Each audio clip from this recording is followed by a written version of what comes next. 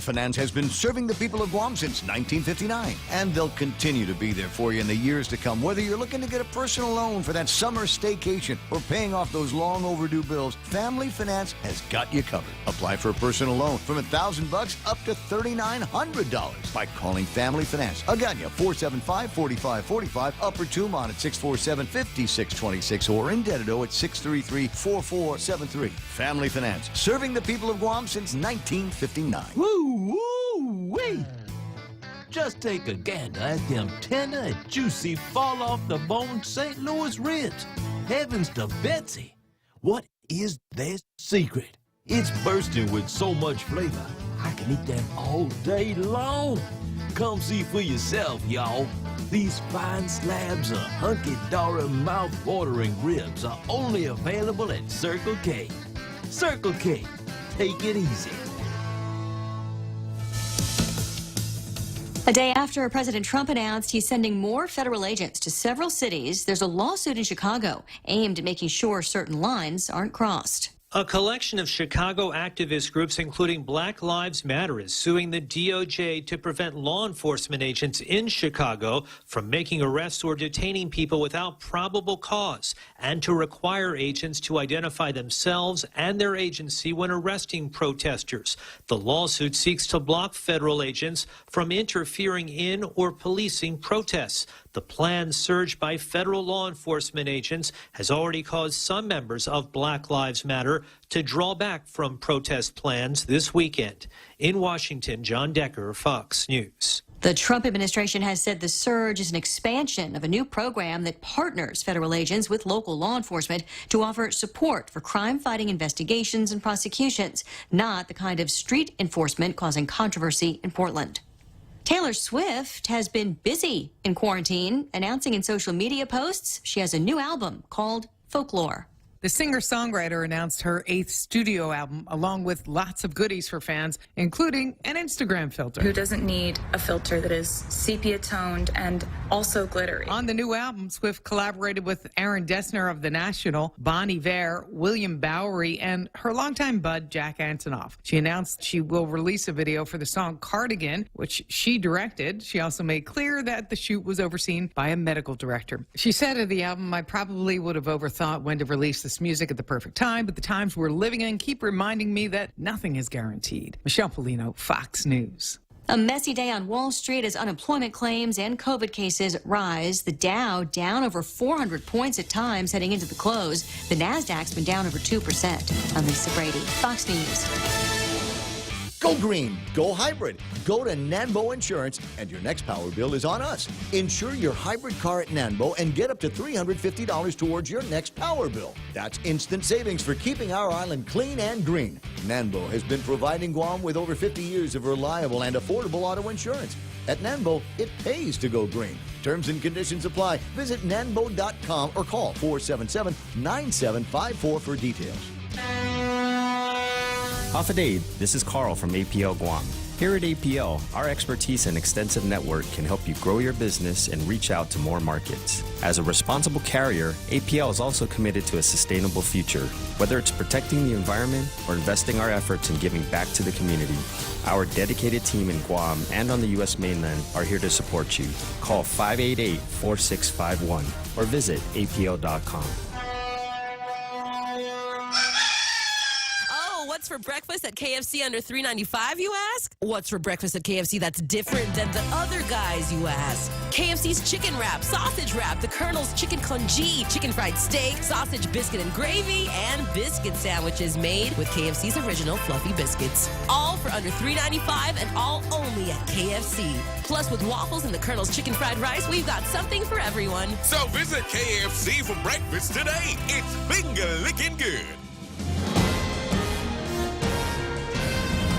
Today at 6:06, I'm Monisova Tyron with a look at your local news. From the Guam Daily Post, convicted killer Brandon Acosta may spend the rest of his life in prison after he was found guilty yesterday in the death of 15-year-old Tamika Nauta. After just 24 hours in deliberations, the jury came back with a guilty verdict on all charges of murder, multiple charges of aggravated murder, first, second, and third-degree criminal sexual conduct, manslaughter, home invasion, burglary, and aggravated assault. Acosta now faces life in prison without the possibility of parole. Defense attorney William Pohl will take the next week to decide if they'll appeal the verdict. He declined to comment after the hearing, only telling the Daily Post that it isn't over. Sentencing is scheduled for August 12th.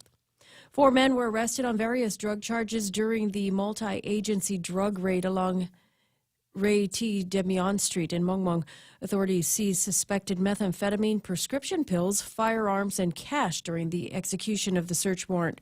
31-year-old Brandon Chandler, 26-year-old Pearson Cruz, 21-year-old Uriah Cooper, and 29-year-old Michael Rizal were arrested on charges of illegal possession of a Schedule II controlled substance. Police say the investigation is ongoing. Well, 2 more people tested positive for COVID-19, that from the 283 samples that were taken the day before yesterday. One case reported recent travel. The Joint Information Center says the 83 active cases are all in stable condition and there is no one in the hospital. Public Health continues its crackdown on Guam businesses not following their rules and yesterday closed the Willows Club in East Agana. The establishment received a notice of closure because it lacked a certified manager. Apparently, the club also lacked signs at the entrance saying no one with COVID-19 symptoms is permitted inside. Since bars have been allowed to open up, there have now been 9 businesses that have been shut down by Public Health. In light of the island's reopening and easing of restrictions, Public Health also announced that failure to wear masks and adhere to social distancing and public health policies could be deemed a public nuisance.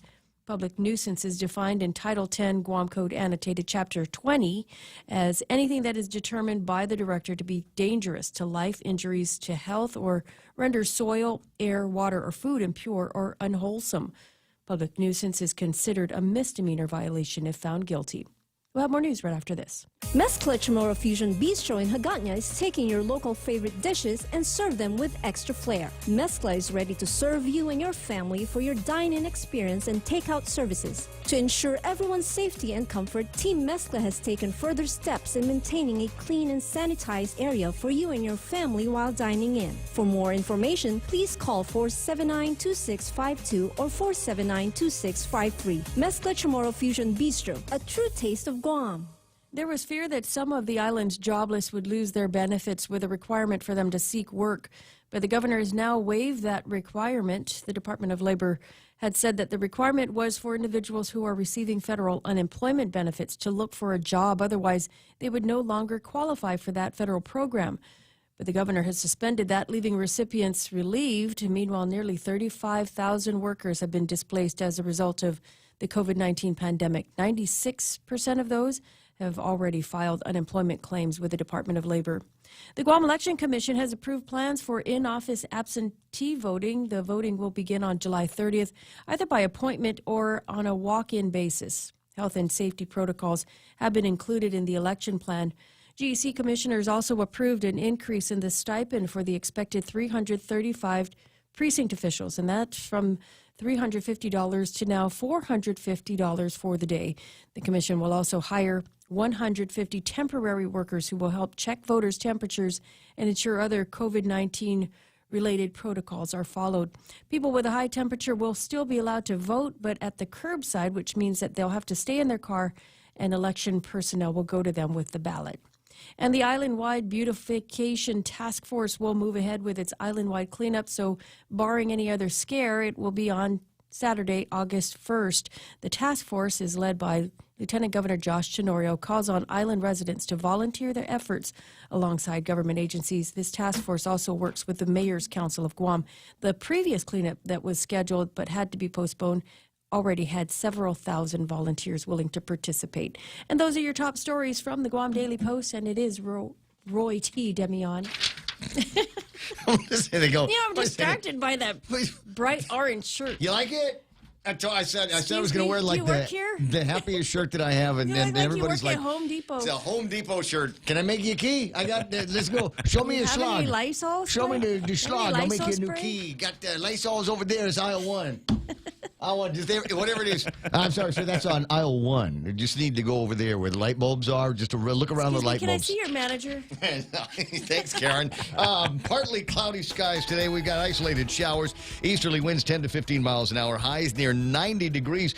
Tonight, mostly cloudy, isolated showers. Some thunderstorms might be moving in. I don't care about tonight. Let's move into the weekend. What are we talking about for grill marks here? Cloudy, scattered showers, isolated thunderstorms tomorrow, and then through the evening, Sunday through Monday, partly cloudy skies and isolated showers. All right, that's the standard forecast. So looks like Sunday might be target grill mark day, but don't write off Saturday because even though it says isolated thunderstorms, they've been wrong about that before.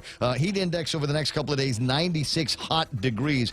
Unbearable yesterday. Just absolutely crazy yesterday. Sunrise this morning at 6:04, and I think I've got some of that sunrise from Pam Duvall's place. Sunset tonight is going to be at 6:50. That's 650. Hashtag tell the others. One thing before we get into out of the weekend forecast. They're also calling for man-o-war. The man-o-war that are out there. Didn't we do this around Mother's Day? Didn't we have a man-o-war thing on Mother's Day? I think that was box jellyfish. What's the blue ones? The man-o-war. Okay, so I remember being at Pirates Cove and they had the blue ones out there on that side of the island. You remember that? So I guess they're back. It hurts. What does? Who hurt you? The sting. Who hurt you? Did you ever get stung? The Portuguese. Yeah, I've been stung by that. Yeah. Thing. Okay. All right. Well, just look. I'm just mentioning it. Some of you might actually get in the water. Those of you that know me know the only time I go to the water when I'm in the swimming pool, when I'm at the beach, is when I got to go pee. So that's. And I think that keeps them away. Thanks, I think you'll want to be around me at the beach because I'm sure it's some kind of a man-o-war repellent that will help keep my area of the beach free of the man-o-war. 6:13 in the morning. That's news and weather together. This is The Point. Docomo Pacific Business presents the Work Better Together webinar series. Session 1's topic is Reconnecting Guam, Tourism's Path Forward. This free webinar will feature industry experts in tourism and technology sharing the latest information on the future of tourism in Asia Pacific. Join this 2-hour online event on July 29th at 10 a.m. Register for free at docomopacific.eventbrite.com. Docomo Pacific Business. Work better together. FHP Health Center now open longer, later hours for you. Go to the island's best one-stop clinic for all your medical, dental, and vision needs during this COVID-19 pandemic. FHP Health Center operates Monday through Saturday, 8 a.m. to 8 p.m., and Sunday, 10 a.m. to 6 p.m. FHP's Cancer Center, Adult Medicine, Pediatrics, Dental, and Vision departments are open for extended hours and available for appointments. FHP Home Health Department is open to continue care for patients at their homes. For appointments, call 646-5825 and press 2. FHP, our island, your clinic. It's 6:14. If you're tired of having the kids around, just FYI, Mount Carmel School is going to be back in business early next month. We got the preschool, kindergarten, elementary, and middle school. Because you're just ready. You just don't even look at me. Don't even look at me. Don't take that tone. Don't take that. You know what? You're going back to school. I don't care about coronavirus, any of that. You're going back to school. Anyway, so Mount Carmel's got everything ready for you. Accrediting teams recently came by, gave them the highest scores and max 6-year term possible. Academics and all these other award-winning programs are happening. Register your children today and enjoy the best in-classroom or distance learning possible. Oh, no, it's going to be in-classroom for you guys. Yeah. The number, 565-5128. That's 565-5128. And I tell you what, they've even got it. I mean, if you're really tired of them, after-school programs are available as well over at Mount Carmel. Feel the summer vibes with Wendy's new Summer Strawberry Chicken Salad. Let me just put together a couple of concepts. Today's National Tequila Day. I'm not a big tequila guy. Some of you, just because of Corona, have become big tequila people. So today, National Tequila Day, my suggestion is you load up on some sweet Patron Silver. You can buy it at gas stations. Isn't that the craziest thing, right? You buy the really good stuff over at the gas stations. So get some of that and then swing by Wendy's and try the new Summer Strawberry Chicken Salad. Fresh strawberries, applewood, smoked bacon, candied almonds, Tuscan cheese blend of Asiago, Fontina, and Parmesan cheeses, topped with a champagne vinaigrette. Grab summer in a salad with Wendy's. Now that's better. The Ray Gibson Show. Morning talk that matters. Call now, 888-TALK. That's 888-8255.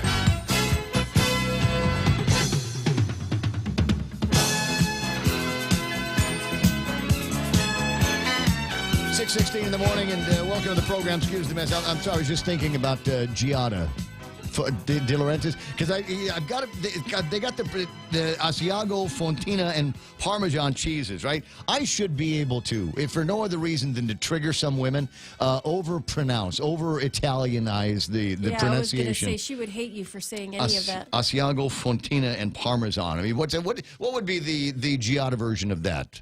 Oh, I don't know. You don't know, Joe? I don't know, but she's pretty hot. See, that's the thing. She is. I've noticed that about her. That I have never met a woman ever that like, oh, what about that Giada lady on the cooking channel? And she's like, that hoe. Yeah. No way. I like her. Her head's too big. No, I like her, but I don't like. She just gets a little too Karen-y for me. Oh. Like, yeah, because I've seen her with guest chefs, and she's been on Ellen and stuff, and so when you mispronounce something, she's just very quick to put you in your place. No, women don't like her because she's pretty and she's bosomy, right? I mean, that's. I don't even care what she's cooking. Like she can cook. But like I said, the other thing, and women will dig on her for anything. I actually heard a conversation with a couple of women of Italian descent just dishing on her over the last weekend, and it was one of those things. I almost had to leave the room because it was so funny to hear these girls going after her. Anyway, 6:18 in the morning. Welcome to the program. Excuse the mess. It is the Ray Gibson Show, 93.3. This is The Point, and it is Friday, no frowny face Friday, and you should wear a happy shirt today. Now this is my orange shirt. I very rarely ever wear this shirt because people ask me if I'm in when I wear it. So it's one of those things where I go, no. It's just a happening orange shirt. Now the other cool thing about this shirt, I was thinking about it that looks is like also a very sunshiny color. it is a very it's borderline. It's in there, Yep. but it's almost got that Department of Corrections glow to it, right? Yep. You know, I was thinking just a fun prank. What would be fun one day is to get one of those orange jumpsuits and handcuffs and just walk around door to door out in that area. And excuse me, do you have a hacksaw? Bar hacksaw.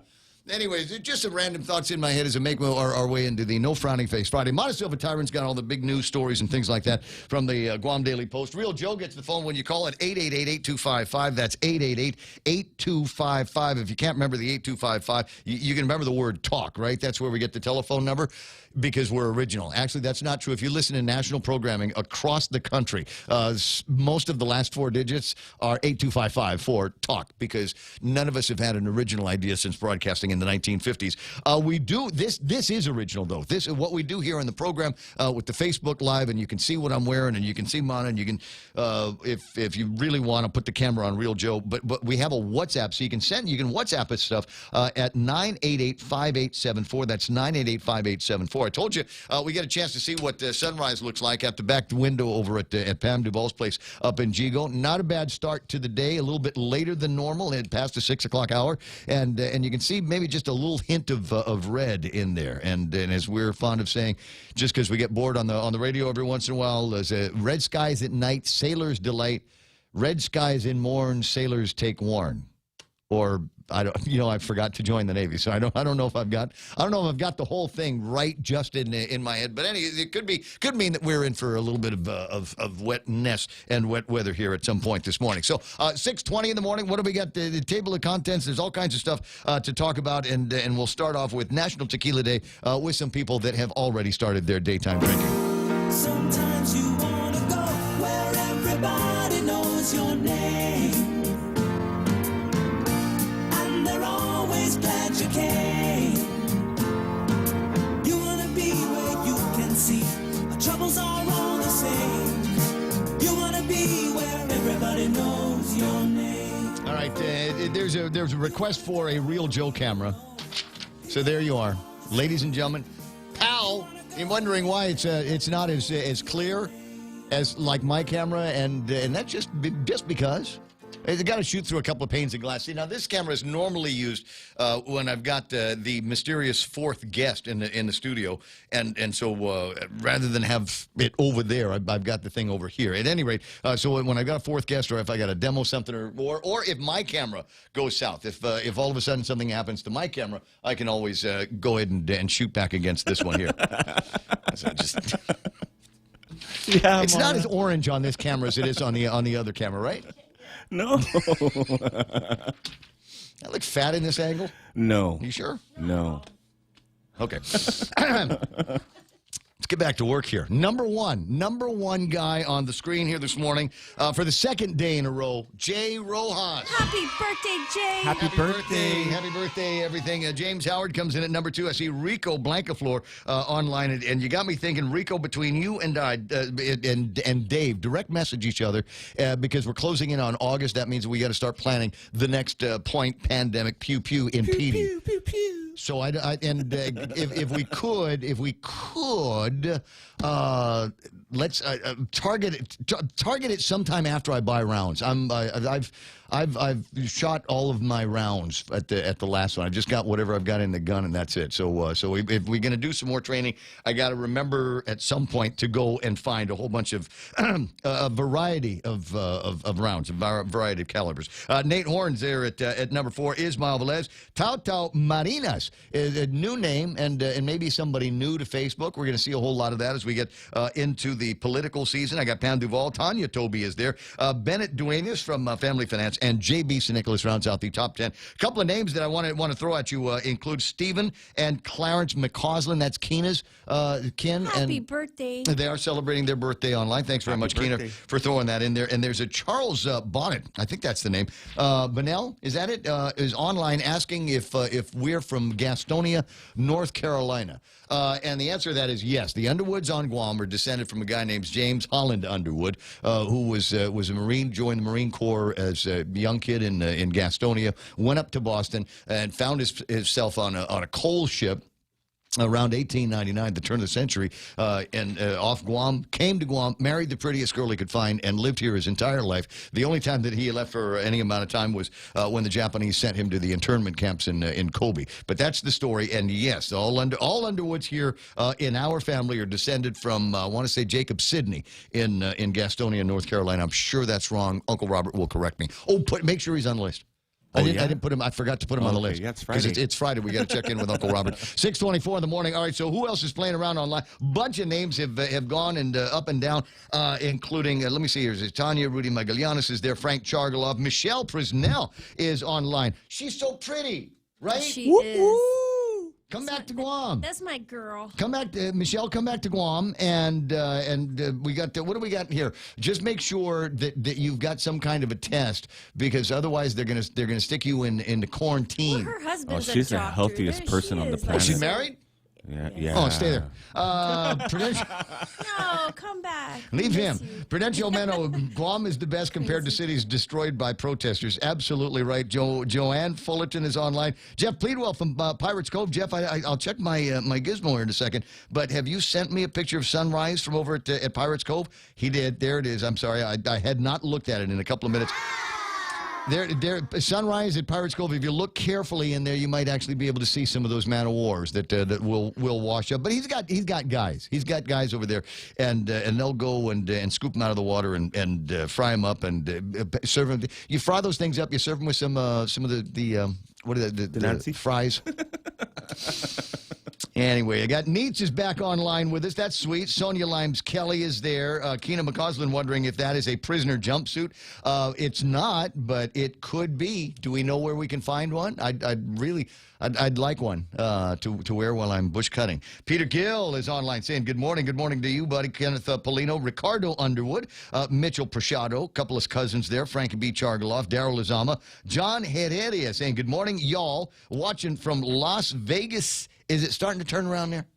Are we starting to see good things in Las Vegas? We all kind of looking. I mean, I know the mitigation, all the steps that they took to get everything back open. But are we seeing the kind of numbers that we saw before? Are we ready for big conventions in Las Vegas? Have all of the big round pink Americans found their way back to the slot machines and and all of that stuff? There's no buffets. There are no the buffet. I think as a tool to be able to sell food on Guam, I think the buffets are done. for a while. I think that we're going to have to get used to the cafeteria service thing that we're all kind of dealing with now, which is the suck. But the good news is you don't have people going and getting all of the Alaskan king crab legs and piling them up on their one plate and then like leaving you shakes, right?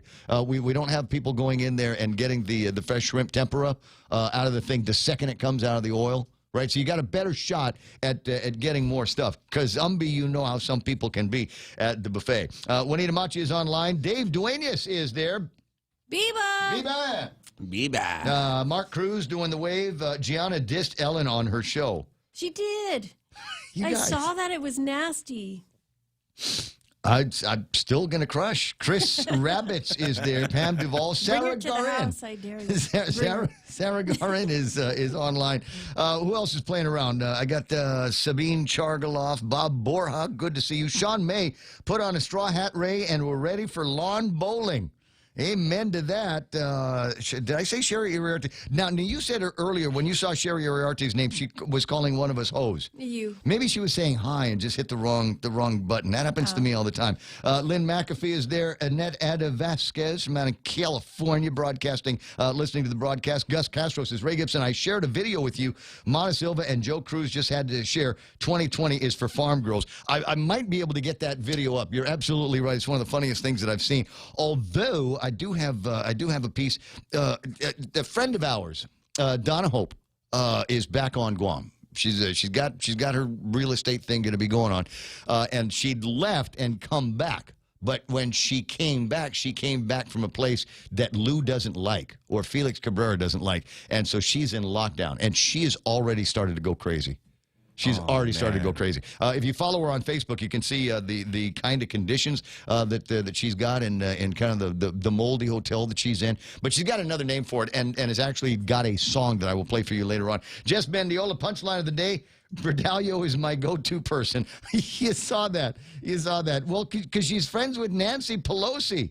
I guess that's the whole thing. Nick Perlowski is hanging out. Vince Mesa, you beat me to this comment. What other camera angle? Thanks for wearing pants, Ray, man. No problem. Happy to apply at least a few standards here. Rooster, Vicky Ganashis Bora, Big Sister Shelley Gibson's online. Randy Kruger is checking in. MP Ogo is there. Tosh Oliva Nature. Ray, you're matching the morning sunrise. Good morning to all. Well, thank you very much for acknowledging the sheer coincidence that my shirt is actually up in line with your sunrise. Angelo Andres.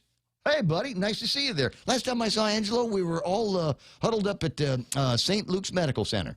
Yeah. It's a executive checkup or something like that. What's that, Sherry? Yeah, wrong button. No glasses. Just woke up. Brian Bautista, Greg Karabrock, running buddy Dan Velt is there. Rochelle Merrill and Melissa Salasakimoto round out all of the people that I can see online right now. Hit the share button. Do me a favor. Share this feed with people in your network, your family and friends, and let them know where this is where you're showing up. Obviously, a great deal of entertainment. And there's news. We'll give you news and things that you need to know besides the fact that today is National Tequila Day.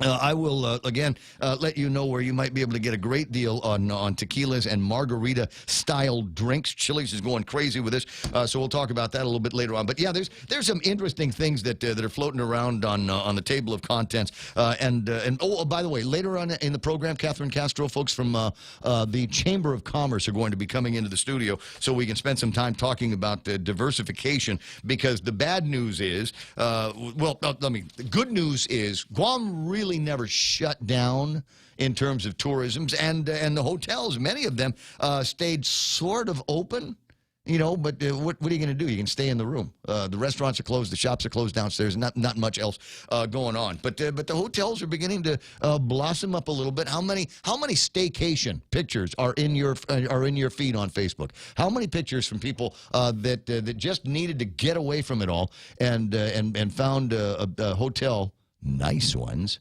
and decided, you know what, I think I'm going to do a Deuce It staycation, or maybe there's going to be. I'll tell you what, one of the coolest feelings I had a couple of weeks ago. I like to go around the Hyatt area for my sunset hunting on the weekends, and I passed by, you go in the shoreline walk by the tennis court parking lots. You go in through there, and so you have to pass the swimming pools if you want to go towards, the place where I look at the sunset. And it was so cool. A couple of Fridays ago, I passed by there, and there were people. You could hear people talking and laughing, and little kids having a good time in the swimming pool, and it felt normal. It felt nice. I mean, it wasn't, they didn't have the big, supper club show or anything like that going on. And I didn't hear the Zumba ladies down on the other side, but it was a nice little kind of throwback, a happy throwback to good times over at the Hyatt. So that's the good news. We got some green shoots here, but the forecast for tourism originally we're looking on track for 1.6 million people to come and hang out on Guam. 1.6 million. Arguably, half of those would be wearing Korean hot pants. But in this case, with the COVID-19 and all the rest of the stuff, they've notched down their expectations over at the Visitors Bureau. As in, Jerry Paris, we'll be lucky if we get 251,000 in the next fiscal year.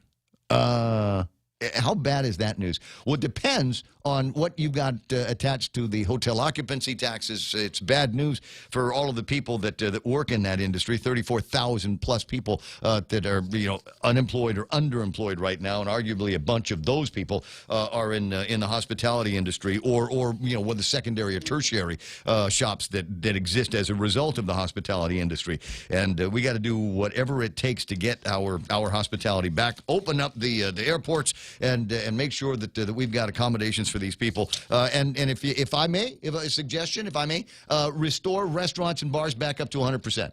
I've made the pitch before. I'll make it again. I don't think there's any reason why we need to be at 50% right now. All the mitigations there. People are wearing the mask, and they got the hand sanitizers, and they've got the in this way, out that way kind of regime that's going on. And I don't see why we can't do that. Otherwise, when the tourists do start coming, they're going to have to get stuck in the same lines that we're in, trying to get in when somebody finally leaves. Staggering the doors, what we used to call that back in the old disco days. Anyway, a bunch of stuff to talk about in the table of contents. And a bunch of people to listen to this morning. We'll get everything started in earnest, probably on the other side of headline news. Now, with that news from the Guam Daily Post, here's Montecilva Tyron. Public Health reports 2 more positives, this from their mass testing that they did on Wednesday. Public Health says 1 case reported recent travel, 83 active cases, none of them are in the hospital. Meanwhile, another local establishment was shut down by Public Health for not having a COVID manager on site. The latest is Willows Club in Agana. This is now 9 establishments that have been closed since June 27th. The Election Commission ready to move ahead with its in-office early voting for the primary election. The voting will begin on July 30th, either by appointment and on a walk-in basis. The commission also increased the stipend for the expected 335 precinct officials that they'll hire, and that's going to be $450 for a day. The Island-Wide Beautification Task Force also moving ahead with its island-wide cleanup. The plan is to have it on Saturday, August 1st. And those are your headlines from the Guam Daily Post. For more on these stories, pick up a copy of the paper, log on to their website at postguam.com. 6:34 in the morning, that's iConnect time. Give them a jingle a little bit later on, and they can tell you all about some great plans that they've got, or visit them at the iConnect at the Micronesia Mall to physically see those packages and the units that you can use with those packages at iConnect at the mall. GPSI Guam is a professional technical services company that is a registered contractor for the federal government. They are SBA approved, 8A, and Hub Zone certified, providing program and project management, administration, technical support, logistics, and commodities. Find out more about GPSI and how they can help you today. Contact GPSI if you need assistance in meeting your small business subcontracting goals at 671-477-3058. They'll be happy to assist. Sorry, 6:35. My watch just beeped. You know what's going on? Tom Shea is warpathing. Tom Shea is warpathing, baby. We'll see if we can get him on the line and why he's why he's got his Tom Shea's knickers in a knot. Even though, have you passed by his new place? No. You have not passed by the new Tom Shea clinic down in across from Onward. Agana Beach, the hotel. Oh, no. Oh, I Oh, didn't it's know a that at all. gorgeous new building that they've got up there. Well, congratulations. That's where he's going. I don't know. They're not going to be delivering babies, but that's where the clinic is going to be. And I think he's got this place there where he can park the VW and the sweet car. He's got that Shelby. And he's really good at decorating. You know what? He really He is. really is. I must say, come over and do my house. They're back. Any foot long is $5 when you buy one at regular price at participating Subway locations. That's right. Any foot long, $5. You just buy another one at the regular price. Subway, eat fresh. The Ray Gibson Show is also brought to you by American President Lines APL, a global presence with a local home. Everyone has a busy schedule these days, and sometimes we forget to schedule our routine dental checkup and cleaning. Don't neglect your dental health. Schedule one today with Dr. Robert Yang and his Smile Team, conveniently located at the East West Business Center on Marine Drive, Upper Tumon. Call us today at 647-8702 or 3. Again, that's 647-8702 or 647-8703. We make smiles happen. 6:36 right now. Traffic on my screen, and now it's on your screen. And there's not much to look at on the traffic gizmo. I think everybody is now recovering from maybe a little bit of it's only Thursday. Why am I partying like it's Friday night? Maybe some of you had a little bit of that action going on last night, but not a whole lot. Maybe some basic intersection traffic. 1 and 3 looks a little bit busy. Going to see some traffic over at 10A and Route 16 where they converge, and that's it. I'm looking at Anderson Air Force Base. A little bit busy up there, but not as busy as we've seen it over the last couple of days, and virtually no traffic in Big Navy at Sumai. I guess all of the members-only jackets are sold out over at the Exchange, so not quite as much of a rush of people trying to get on base. 6:37 in the morning. That's right now traffic. On the point. Family Finance has been serving the people of Guam since 1959, and they'll continue to be there for you in the years to come. Whether you're looking to get a personal loan for that summer staycation or paying off those long overdue bills, Family Finance has got you covered. Apply for a personal loan from $1,000 up to $3,900 by calling Family Finance. Aganya, 475-4545, Upper Tumon at 647-5626, or in Dededo at 633-4473. Family Finance, serving the people of Guam since 1959. Yeah, it's a nice house. The Ray Gibson Show. Any speaker, anytime. Morning talk that matters. Whose house is this? How come you never invite Mana and Ray and Real Joe to your house? And we'll have a barbecue. Yeah, we can have some real partying going Absolutely. on there. That's what Sunrise looks like. So we wouldn't leave. It looks like God's country. You think so? Yeah. Yeah, maybe Fefu? Maybe. Around that area. Got it. 6:30 in the morning, 888-825-888-TALK is the telephone number. And lots of different ways to get a hold of me. Now, as soon as I woke up this morning, I do what everybody else does. Bleary-eyed, reach for the phone to see, what messages I got. And I got a ton of messages, like I said, from my friend Hope, who is in town. Back in town, as it were. She was here, took off to the States, take care of some loose ends or something like that, comes back to Guam and says, okay, I get into the airport and they ask, where did you come from, ma'am, miss, lady? And she said, and they look at the list of places that you're not supposed to be from, that Lou doesn't like, and that place was on the list. She had embarked from someplace that was one of these COVID hot spots. So straight to jail. Straight to jail, straight to quarantine, and I don't think she's been there 12 hours, but already a little bit stir crazy. She sent me some pictures, and if you follow her online, Donna Hope, if you follow her online on Facebook, you can see some of the pictures of the accommodations, the sterling 5-star.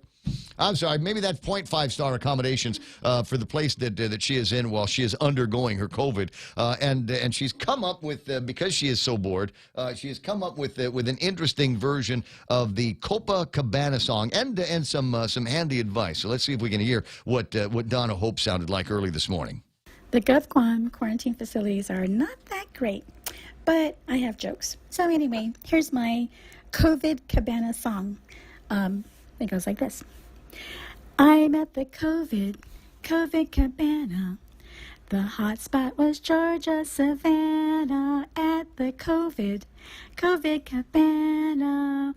If you don't get tested, you'll surely get the corona.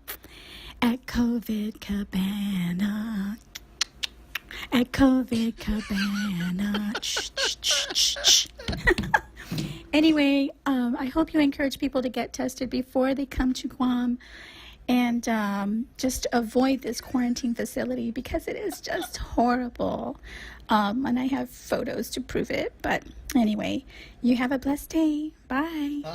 Bye-bye. Okay, love you, mean it. Bye-bye. So, yeah, stir crazy, already singing songs. You know, if she stays the entire 14 days, she could have like 2 or 3 albums. This it'd is be why like a people double shouldn't album. be texting or sending anything when they're drinking. No, I don't think she was drinking. I think Oh. it just, you know, they showed me the thing. crazy. Okay, so if you know Donna, just FYI, apparently there is coffee. You can make coffee in this hotel. They've got the it's sort of coffee. I think it's instant coffee or something that you can make in the hotel. But if you know her, and I still don't understand how it works. Maybe we want to find out one of these days.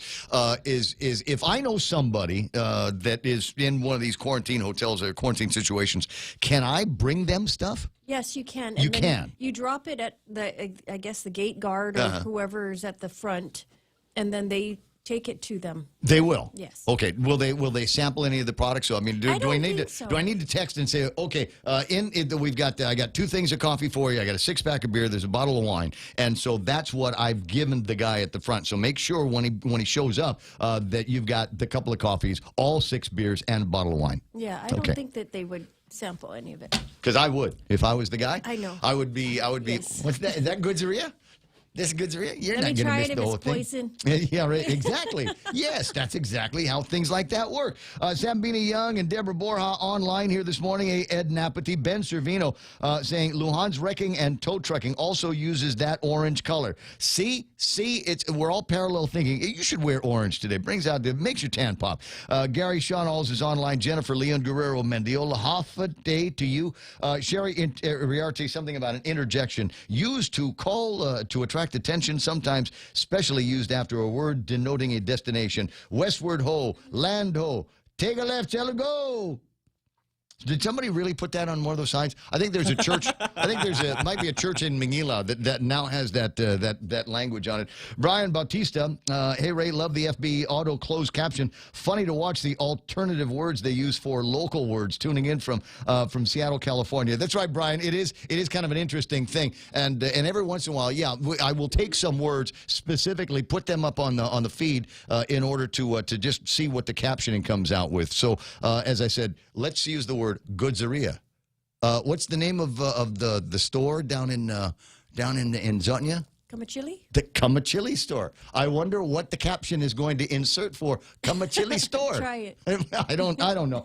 Jose Martinez online this morning, as I said. There's Tosh Oliver Nader shared. I think I may have had 1 too many tequilas thanks to Mana and Ray's DOC attire, but I'm 98.9992% sure I did my best. Thundercats, ho! Tammy Godwin's online. I got Neats. Tattoo Shauna is there. Chris Carrillo. Viva! Viva Chris Carrillo. And you said you're going to vote for him, right? Yes. You like Chris? I like Chris. Good guy. I like Chris. Well, I was working at the legislature when he was there. He's Oh, a yeah? very sharp guy. Yeah. And Like him a lot. what did he do? I run into him last night, and I ordered a drink at the bar, and then I left. And I really like his wife. Ina is amazing. Oh yeah, terrific. And anyway, so I whip out my credit card, and he's like, no way, no, I like gonna take care of that for my brother Ray here. So Ray didn't have to pay for his Heineken Light here. Because he's like that. Sean Caldwell is online. Vivian Cunningham is there. Vivian Castro Leon. Jerry Pistones. Huge crowd this morning. This is awesome. I got Anne-Marie Sablon Trousseau, Renee Lau, Heather Perez. Ronnie Dionaldo is online. Hoffa Teach, how you doing? Looking forward to getting back into a classroom. Donna Hope Bloss is laughing out loud because I have played her audio here this morning. Johnny Terlahi is there. Drop off is, she's setting it up now. Drop off is only 10 to noon and 7 until 9 o'clock at night. What about? I have to remind you. Never mind. Can you have guests? Huh? Can you have guests? Can you have a little party in your room? Can't have a guest. But Donna and I used to be weather girls at KUAM many years ago. Oh my This is God! like in the early '90s. Oh, she's still cool. Yes, Cool as cats. very cool. Senator Jim Moylan's online. Viva! Viva! Viva! You gotta throw that in there. Send good coffee. We'll work on that. Have Lisa do it. Bill Pettit is there, and Ken Augustin. It's like I said, great crowd. Josephine Bloss, and a great looking crowd. Tosh says, Miss Donna, one that sounds like YouTube hit to me. Is your quarantine accommodations over at Days Inn? You guys see they can have conversations amongst each other, which is the cool thing about all of this. 888-825-5888-TALK. As I said earlier, Dr. Tom Shea is warpathing today. Unhappy with some of the information that is being passed around as fact that is not, as a matter of fact. And the strange thing is it's coming from people who the governor listens to, talking about death rates by states and territories. Who would you think has got the worst death rate, Guam or Hawaii? Can I take a guess? Go ahead, just shout it out. Hawaii. Is it us? Our death rate is 3. Hawaii's is only 1.8. But so when the government of Guam put out, as they did, their list of low-risk areas, this is even lower risk than Guam, right? It's for Pacific Oceania, American Samoa, Australia, Sinai, FSM, Marshall Islands, New Zealand, Palau. Why isn't Hawaii on that list? That's got Dr. Tom Shea all annoyed here this morning. Good morning, Doc. How you doing? Good morning, Ray. How are you? You know what? I'm living the dream. I'm living the dream. And so Lana and I were talking about your new place down in on Camacho Road. Yeah, congratulations. Old Hospital Road there. Thank you. Are you ready for the grand opening? You know, I was supposed to have a grand opening with my grandson here, but then, COVID hit, and then Guam issued their quarantine. I'm the one to blame, right? Because I told governor to lock down and everything from the very start. But I think she took it too far. I think she got the taste of power. Once you get that taste of power, you don't want to let it go, That's it. We're going to extend this emergency. We're going to extend this emergency until the end of August, and we'll see what happens then. And there's still no clear guidance from the legislature, although they have the capability to turn things off. They seem to be hesitant to do so. Yeah, I don't know. I mean, the legislature is a Democratic legislature, so I'm sure that the governor has some influence on there. So I don't pay too much attention to that. But, I wrote a letter to the governor this morning, and I did CC you a copy. Cool. And that was like 5 in the morning or 5:30 I wrote it. I couldn't sleep because I kept thinking about this formula that they come up with again. Remember the original formula that they came up with that said we're going to have 6,000 deaths and overflowing ICU bed? Well, that didn't pan out, okay? So they came up with another formula to predict or to project, say, hey, high risk, low risk area, and they're going to evaluate this every 2 weeks, etc. You can't use a formula to predict how COVID is going to react. There is no such magical formula that you do. You have to use some common sense. You're comparing Hawaii to New York City. New York City, they put it as a low risk area, but New York City, as of today, if you look at the CDC, this is not from me. This is directly from the Center for Disease Control. New York City has over 2,000 cases as of today. And that's just comparing per capita. And New York is on the low-risk areas. There's a handful of places in the country where if you flew in from New York, you would be allowed in with no quarantine. Vermont, New Jersey, New Hampshire, Maine, Connecticut, Hawaii, with a death rate of 1.8, even lower than Guam. That's right. Per capita. Per capita. And in their formula, they say it's going to be based on per capita of 100,000. Well, that's what CDC is saying, too. Hawaii, per capita, the death rate 1.8. And if you look at the case numbers, the case number over the last 7 days, Hawaii is 149. And you look at New Hampshire, which is on the low risk, is 182. And New York is 2,418 per capita of 100,000 people over a 7-day period. Yeah. So how can they list down all these high-risk and low-risk states and they excluded Hawaii? You know what worse off is? There's no common sense in here, because the common sense would tell you Hawaii is even lower risk than any other states because there's no freeways to Hawaii. You have to fly in, and you fly in, you get quarantined. I mean, that is the best situation you can get, and that didn't put Hawaii as a low risk. So that tells you the formula that the Felix Cabrera and his quote-unquote advisors and the state surgeon, I can't believe he's accepting that. I mean, come on. It's right under your nose. You know, I'm not a mathematician, and you know I've got no doctor skills whatsoever. I'm, you know, as I get sick, I go by the pharmacy over at Payless and see what they've got to help me through all of these things. But I've been studying the mathematics on all of this, and even when they, you know, it's interesting how people will use the word surge and talk about the number of cases, of active cases that we've got here, and go, oh my God, oh my God, oh my God, and wring their hands and go, this is terrible. Well, you got to remember that we have been testing at an astronomical rate in the last month and a half. So I mean, if you keep casting your rod out, you're gonna catch fish. That's the deal, and we keep testing, and we keep getting more people. And we're testing quote unquote asymptomatic people, and you're testing people with asymptomatic for weeks or months. It doesn't. They don't say if you're asymptomatic over 4 weeks, don't get tested. Right. Because if you get tested after 4 weeks, you could be testing for dead viruses because a PCR doesn't determine whether you're actively infectious or you had a past infection. The only way to determine that is with antibody tests, and I've been touting that. And the military is doing it, but Guam is not. I don't know what they're so afraid of, because the blood test is actually, at BLS, is cheaper than doing the PCR test. It's $40 compared to $250. So I don't get it. But based on the formula, they're trying to say high risk, low risk. It doesn't make sense, Ray. Another formula that does not make sense.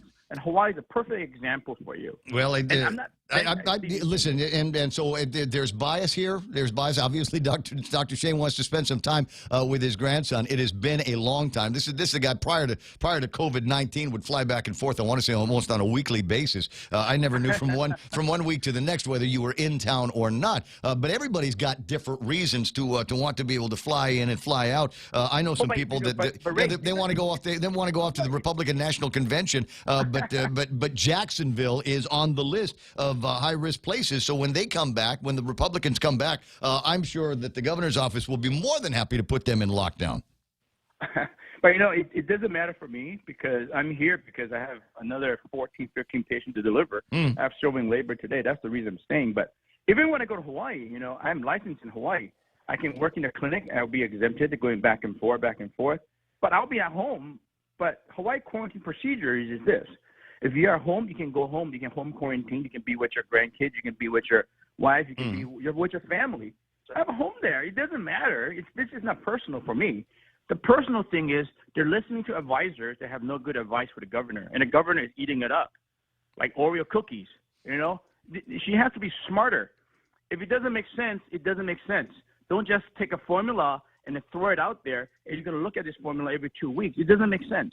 And I tell you what, the thing that's scary is that there are people that are trying to make plans one way or the other. So exactly. How do I determine if I've got the capability of traveling around the nation and the world? If I've got the capability, how do I know that in 2 weeks after I booked my tickets, airfare, hotel accommodations, rent a car, whatever, that Felix might change his mind about one of these places and say, well, you know, South Korea was on the low risk list, but we've been looking at our calculations and numbers and decided to put them on the high risk list, which means I'm going to have to do the show from the house.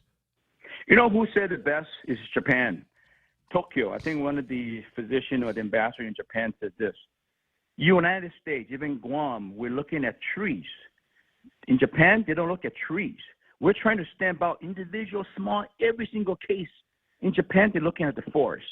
We need to look at the forest rather than just individual trees. We're not going to stamp out every single case, but we got to look at the forest, okay? What's the long-term plan? We're never going to open it with this kind of formula that's been projected like this. It's stupid. It just doesn't make sense. And I hate to say it, but Felix Cabrera needs to get back and taking care of patients rather than playing around with his formulas. It just doesn't pan out. It doesn't make sense. Yeah, well, you know, I don't know. The conspiracy theorists have dozens of reasons why he is where he is and providing the advice that he is providing. 6:55, Doc. It's always enlightening talking to you, and I hope the next time you and I have a conversation on the radio, it's long distance from Oahu. Yeah, if I'm there, I'll call you. But, yeah. You know, the key here is that, Ray, we got to stay on top of this. You cannot just let the governor spill out these formulas from Felix Cabrera, who But sits no, there on his okay, computer. so you're hitting me. This is a sore spot for me, and it's something that is annoying me to no end. Nobody is vetting anything. These guys come out and there's a press conference and they say things and they put graphs up and here's the numbers, but nobody else. There are no other doctors that I'm aware of that are involved in any of the debates with them and looking at those numbers. I mean, what about your Dr. Nguyen? And can we get? I'd love to see this over at the legislature. If the next time they start talking about extending this public health emergency, I believe the legislature needs to have a round table. They need to go in there. Right now, they can shut this thing off, and I think the governor needs to take her and all of her people down to the legislature and vet this information and get into a debate. And here's my numbers. Here's Dr. Shea's numbers. Here's Ho's numbers. Here's Vince's numbers. There's Macris's numbers. Right? Everybody, they have to be able to defend why we are continuing this public health emergency, and nobody's doing it. So we got to take it at face value. Yeah, you're right. And all these meetings are held in secret. I mean, even our doctors who want to zoom in, just let us listen to what you guys are talking about. Look, there was a thing over at the Rotary Club yesterday. We had it was supposed to be David John and Ken Cook, governor's son. And I thought, okay, can we go? And the word that I got was that media was definitely not invited. No media was going to be allowed in for that event yesterday. And I'm going, well, why? What do they want to hide? Are they scared that there's going to be somebody's asking them a tough question about the way forward? So I don't know what happened at that meeting yesterday, but it certainly was one of those occasions where it got. I was so annoyed by it, I immediately sent word to Cousin Troy and Mindy Huggins from the Daily Post. Hey, guess what? They want to do a thing with no media. I think you guys ought to see if you can get in as a guest. 6:56, Doc, I'll talk to you soon. Yeah, we'll keep talking, Ray. Yes, sir. Yes, sir, we will. Good morning, Mike. Welcome to the program. Excuse the mess. Can you hear me? I hear you just fine. We had an extraordinary issue come up last night at the GRMC. I think we're missing something that that I think people aren't really recognizing, and I think that is it's not the politics behind it. I don't even know if it's the medicine. I think what it is a massive fear of catching the virus to the point where it has changed the way people think and look at this virus. Go on. I was at the GRMC last night, and I was waiting outside to get in to do a visitation for a gentleman that entered the island about 2 years ago and made this place his home. He's not only my best friend, but he also lives with me in my home. And while I was there waiting to get in the hospital to do a visitation, a woman walked up that was pretty distraught. And in asking her what the issue was, she had just come into GRMC following an ambulance. Her husband had fallen ill, sick, accident, something like that. And they took him in at the emergency room and asked her to go around to the front door to get in to check in. And they wouldn't let her in. She was there for more than 2 hours waiting to get in while her husband was in the emergency room under acute care. And she eventually got in, but by the time it was over with, she was hysterical. And I'm just amazed at the way the hospital treated this. And I would love to tell you that this is a one-off, but there were more than 20 people waiting outside when I was there last night. I thought if you give somebody a mask, everything is going to be okay. No. I'm only halfway being facetious, but seriously, I mean, I don't get it. We're talking about COVID, and I get it. These are COVID times, and people are freaked out about it. But I thought if we maintain social distancing and wash our hands and wear a mask, we ought to be allowed wherever we were allowed before. Well, I think part of the problem is, as I said, I think it has turned into a phobia of the masses. We all know people or we all have people in our lives where, for example, we know that they're afraid of lightning or thunder. Mm-hmm. And during the storm, over and over again, no matter what you do or what you say to people, and hey, we're inside the house, we're protected, there's no chance of anything happening, and still they're completely freaked out during a storm. Yeah. Well, that's exactly what we're dealing with. Unfortunately, you can thank the government, you can thank the media for all of that stuff, not including this media. Mike, I got a breakaway. I've got news coming back, but if you don't mind, I'm going to keep your number here, and might want to come back to this conversation at some point, or maybe some of my other friends in the media might want to talk to you. All right? Okay. All right. Talk to you soon. Stand by now. It's time for Fox News Live. Relief bill will be unveiled next week. A proposal had been expected today. There's no agreement yet. If you had agreement, if you had a bill, you would release the bill, and that has not happened today, and that surprised a lot of people here on Capitol Hill. There is an agreement on the spending portion of the measure, $16 billion for testing and $105 billion to reopen schools. What's not in the package is the president's priority of a payroll tax cut. They're going to need Democratic votes to get this through the House and the Senate. This just can't be a Republican-only proposal. Fox's Chad Pergram. One of the disagreements is what to do about expiring extra unemployment benefits from the federal government, which will end next week. This as first-time claims for benefits rise for the first time since late March, as some states roll back reopenings. The number of confirmed corona cases in the U.S. now tops 4 million. A Chinese researcher is accused of lying about ties to China's military and hiding out at the Chinese consulate in San Francisco. Court documents reveal FBI accusations that Tang Zhuan lied on her visa application about being Chinese military. Zhuan, a biology researcher, was given a non-immigrant visa last year to do research at UC Davis, but agents later found pictures of her in military uniform online. The FBI says they asked her about this in an interview in mid-June, and then afterward, the FBI says she promptly took herself to the Chinese consulate in San Francisco, where she's been ever since. The court filings say this isn't a one-off case, but part of a larger effort by a Chinese university associated with the People's Liberation Army to send Chinese scientists to American institutions to steal information. Jessica Rosenthal, Fox News. Another Chinese consulate in Houston is under State Department orders to shut down tomorrow. America is listening to Fox News. Family Finance has been serving the people of Guam since 1959, and they'll continue to be there for you in the years to come. Whether you're looking to get a personal loan for that summer staycation or paying off those long overdue bills, Family Finance has got you covered. Apply for a personal loan from $1,000 up to $3,900 by calling Family Finance. Agana 475-4545, Upper Tumon at 647-5626, or in Dededo at 633-4473. Family Finance, serving the people of Guam since 1959. Everyone has a busy schedule these days, and sometimes we forget to schedule our routine dental checkup and cleaning. Don't neglect your dental health. Schedule one today with Dr. Robert Yang and his Smile team, conveniently located at the East West Business Center on Marine Drive, Upper Tumon. Call us today at 647-8702 or 3. Again, that's 647-8702 or 647-8703. We make smiles happen.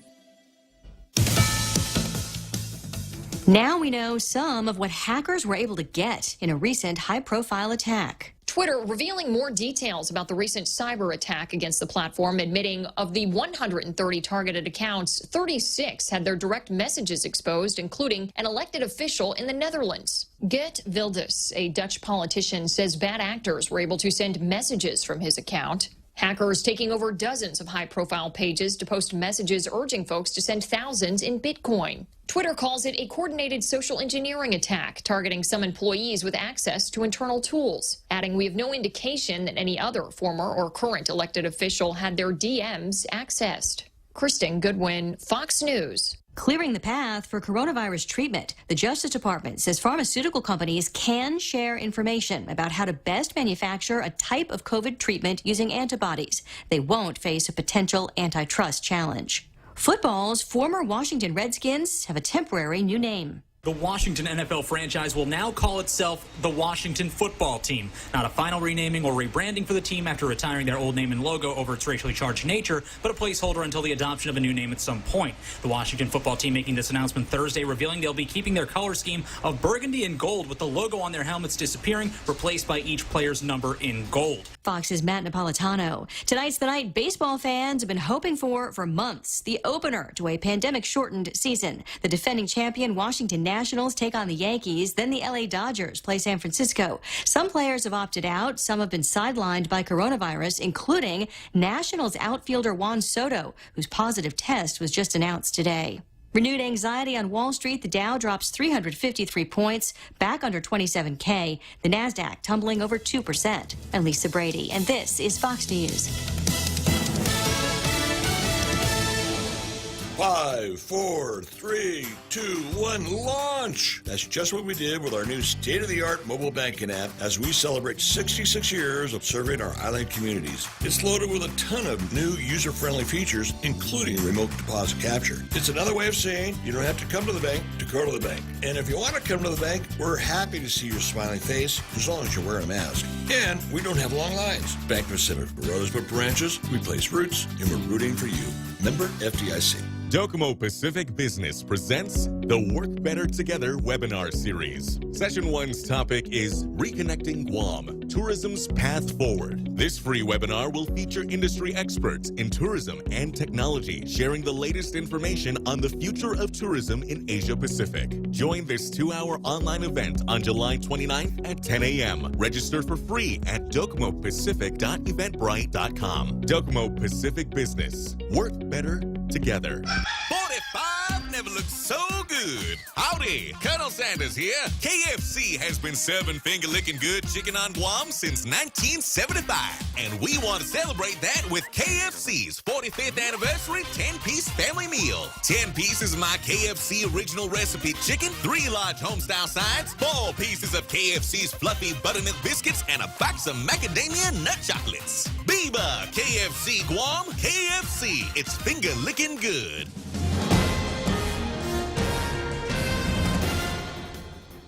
Half a day. Good morning. It's 7:06. I'm Mona Silva Tyron with a look at your local news from the Guam Daily Post.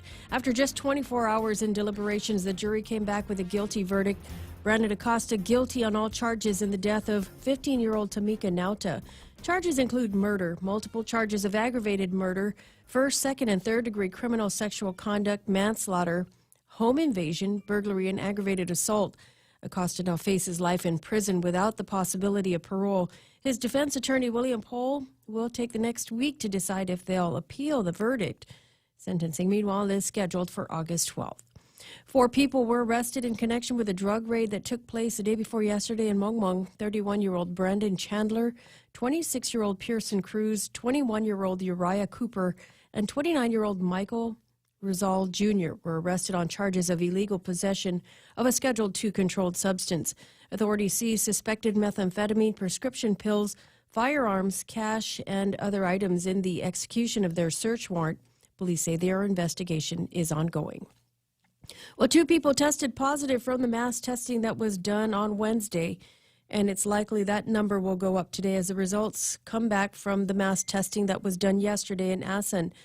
While Public Health is doing its mass testing, they're also doing their mass checking of local businesses, making sure that they are following their rules. Yesterday, they shut down the Willows Club in East Agana. The establishment, they say, received a notice of closure because it lacked a certified manager. Apparently, the club also lacks signs at the entrance saying no one with COVID-19 symptoms would be permitted inside. Since bars have been allowed to reopen, there have now been 9 that have been shut down by Public Health. Public Health also warning the public that failure to wear masks and adhere to their social distancing rules could mean that they would be charged with public nuisance. They say public nuisance is considered a misdemeanor violation if found guilty. More news after this. Mezcla Chamorro Fusion Bistro in Hagåtña is taking your local favorite dishes and serve them with extra flair. Mezcla is ready to serve you and your family for your dine-in experience and takeout services. To ensure everyone's safety and comfort, Team Mezcla has taken further steps in maintaining a clean and sanitized area for you and your family while dining in. For more information, please call 479-2652 or 479-2653. Mezcla Chamorro Fusion Bistro, a true taste of Guam. Now that a law has been passed that allows for early absentee voting, the Guam Election Commission will move forward with their plans for the in-office absentee voting. The voting will take place on July 30th, either by appointment and an on walk-in basis. GC commissioners met last night, also approving an increase in the stipend for the expected 335 precinct officials from the current $350 to $450. Commissioners wanted to make that position more attractive as they're having a difficult time in filling those positions for the primary and general elections. Now, the commission will also hire about 150 temporary workers who will help check voters' temperatures and ensure other COVID-related protocols are followed. Well, from mandatory temperature checks and masks to sneeze guards and touchless airport features, airline passengers going through the Guam airport will have to adjust to the new normal. United Airlines, the airport, and the Guam Visitors Bureau all unveiled their health and safety protocols to some 200 visitor industry representatives who toured the airport on Wednesday. United Airlines Sam Shinahara says they want travelers to know that they're working together as an industry to make the travel experience safer for everyone that passes through the Guam airport. New measures implemented as a result of the pandemic include mandatory temperature and health checks right after passengers get to the departure area, hand sanitizing stations, United's touchless check-in process, and regular sanitization of frequently touched surfaces such as passenger carts, as well as cabin sanitization during using the electrostatic spray. These protocols are in place as the island prepares to reopen to tourists. Tourism officials, meanwhile, arrivals started to weaken in February and flatlined in March. That's according to GVB. The Vice President, Jerry Paris, says projected arrivals for fiscal year 2021 total 251,437. And while Guam never really closed to tourists, it certainly saw a drop in arrivals from the island's key markets. Guam had been projecting 1.6 million tourist arrivals this year. And finally, the Island-Wide Beautification Task Force will move ahead with its island-wide cleanup. It is scheduled to take place on August 1st. The task force is headed by Lieutenant Governor Josh Tenorio. He's calling on the island residents to volunteer their efforts alongside government agencies. The task force is also working with the Mayor's Council of Guam. And those are your top stories from the Guam Daily Post. Here's Ray with your weather. Yeah, about that. It's here somewhere.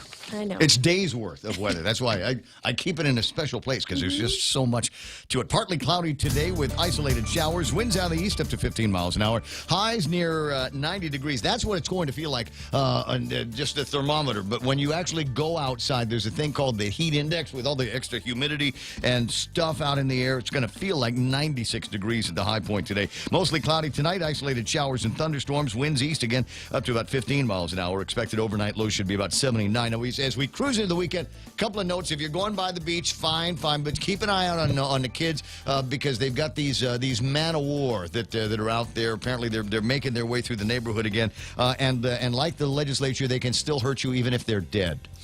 So watch out for that. And I don't know how long these tentacles are. So it's possible, even though the thing is over there, the creature's over there, the tentacles might be long enough to be able to come and get you from where they are. So that being said, cloudy, scattered showers, some isolated thunderstorms tomorrow and tomorrow evening. Now, Sunday through Monday, partly cloudy skies and isolated showers are in the forecast. So it sounds like it's going to be sunnier, if you will, on Sunday as opposed to Saturday. But anything can happen. It's Guam. It's that time of year. We could go from just blazing hot, oh my God, I can't believe how hot it is outside, to wow, where did that come from? You know, where the rain's only on one side of the street and you're dry on the other. I can't figure it out either. 7:13, that's news and weather together. This is The Point. Family Finance has been serving the people of Guam since 1959, and they'll continue to be there for you in the years to come. Whether you're looking to get a personal loan for that summer staycation or paying off those long overdue bills, Family Finance has got you covered. Apply for a personal loan from $1,000 up to $3,900 by calling Family Finance. Agana 475-4545, Upper Tumon at 647-5626, or in Dededo at 633-4473. Family Finance, serving the people of Guam since 1959. GPSI Guam is a professional technical services company that is a registered contractor for the federal government. They're SBA approved, 8A, and Hub Zone certified, providing program and project management, administration, technical support, logistics, and commodities. Find out more about GPSI and how they can help you today. Contact GPSI if you need assistance in meeting your small business subcontracting goals at 671-477-3058. They'll be happy to assist. best. Right on, 7:14 in the morning. Portions of the program brought to you by guys over at Security Title, providing solutions for even the most complex real estate transactions. And the people that did my dinner last night, KFC, celebrating 45 years on Guam. Now, I didn't get the 10-piece family meal. That's 10 pieces of chicken with 3 large sides, 4 biscuits, and a box of macadamia nut chocolates. I did, however, treat myself to the Doublicious with the crunchy on it. And so I had one of those, and I had the Twizzler. And so you take the Twizzler, you unwrap it very, very carefully, and then you get that good Louisiana spicy hot sauce that they've got. It doesn't matter which one it is, whatever it is. Even the one with the wooden knob on the top, that one works as well. Take something that's already great and make it even better. Thanks for dinner last night over at KFC. It's the Ray Gibson Show. Call now, 888-TALK. That's 888-8255.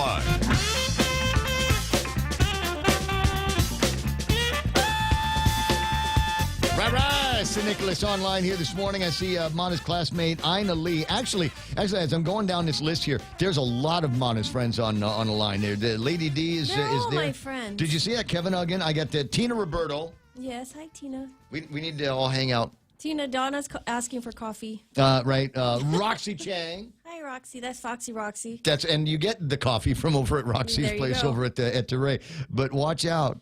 There's cameras everywhere. Everywhere, Ray Gibson. Richard Clark, good morning. Debbie Canata is online, Auntie Deb. Norma Castellon. Norma, I got your number. I'll call you later on. Norma, actually, she called me. She wants me to do something for the ESGR, the Support of the Guard and Reserve. And the answer is always yes. But Norma, you called at exactly the wrong time. You called while it was nap time. And yeah, there's not going to be an answer on that line when you call and I'm in nap mode. Pete Guerrero's online. I got Mingo Ree, Edgardo Azurin Blancaflor.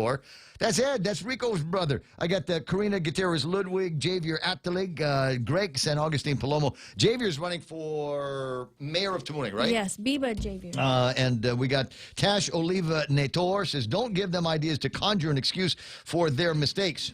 What's that? It's always been one permitted to accompany a minor patient or a patient unable to relay medical history, etc. They were caught off guard and ran around like chickens with no heads because they had no SOP in place, or somewhere in the chain they failed at the SOP they might have had in place. I really don't mean to be judgmental or negative, but please don't tell me lack of common sense is a symptom from the possible exposure to COVID-19. Happy Tequila Day, peeps. Agree? There are people that have taken this phobia now. I think maybe that's a word that we can use to describe it. Obviously, I don't have it, but there are people out there when you start talking about. I know a person was watching, and he's walking down this direction, and another mutual acquaintance saw and went up to him and put his hand out like he was going to shake his hand, and the dude put his hands up and says, No. I ain't doing that. I think Jerry Roberts, I think you posted on Facebook, there's a church somewhere out in the country, right? And they have wristbands, colored wristbands. So green is like, come on in for the hug, baby. And then there's a yellow one, which is, we can fist bump, elbow bump, or something like that. And then there's red for stay away. Stay away. Yeah, I don't want you coming anywhere near me. So I'm worried. It's a great idea for something, like a church, like a little kind of short-term deal. But what if that spreads around? What color would yours be? You remember the beginning of the COVID-19 when it came in the plastic bag? Do you remember that?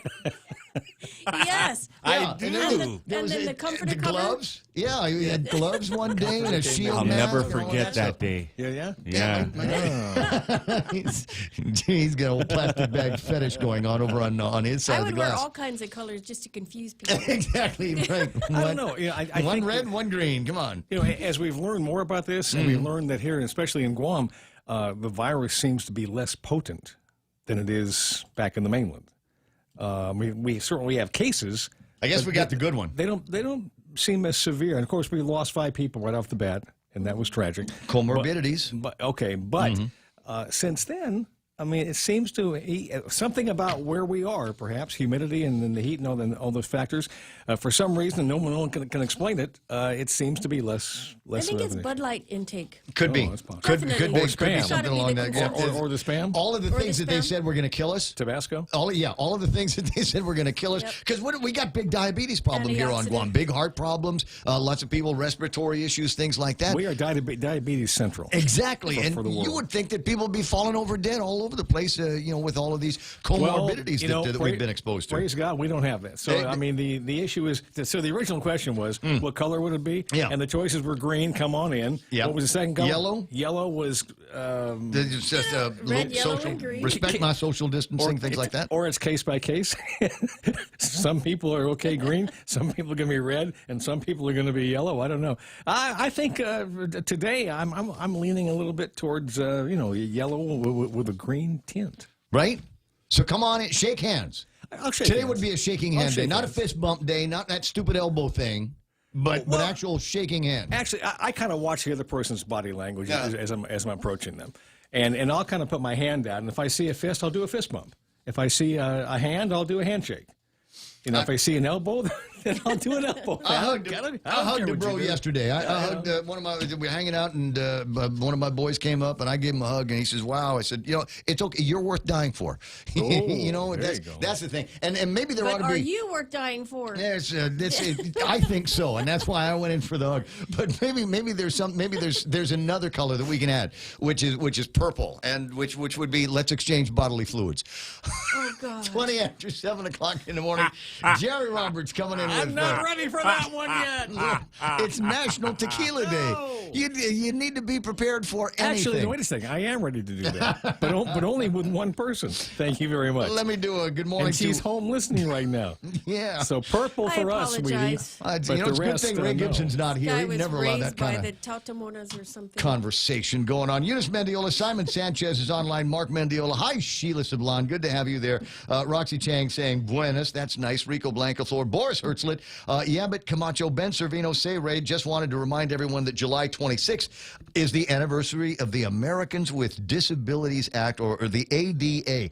Ben, I tell you what, we ought to get you on the phone sometime soon to talk about the ADA and rights of individuals with ADA, because it comes up in the COVID conversation from time to time. Sure. When we start talking about things like masks. Are there people that should not, depending on what their conditions are, wear masks? And what does the ADA say about mitigation for them in workplaces, workspaces, that kind of thing? I hadn't thought too much about that, but we still have buildings in Guam that are not ADA compliant. Oh, sure. And there's a number of those. So, and we've had the ADA conversation now for how long? 20 years? 30 years? It's the anniversary, but he didn't tell me what number. It has to be at least a two in front of that. So we've been doing it for a long time, and still there are places you go that people with certain challenges can't get up and down. Absolutely. So including the sidewalks. The sidewalks, yeah. Especially the sidewalks. We built all these beautiful sidewalks and with telephone poles utility poles sticking out from them. Try walking through the Agana area, the Skinner Plaza. The sidewalk that takes you around. Yeah.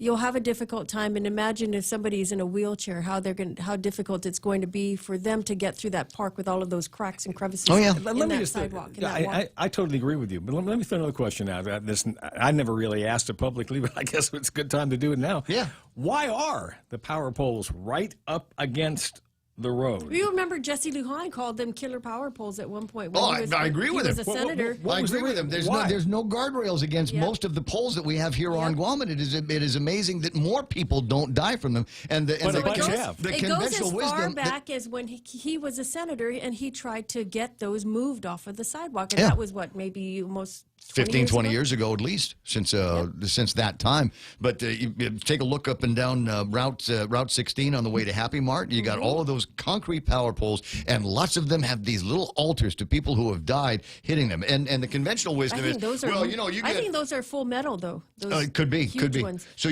people say, well, you know, that's what you get for driving drunk. And I'm sorry, you know, driving drunk might be a bad thing, but it should not be a death sentence.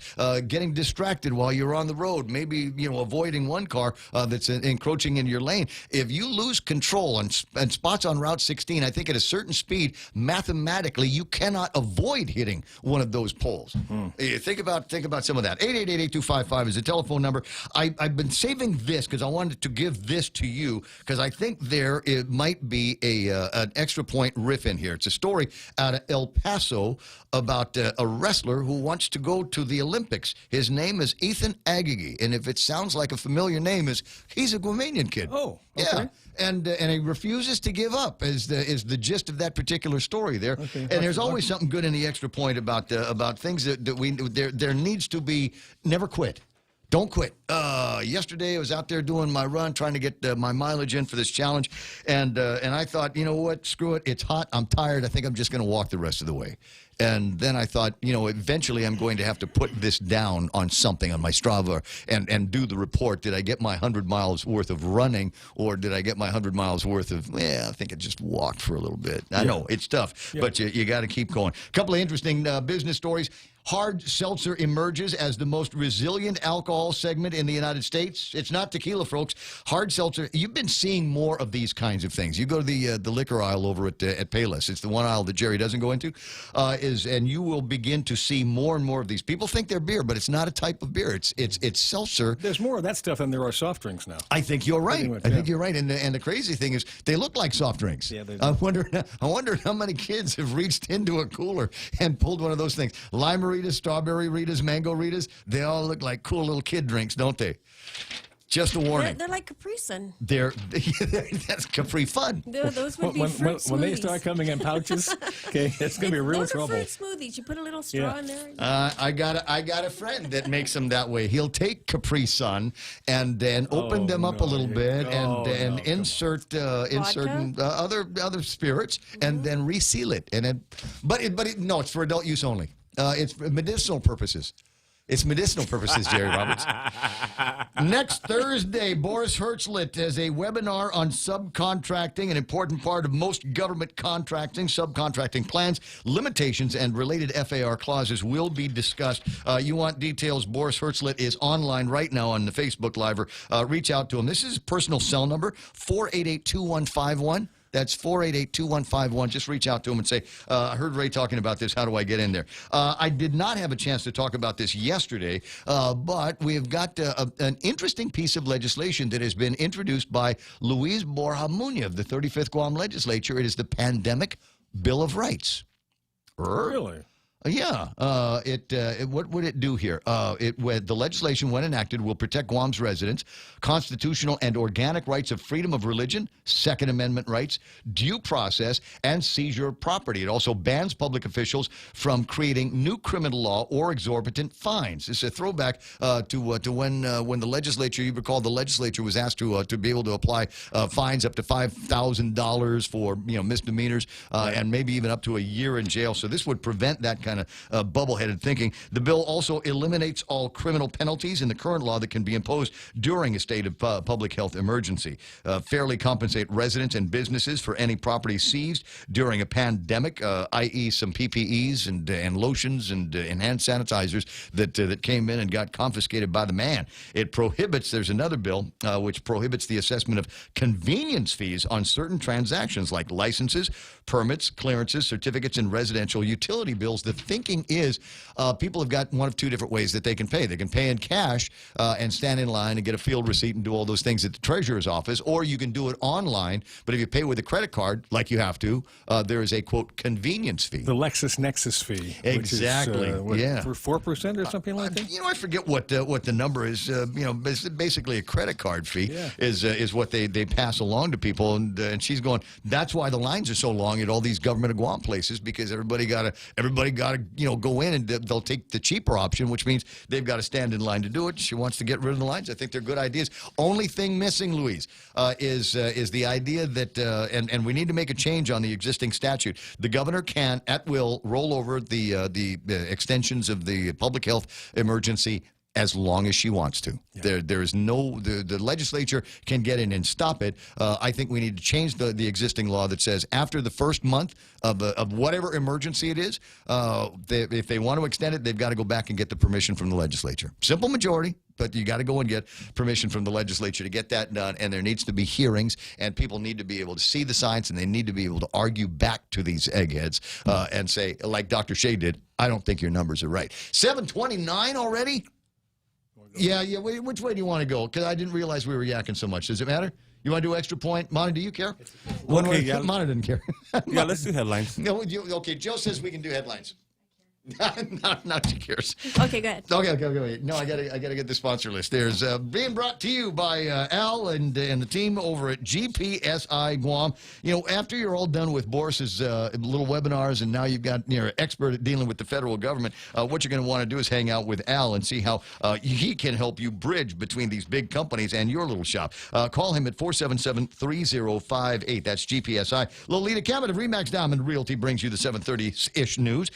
Real estate needs, you got him. Call Auntie Loli at 688-6743. Now with news from the Guam Daily Post, here's Monasilva Tyron. New safety and health protocols being installed at the Guam airport. It's all in anticipation of the resumption of travel to and from Guam. United, the airport, and GBB all working together to make sure that the travel experience is safer for everyone that passes through Guam's airport. Public Health reports 2 more positives. This from their mass testing done on Wednesday. The Public Health says 1 case reported recent travel, 83 active cases. None of those are in the hospital. Meanwhile, another local establishment shut down by Public Health for not having a COVID manager on site. The latest is the Willows Club in Agana. That's now 9 establishments that have been closed since June 27th. Willows Club also lacks signs at the entrance saying no one with COVID-19 symptoms would be allowed inside. And the Guam Election Commission is ready to move forward with their early in-office voting for the primary election. The voting will start on July 30th, either by appointment or on a walk-in basis. And those are your headlines from the Guam Daily Post. For more on these stories, pick up a copy of the paper or log on to their website at postguam.com. Gotcha. 7:30 in the morning, and that's big headlines. iConnect time is 7:31. Go to the iConnect over at the Micronesia Mall pretty soon. They'll talk to you about getting your plans and your what is it? What are you smiling about in there? I can't move that spot block. Oh, so we can't do the chirp chirp? No. Do you want me to just go from here to Jerry then? Yeah, let's do that. I didn't even look at the market yet. It's all right. See, you want to look at the market? Let's do that too. Anybody want to make the iConnect noise? I can, yeah. Okay. Call them up at 888-8888. They'll talk to you about plans and then take you through the process over at the iConnect at the Micronesia Mall. It's 7:31, and we'll Jerry Roberts now and do the extra point, because that's what people have been waiting for. That's what they're waiting for. It's 7 o'clock in the morning, and that's the only reason why there's guys sitting in their parking space at the office going, come on, TikTok. Hope they're baseball fans. Baseball starts today. I heard. Today. What's that going to be like? Well, it's going to be good. Yeah, if you're digging the baseball scene, there's what was the story in the Fox News? The Washington Redskins are now their new name is the Washington Football Team. Yeah, it's just going with the generic. We've got no logo. Is that right? Yes, that's what they said in the Fox News. Isn't that the planet that we live on now? Planet Bizarro. 7:32. Now, you know something? What's that? I think it's a great answer to the whole thing. Is that you know what, the Redskins? We'll just go with the generic Washington team. Take that, and political correctness gone awry. What is Washington Redskin memorabilia? And what it kind just of got more expensive. That's for sure. I was going to say 7:32 in the morning, and Jerry Roberts has got today's Extra Point, brought to you by Guam Insurance Services and the folks over at First Hawaiian Bank, where it all starts with yes. The 2020 Major League Baseball season is upon us, and just before the start, something took place yesterday that validated a lot of the things we've been talking about for the past 2.5 years. I'm going to run it down for you next on the Extra Point. When's the last time you looked at your homeowner's insurance? An easily overlooked part of covering our home is what's inside of it. Over time, we we buy things we don't want to lose, but don't update our contents coverage. The smart thing to do is get the answers and level up our insurance to make sure we're totally protected. That's the Insurance Extra Point. Get out there and make something good happen today by calling Guahan Insurance Services at 475-1162 or visit us at the Camacho Landmark Center in Tamuning. Baseball season, it starts today. In the year of COVID-19, life will get a little bit more normal, even if it's the new normal, but by welcoming back some of the old normal. There will not be any fans in the stands, and it's going to seem a little strange, I'm sure, but the action on the field should be good enough to keep our attention focused. For the past few years, the best team in baseball has arguably been the Los Angeles Dodgers. They won a ton of games, but have not won a World Series championship. It's been 32 years since the last one that they took in, and I know the Dodger fans and the Ray Gibson audience are screaming out, "We were robbed in 2017 by the horrible Astros." Fair enough. The Dodgers are again figured to be the best team, and yesterday made sure they'll be in that conversation for years to come, signing outfielder Mookie Betts to a 12-year contract extension worth $365 million. It's the second largest deal in baseball history, behind the one given to LA Angels star Mike Trout. Other than Trout, Betts is considered to be the best player in baseball. The Dodgers have some high-priced talent on their team, but current management has never signed a deal for more than $100 million. They have underbid the market for every major star who has become available. Dodgers fans have long complained the team continually raises their ticket prices, as well as the cost of food and other concessions, and have the richest local television deal in the league, but they would never aggressively pursue the one player who could lift them over the top. Until now. So why spend the money on Mookie Betts when they've had a legit chance to pick up any one of several players with great skills who could lead them to a World Series win? Why Mookie? I think Mookie showed them qualities that others had not, and they knew he would deliver off the field as well as on it. First of all, Betts didn't have to sign now.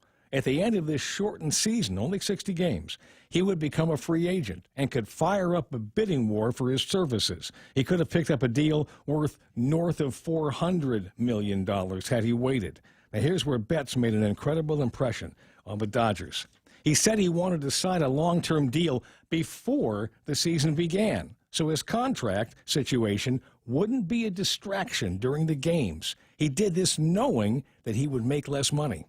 Mookie Betts is a self-described country boy, having grown up in the country, and he still has family there. He has country values, and he displayed them to the Dodgers. He showed up at the facility for his daily workout and team activities at 5 o'clock in the morning, well before the others. He doesn't goof off during practice. He practices with intention to get better every day. He helps those who need help, acting as a mentor to those who will accept it. He has made motivational talks with the team, and in just a few months has changed the mindset of a team that won 106 games last season, making them hungrier to win that exclusive title, that elusive title. Mookie Betts is all of 27 years old. When asked about all this, Betts responded with words that raised eyebrows. He dismissed all the praise being showered upon him, and he said this, "I'm here to bring some rings back to L.A." I'm here to bring some rings back to L.A. is all he said. Team first, win first, rings first. Then, if you want to talk about my influence on the team, we'll talk. But there's business to take care of first. Andrew Friedman, Dodgers president of baseball operations, said that Betts' talent is off the scale. And then he said, I think what's really stood out to us in the couple months he's been around is his work ethic, the burning desire to get better on a daily basis. I think it's a tone he will set. That's standard for our young players that are in our clubhouse now and also the ones that will come up in the future. And this is a great lesson for anyone who wants to get ahead in their career. I can't promise you millions like Mookie is getting, but I know you can do much better than most others if you make a big contribution for your employer. Come in early, stay late, become a master of your job, and like I've said before, do your job like you invented it. Help others, volunteer to do more. Get known in your organization and get excited about what it does and what the team accomplishes. Don't do all this to get promoted. Do it because it's right to do it and that it says good things about your work ethic. And keep contributing at a high level. Work so that your boss will say the kind of things about you that the Dodgers said about Mookie Betts. Eventually, it's going to pay off. Others will notice. The right people will notice. It happened for Mookie Betts, and it will happen for you. That's the Extra Point. Be responsible and make something good happen today. For 93.3, The Ray Gibson Show, Guam Insurance Services, and First Hawaiian Bank, I'm Jerry Roberts. If I ever have a boy, I'm going to name him Mookie. Mookie. That's going to be the kid's name. I think that is a fantastic, and a great baseball name. It makes me want to spit tobacco juice. Yeah, there you go. It really does. Hey, Mookie, how you doing there? Not bad, sunshine. 7:38 in the morning. That's Jerry Roberts. There's today's Extra Point on the program. Still got lots lined up for you for the rest of it. A little bit later on, we got Catherine Castro and folks from the Guam Chamber of Commerce. They want to talk about diversifying. So we can't have all of our eggs in the military/tourism basket. We've got to find other things that we can do around here that will distinguish us and add to our bottom line in a kind of third leg of the stool kind of way. So we'll have that conversation and play more ahead on the Ray Gibson Show. Becoming a homeowner can be a scary process, but it doesn't have to be, especially if you have the right guidance. Break through your fears and go to a real estate professional that will ensure a higher chance of success. That person is Lolita Cammett of RE/MAX Diamond Realty. Lolita also specializes in commercial leasing, land sales, local residential sales leasing, and military and corporate relocation. Don't be afraid. Call Lolita Cammett from RE/MAX Diamond Realty at 688-6743. That's 688-6743. J.Q. Fanihi has left the building, 7:39 in the morning. If you're tired of your kids, if you've just had it with them, because you've been stuck with them in the house since what, April, something like that? And you just can't even look at them anymore. Well, the good news is Mount Carmel has got their preschool, kindergarten, elementary, and middle school classes starting in just a few days once it gets to be August again. They've got the accrediting teams came by, swept through, and gave them the highest scores possible, maximum 6-year term possible. They're like, you guys are so good, we don't need to come back. So we're going to give you the adult version of the driver's license. You just keep doing what you're doing. They got all kinds of award-winning programs that the kids can participate in, even beyond just a simple classroom, in-class, and distance learning. And you're going, oh, no, we're not doing distance learning. You kids are going back to the classroom. You're going to go see sister. That's all there is to that. After-school programs are available if you want to have them stay even longer. 565-5128. Portions of the program also brought to you by American President Lines, Global Presence with a local home, and Nanbo Insurance. You know, there's a lot has changed in these challenging times. Nanbo wants to be there for you and your insurance needs. Their offices are open, ready to serve. You might want to call them before you go, 477-9754, or visit them online at nanbo.com. Chili's introduces the new crispy ribs. Mouth-watering Texas-sized ribs tossed in country fried steak batter. Order your crispy ribs as an appetizer or a full rack entree with your choice of 2 sides. Each order comes with 1 of 3 new dipping sauces: the creamy avocado salsa, sweet Kentucky, or the sweet mango chipotle sauce. Chili's crispy ribs are available for a limited time only, so hurry in and enjoy a crispy, juicy ribs experience today. Chili's is on the 2nd floor at the Tumon Sands Plaza. Chili's, we do ribs like no place else. Time is it here? It's 7:41. Time for another look at right now traffic. We call it right now traffic because what I'm about to share with you on the screen is actual traffic map on Guam, and you can take a look at it just by zooming in. You can see where all of the traffic patterns are. Still a little bit busy up at Anderson Air Force Base, but not major intersection traffic up in the Dededo area. Don't see anything that's going to slow you down big time. And as far as I know, there's no lines for you to get into for free food or testing or anything like that. So it should be a fairly smooth day. Is that 8, 10, and 16? No, it's 10 over by the Guam International Airport. Expect some traffic through there. No, I guess that is 8, 10, and 16. And did you see in the newspaper where they're now saying Mike Benito, cousin Mike, says they are going to get the light turned on. The Payless light. Okay, so there's no traffic to worry about here today. In the Your Money section of the Pacific Daily News, traffic lights by Payless in Mighty will be operational by the first week of August, weather permitting, said Ray Gibson's cousin, Mike Benito, general manager and executive vice president of the company. Isn't that delightful, Mom? They're going to turn on the light next week. So delighted. They're going to turn on that. There is benefit, though. I'm going to say there's going to be a benefit, at least for me, because when right now, real time. If I'm at Raymond Sanchez Street, right? Yes.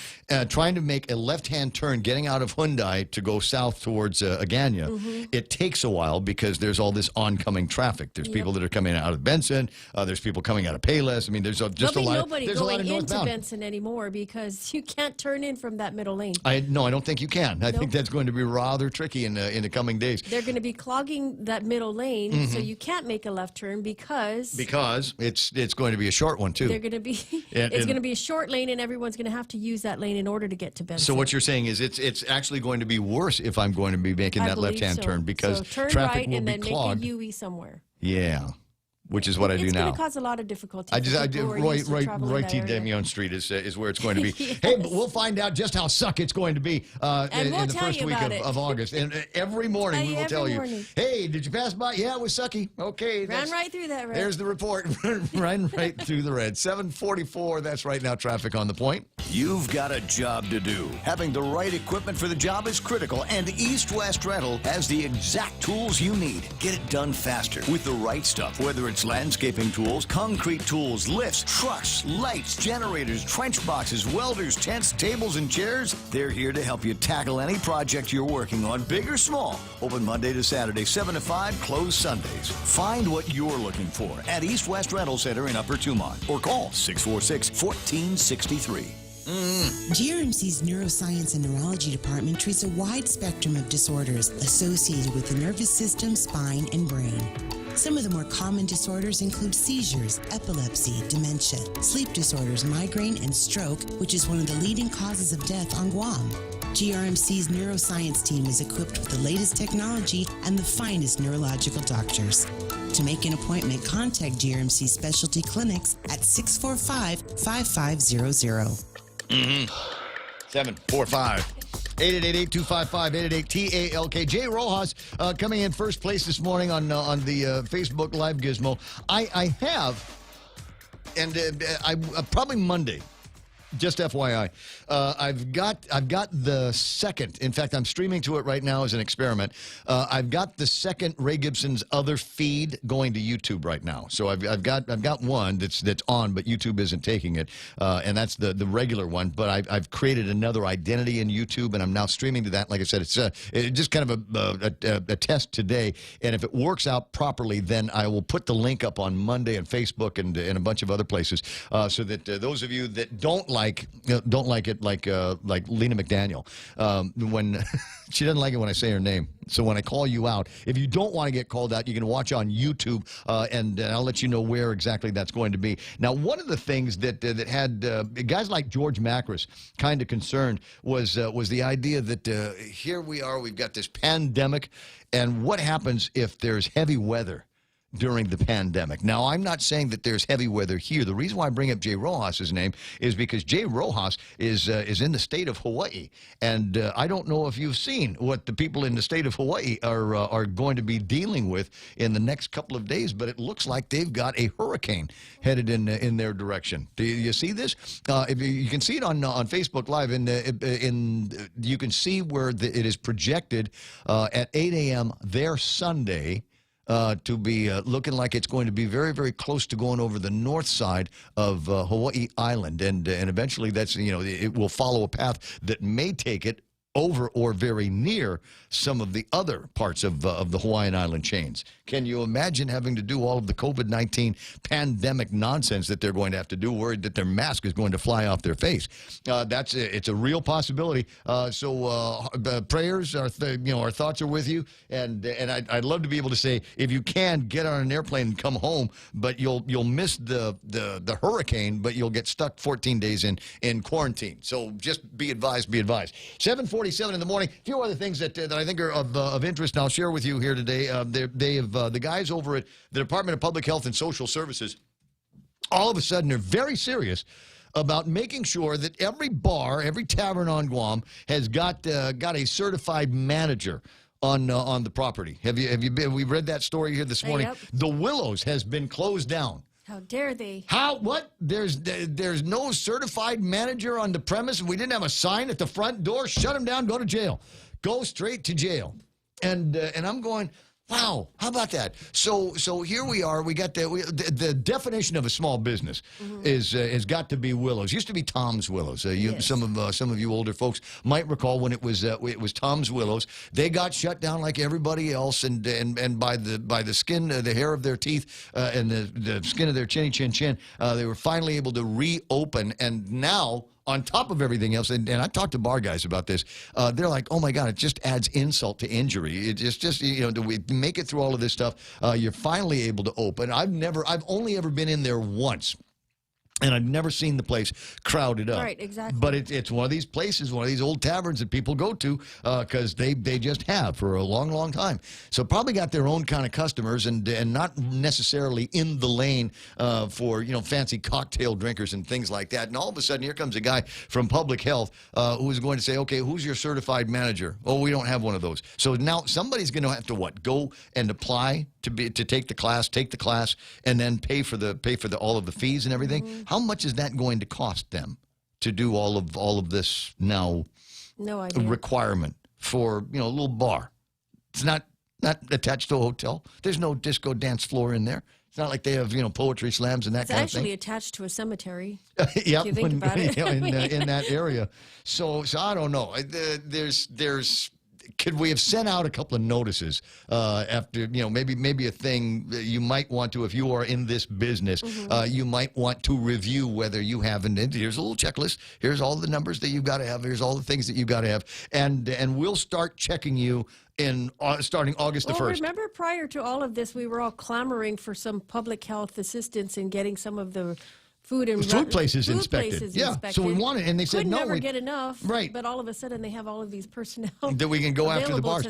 So take a cue. Guy named Dave Del Solo over at the Department of Labor, and they've got all kinds of compliance that they insist on. And these guys came out early and said, okay, we're going to start checking on all of these, possible OSHA violations and potential hiring issues that you might run into. Here's the seminars that we will do, and they're all absolutely free. This is when we're going to have them. We suggest that you come in and send somebody down here, and then we're going to start the enforcement, but not until after we figure everybody's had a chance to get educated on the issue. Not these guys. They just go out there, bam, you're shut down. Bam, you're shut down.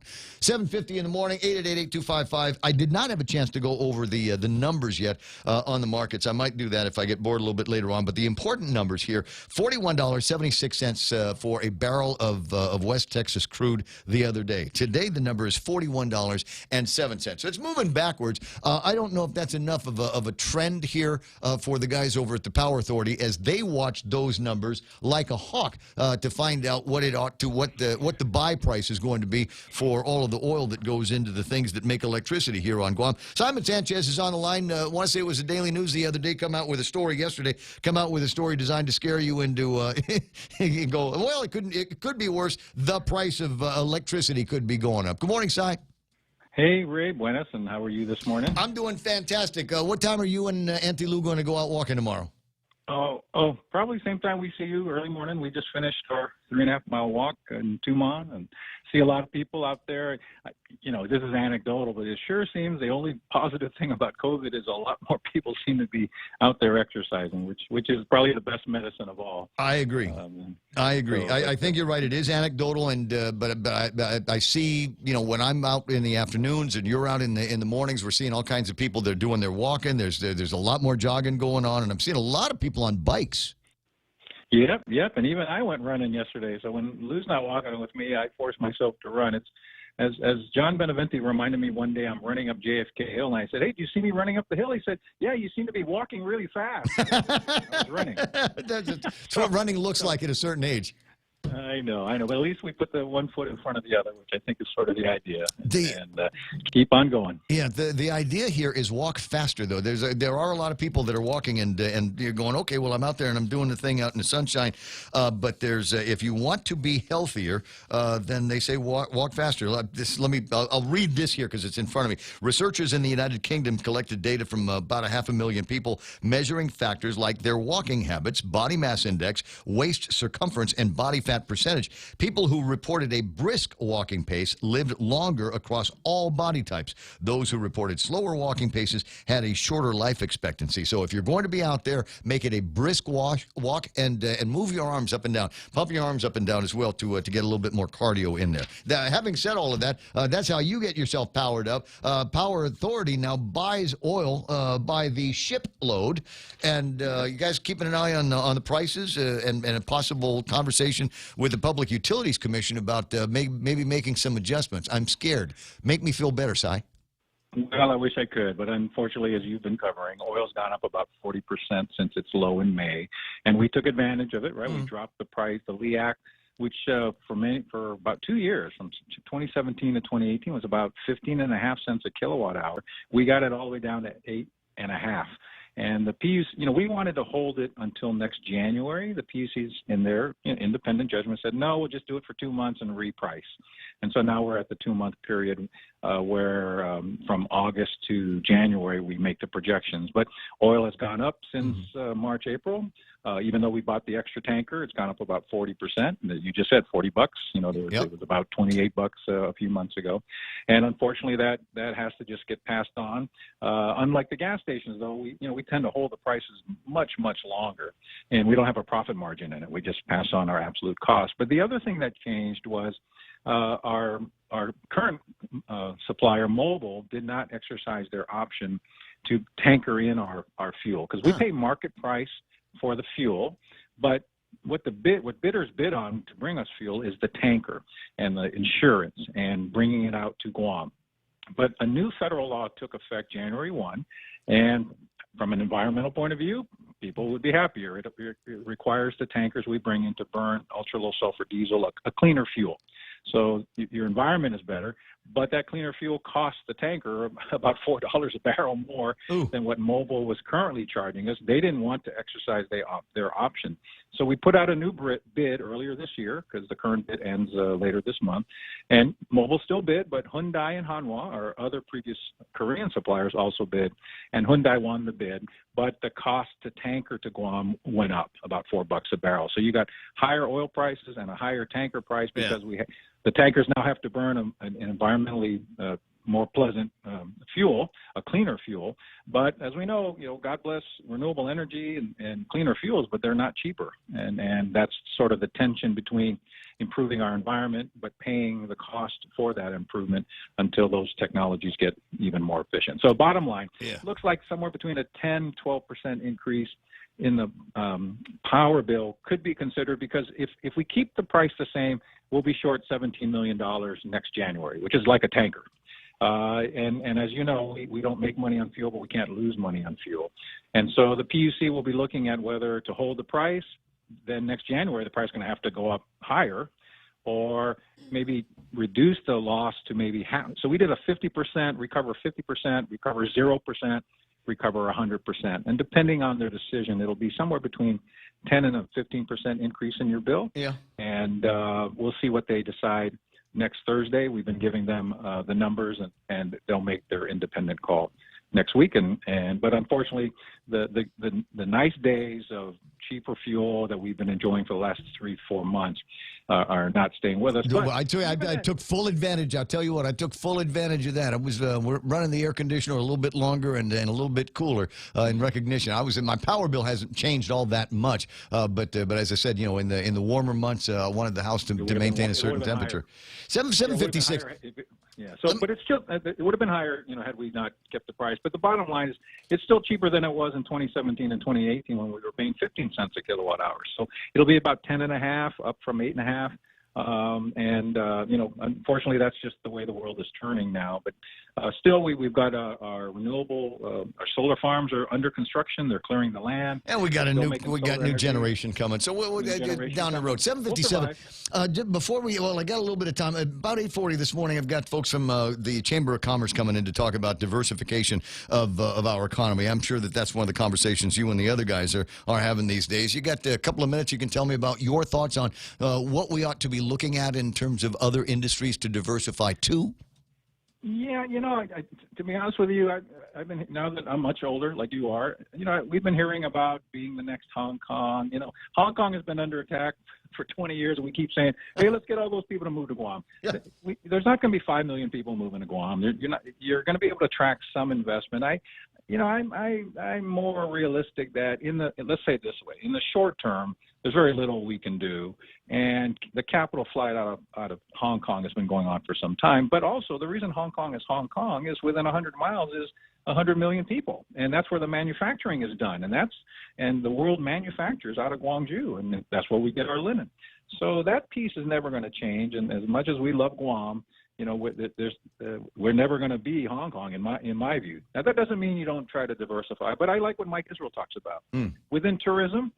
Try to diversify. Look what he did. He built a hotel that charges $400 a room when everyone says no one's going to pay $400 a room in Guam, but that's what the Deuce gets now. Why? It's a nice facility. It's well run. So there's diversification of market within tourism. Try to get the higher yield visitor by more things to do, more independent restaurants, which you were seeing on Guam, more independent travelers, the rent-a-cars. Yeah. Unfortunately, tourism's been punched in the nose by COVID, and we're all wondering when the heck that's going to come back. But I doubt that tourism is not going to be and military spending is not going to be the anchor for Guam that it's always been in terms of its economy. My sales are only coming from the military. There's many of us vendors that are selling heavy to the military. So that outside money, that export of our location to our federal government is bringing in federal money. The PUAs, the FPUCs, the PPPs, that's all fun, helping the economy stay alive. But I think you can do more in tourism. I think we can look at, Hawaii has been able to attract some technology, tied to UH, tied to Mauna Kea, whether Guam can duplicate that. But I think sometimes, it's like when Michael Jordan tried to become a baseball player. Within a year and a half, he was back to playing basketball. Right. We do what we do well, and we can do that better. We can look for other things to do, and I'm glad the youngsters at the Chamber are looking at it. But we've been talking about captive insurance for years. We have GITA rebates. You can give rebates to anybody investing in Guam, and we do.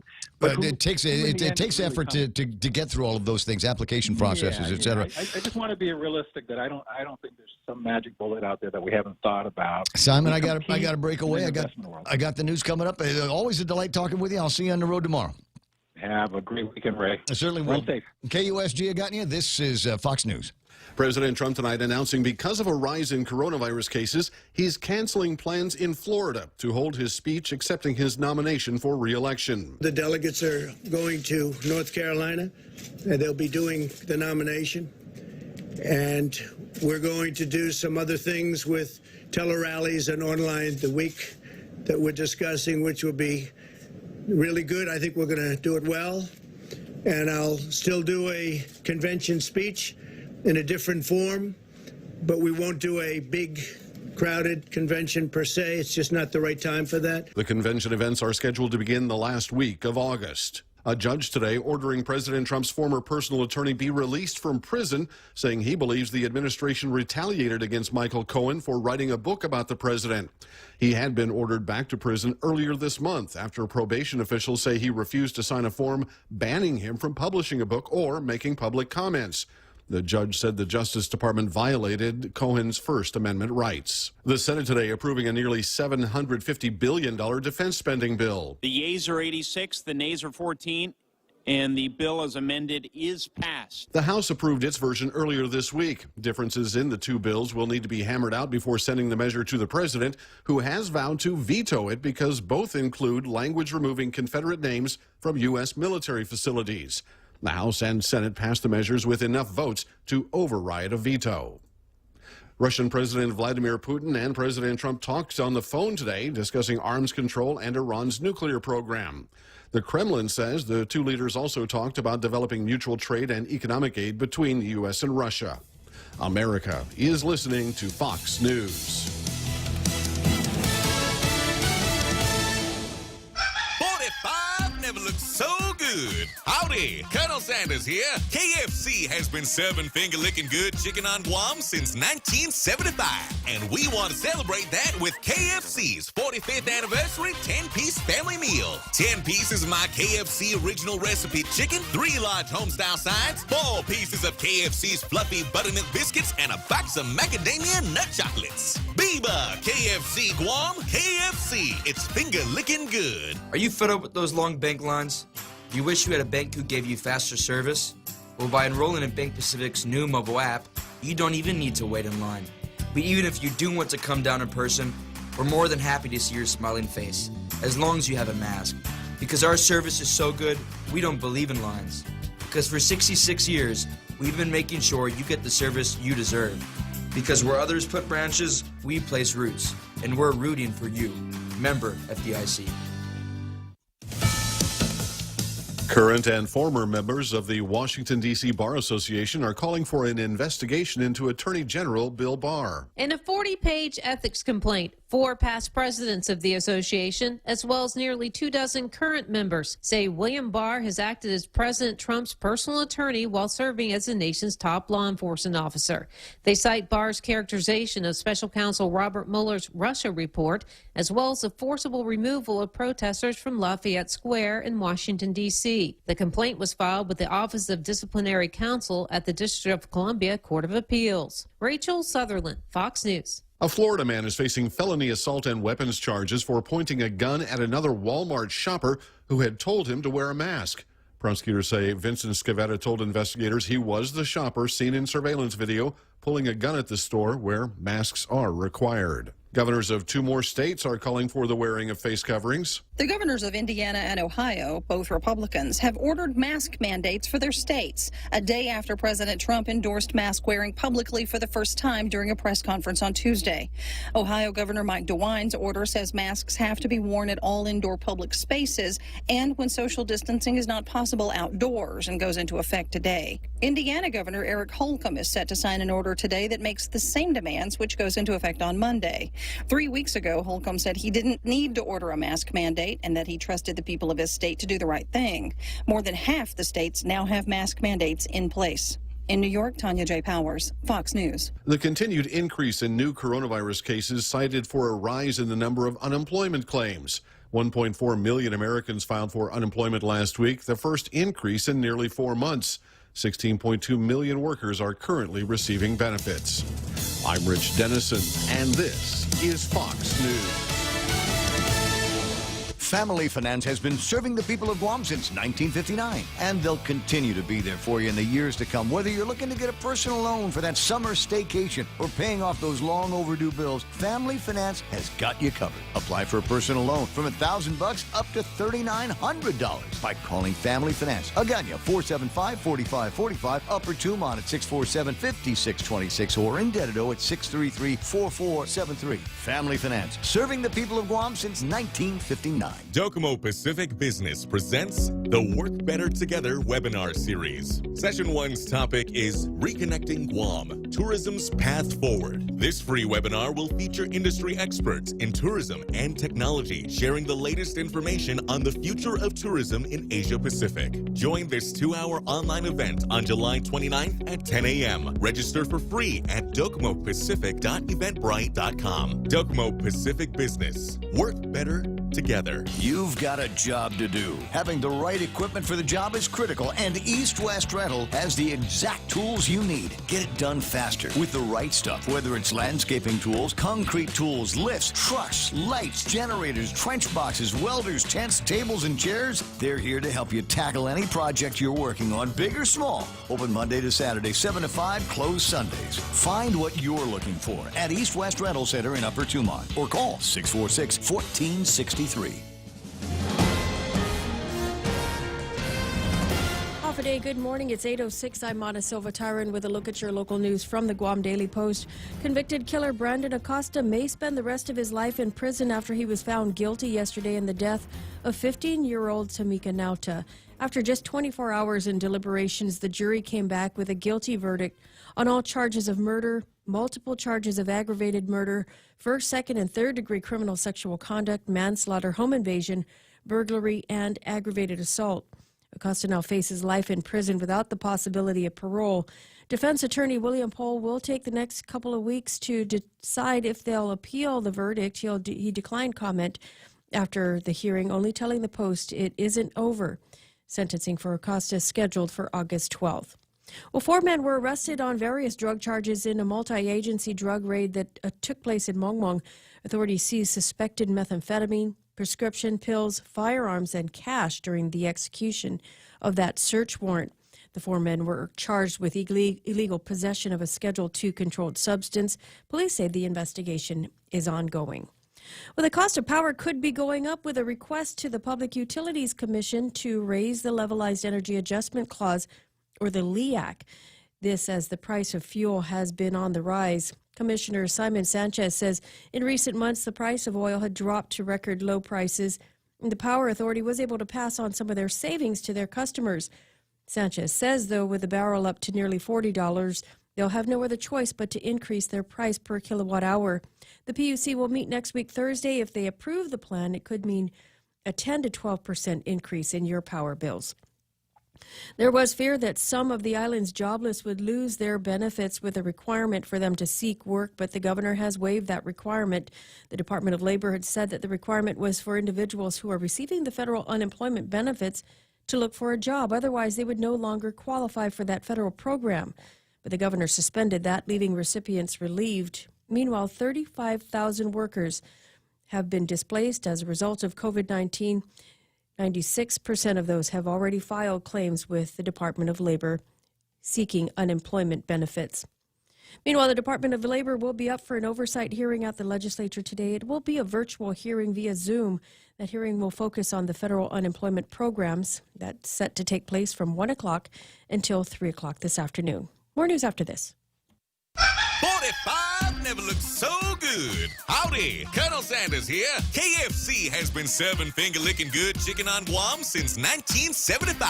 And we want to celebrate that with KFC's 45th anniversary 10-piece family meal. 10 pieces of my KFC original recipe chicken, 3 large homestyle sides, 4 pieces of KFC's fluffy buttermilk biscuits, and a box of macadamia nut chocolates. Biba, KFC Guam, KFC. It's finger-licking good. The Guam Election Commission's approved plans for their in-office absentee voting. The voting will begin on July 30th, either by appointment or on a walk-in basis. Health and safety protocols were included in their election plan. You can see the Guam Daily Post for the details on how that's all going to work out. Well, the GEC commissioners also approved an increase in their stipend for the expected 335 precinct officials. They're now offering $450 for each election day worked. And the commission will also hire about 150 temporary workers who will help check voters' temperatures and ensure other COVID-related protocols are followed. People with a high temperature will still be allowed to vote, but at the curbside, which means that they'll have to just stay in their car, and election personnel will bring the ballot to them. And 2 more people tested positive for COVID-19. That's from the 283 samples taken the day before yesterday. 1 case reported recent travel. The Joint Information Center says of the 83 active cases, all are in stable condition and there's no one in the hospital. And finally, the Island-Wide Beautification Task Force moving ahead with their plan for the island-wide cleanup. So barring any other scare, it'll be on Saturday, August 1st. There was another island-wide cleanup that was scheduled, however, was postponed when the governor extended the public health emergency. The task force, led by Lieutenant Governor Joshua Tenorio, calls on all island residents to volunteer their efforts alongside government agencies to do the island-wide cleanup. The task force also working with the Mayor's Council of Guam. And those are your top stories from the Guam Daily Post. Take down that stupid, god-awful, butt-ugly chain-link fence. just doing that. We don't. Never mind. Just take the thing down. It takes like 5. Real Joe and I, and some grinding tools. We'll get some grinding discs from over at Home Depot. We can have that thing down in an afternoon. You're right. Right? We could. We could. And can you imagine how much better the central corridor from the airport to Tumon? It'd be so much easier for me to cross the road when I'm trying to jaywalk. Sure. Yes. Allegedly. 8:11 in the morning. I'm just saying, if we're going to do it all the way, and start looking around for some of the ugly stuff that we've got around here, and let's get rid of it. It would take nothing to bulldoze that thing, and people are going to say, well, what are we going to do? Because the kids from JFK will run across the street pell-mell after school, and all of a sudden we care that there's people on the roads. We got panhandlers and beggars all over the place. Nobody seems to care about doing anything about that. Over in Mighty. There's new ones in my... New panhandlers. I saw them. I assume because they moved the shelter there, but How much money can you make in Mighty? A lot, because there's an intersection that will stop traffic there. We have quests. Can you tell now we've got quests? I've got the god-awful, butt-ugly chain-link fence up and down Marine Corps Drive. Montecillo Tyrants' new quest is going to be every day ragging on that the god-awful, butt-ugly traffic intersection in front of... Bring down that traffic intersection. Bring it down. When Gutierrez is governor again. Yes. Can I write him in? Who am I triggering when I say that? Who am I? I'll bet. And the crazy thing is, the people I'm triggering, probably Democrats. Probably Democrats. There's probably a lot of Republicans going, that wouldn't be so bad. He'll always be my sunshine. More partly cloudy with isolated showers. Easterly winds 10 to 15 miles an hour today. Highs about 90 degrees. Heat index will bring it to 96. Mostly cloudy and isolated showers and thunderstorms this evening. Now, it's going to be hit or miss in terms of grill marks this weekend. So if the sun comes out, go. Go, because for tomorrow it might be the only sunshine that you're going to be getting. Sunday looks a little bit better. Partly cloudy and isolated showers in the forecast. Watch out for the man o' war. They've got jellyfish back in the waters. Normally we'd call Brent Tibbetts, but I've run the gag on jellyfish 1,000 times. Something pee on it is always the punchline. So I'm not going to bother him with that. Just I'll tell you, man o' war are out there, probably on the eastern side of the island, but they could go anywhere. So just kind of watch out when you go skinny dipping or dipping or bathing or whatever it is that you do in the water. 8:13, that's news and weather together. This is The Point. When you can do what you need to do from wherever you are, why wouldn't you? The Going Online Together partners encourage you to explore all the ways you can safely, securely, and conveniently go digital. Pay bills, check account balances, register for services, and much more. And don't worry, when you practice safe online activity, you can trust that your personal information is secure. Be part of the new norm, make life easier, and join in the movement of going online together. Becoming a homeowner can be a scary process, but it doesn't have to be, especially if you have the right guidance. Break through your fears and go to a real estate professional that will ensure a higher chance of success. That person is Lolita Camet of RE/MAX Diamond Realty. Lolita also specializes in commercial leasing, land sales, local residential sales leasing, and military and corporate relocation. Don't be afraid. Call Lolita Camet from RE/MAX Diamond Realty at 688-6743. That's 688-6743. All right, what is something mescla? Just take care and mescla. That's what I get to tell everybody about now. Okay, that's easy to talk about here. A couple of my favorite places in the whole wide world. We got the FHP Healthcare Urgent Healthcare Facility open longer and later for you every day from 8 a.m. until 8 p.m. Monday through Saturday. On Sundays they're open. So when I get out on Sunday and I've overestimated my time in the sun and am burnt to an actual crisp, I'll be able to go to the FHP Health Center and get myself hydrated anywhere between 10 a.m. To 6 p.m. on Sundays. Our Island, your clinic. Portions of the program also brought to you by the guys over at Mescla. The Agania shop is open for dine-in, takeout, and delivery services. Monday to Saturday, 11 until 2 for lunchtime, and then we start in with dinner time from 5 until 9. 479-2652 or 3. Get your Mescla fix today. The Coconut Wireless is back. The Ray Gibson Show. Call now, 888-TALK. That's 888-8255.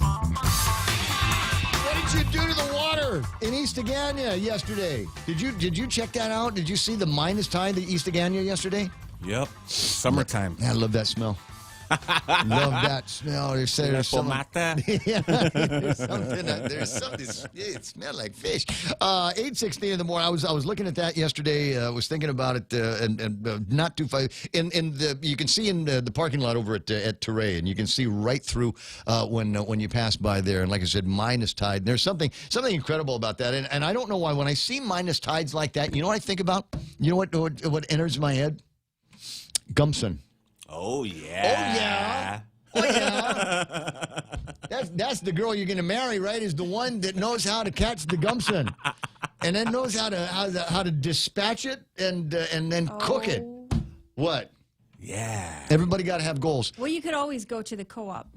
And get it from there? Yeah. I suppose. But there's just something sexy about a girl that knows how to go into water, put her hand in a hole, and come out with the Gibson. Mm-hmm. I just think carry your paddleboard too.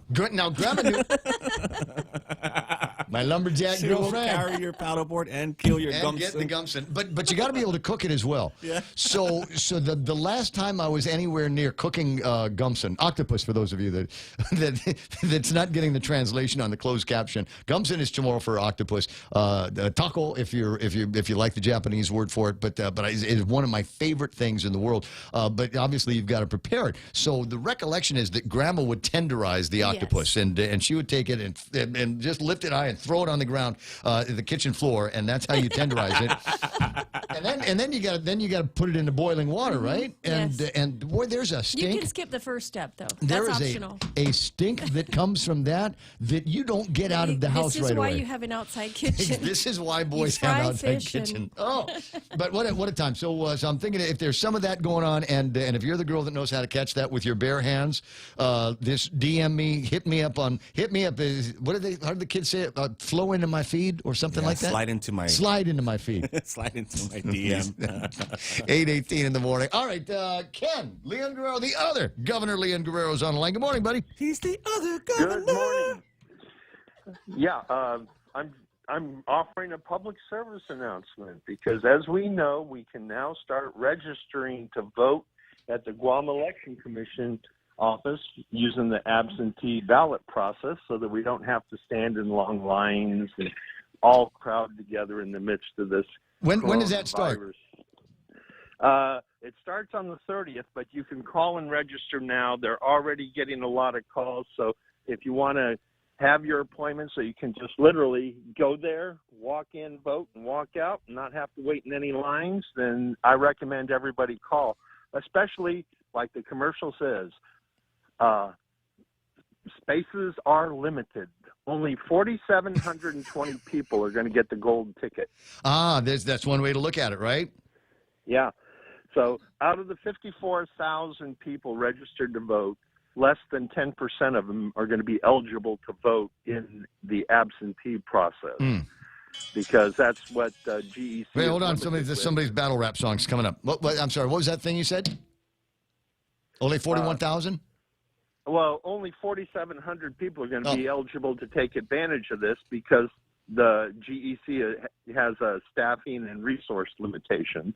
Do you think it's going to get up that high? Do you think there are going to be that many people? Here's my concern, though, on this absentee voting, and I'm delighted that they've come up with it now that I'm an official Manumco. I think I'm going to do that. I'm going to say I'm not feeling good. Somebody come down to the car because I'm needy that way. But this is my concern, though, is I'm going to absentee vote, and I'm going to turn the thing in, and then you know what? Somebody is going to come up with something brilliant, and I'm going to go, oh, man, I forgot to vote for that guy. I didn't vote for him, because I'm not voting for any Republicans in the primary, just FYI.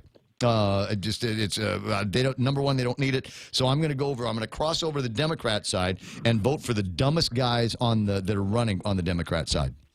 That's a problem because there's this little sneaky thing called the 4% rule. And if everybody does, and this is one of the things I did in my video that I put up this last night, that if you don't get 4%, and several times we've had people that almost didn't make it, including a Republican gubernatorial candidate in 2018 almost didn't get 4%. And if you don't get 4% in the primary, you are not allowed to proceed to the general. So that's where we have a problem because normally the Republicans attract fewer voters, but we have to get 4% of the total, not 4% of the Republican Party, 4% of the total. And if everybody rushes over to the Democrat side because of the congressional race, and we're going to have a low turnout because primaries normally are about 15,000 less people than the general. And then we have COVID on top of it, so I expect that the turnout will be even lower. And the fact that we don't have a governor's race, we don't have an auditor's race, we don't have an attorney general's So you think there's a real concern that there might be a whole bunch of Republicans that are sitting around, nobody's voting on their side of the ballot going, will we make that 4%? I'm very concerned about that because, if we have only, I think we'll probably have somewhere around 15,000 to 20,000 people turn out. And if 15 to 20,000 people turn out and 75% of them are going for the Democrats because of the congressional race, it leaves a real possibility that a large number of Republican candidates won't get the mandatory 4%. It's at 15,000. That's 600. That's 600 votes that they'd have to get. I'm sure they're going to get 600. Are you willing to bet your future on it? I'll eat a bug. No. You have to bet your future. Depending on how things work out in this in the upcoming general election, my future is already going to get screwed one way or the other. I don't know. I think they're going to be able to do it. Like I said, I'll wager the standard bet. I'll eat a bug of my own choosing. Okay, well, that's why I'm calling to encourage as many people as possible to go and register to vote at the GEC. But like I said, remember, what happens if I change my mind? What happens if I change my mind? There might be somebody that I'm looking at, right now on the Democrat side, this guy doesn't stand a chance, and I'm not going to give him my vote. And then all of a sudden, after I go and do the absentee vote, he comes up and does something brilliant, and I'm going, wow, pow, I should have had a V8. Well, here's something you need to consider very carefully. Low voter turnouts favor incumbents. So you look at all those Democrats and you think of all those Democrats getting another bite at the apple, and we'll go from 5% to 12.5%, and we'll double government of Guam, and we'll pay for it like Puerto Rico did and go out and sell triple-rated bonds, and then they'll probably issue special taxes on radio stations. Why not? It's all in your hands, Ray. I got you. 824. I'll remember that. We'll see what happens. But the 30th. 9791. Get that number out there. What's the number? 477-477-9791. Call today. Call as soon as you can because spaces are limited. I got you. 8:24 in the morning. That's all the time I can give you right now because eventually you're going to do a plug for I'm Ken Leon Guerrero and I approve this message.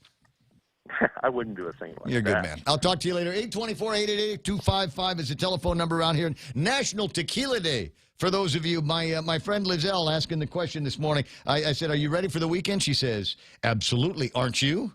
I've got most of the weekend mapped out. I've got there's a few dead spots in there, or what I like to call recovery from whatever. So I'm not sure how I'm going to fill those things out. But I've got a pretty fair idea of where it is I'm going to be going, what I'm going to be doing, and who I'm going to be hanging out with for most of the weekend. But as usual, we're going to run into a situation where I'm thinking, wow, now would be a good time to be at a gala. Right? When was the last time we had something like that? I was talking with Mary Rhodes about that last week. Remember when her and Holly came into the radio station going, wow, the last time we saw each other was the last big gala event. And that was the last time we saw each other, we were all dressed up. Well, the last big gala event was the Guam Hotel and Restaurant Association's big gala earlier in the year. And it was great. And there's a feeling that I had then. Like tonight has to be a grand party. Tonight has to be a grand event because we knew that we were about to turn a corner and the world was going to change. We didn't know exactly what kind of change it was going to be. But I mean, think about January, February of 2020. If you could go back, would you change anything? Understanding that it was going to be, until July, August, that we were in the middle of the COVID thing. Would you have partied a little bit harder? Would you have partied like it was the end times of the universe? And the answer is, yeah, you probably would have. I did it for you, though, just FYI. 8:26 in the morning is the time here. A couple of things that I think are interesting on the table of content. Obviously, the fluctuations, the downturn in tourism is a problem. They're talking about that over at the Guam Visitors Bureau. Very, very gloomy outlook for this. My concern, among other things, was as the budget numbers come down, how there are certain funds that and bonds that are paid for with the hotel occupancy taxes. Will we be able to make that nut? Now, I'd sent that question off to Jerry Paris earlier this morning. He came back to me with the answer, which was simple: yes. So all of the things that we bought with the hot bond money, i.e. the museum, museum is we will still be able to pay back the guys that gave us the money for all of that, and I think that's a good thing. I was talking with a couple of other guys that know a thing or two about the way the world turns, and I think it's going to be an interesting 2021. It is possible. Some of you that are listening that are also running for political office, it is possible the best thing that might happen to you is that you lose. I know it sounds you're going to what? Huh? The best thing to happen might be that you lose. You put your name out there, be all right, might get a few votes, might be able to get to, past the 600 that Ken's all worried about. But maybe lose, and it will be okay, because I can only imagine that the next legislature is going to, just a budget for the next couple of budget terms at the legislature. Can you imagine what they're going to have to deal with? One of them is, what are the actual numbers? And does anybody know? Can anybody know and understand? We know that a big chunk of the economy is based on tourism. Tourism is down, and it's going to take a while before it gets back up. And there are people going, we get the federal money. We get the PPPs and the PUAs and the FPUCs. Well, the fat part of the unemployment assistance program, the $600 side, goes away in a week.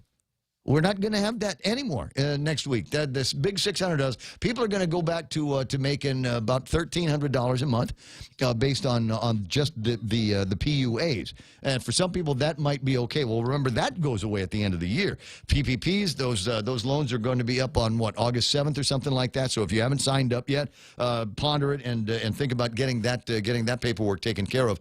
And now there is a conversation taking place in Washington, D.C., and my expert spiritual guides are telling me that it is not going to be as generous for the workers as the previous stimulus programs. And the idea is we don't want to get the workforce used to taking the handout from the government. Something along the lines of what's being written about in the editorial section of today's Guam Daily Post. So they will want to incentivize people going back to work. So don't look at a whole lot of extra. My guidance says don't look for a lot of extra PUA and stimulus programs like that. Otherwise, nobody's going to. It's like when the food stamps came out. Well, I didn't know anybody that was on assistance programs when I was growing up. Just completely unheard of. All of a sudden, Typhoon Pamela comes, and here comes the guys from the States handing out coupons and certificates and little booklets that look like money. And you could get Spam and milk and eggs and bread or whatever with the stuff. Or if you wanted to, you could go buy a lawnmower, on the side, get a generator on the side. Here, dude, paint my house. I'll pay you with food stamps, right? And then this bubble economy started with all of that. And now you'd be surprised at the number of people that are on the food stamp program, because why go to work if the federal government will give me money? Oh, I got plenty of kids. They'll give me even more money.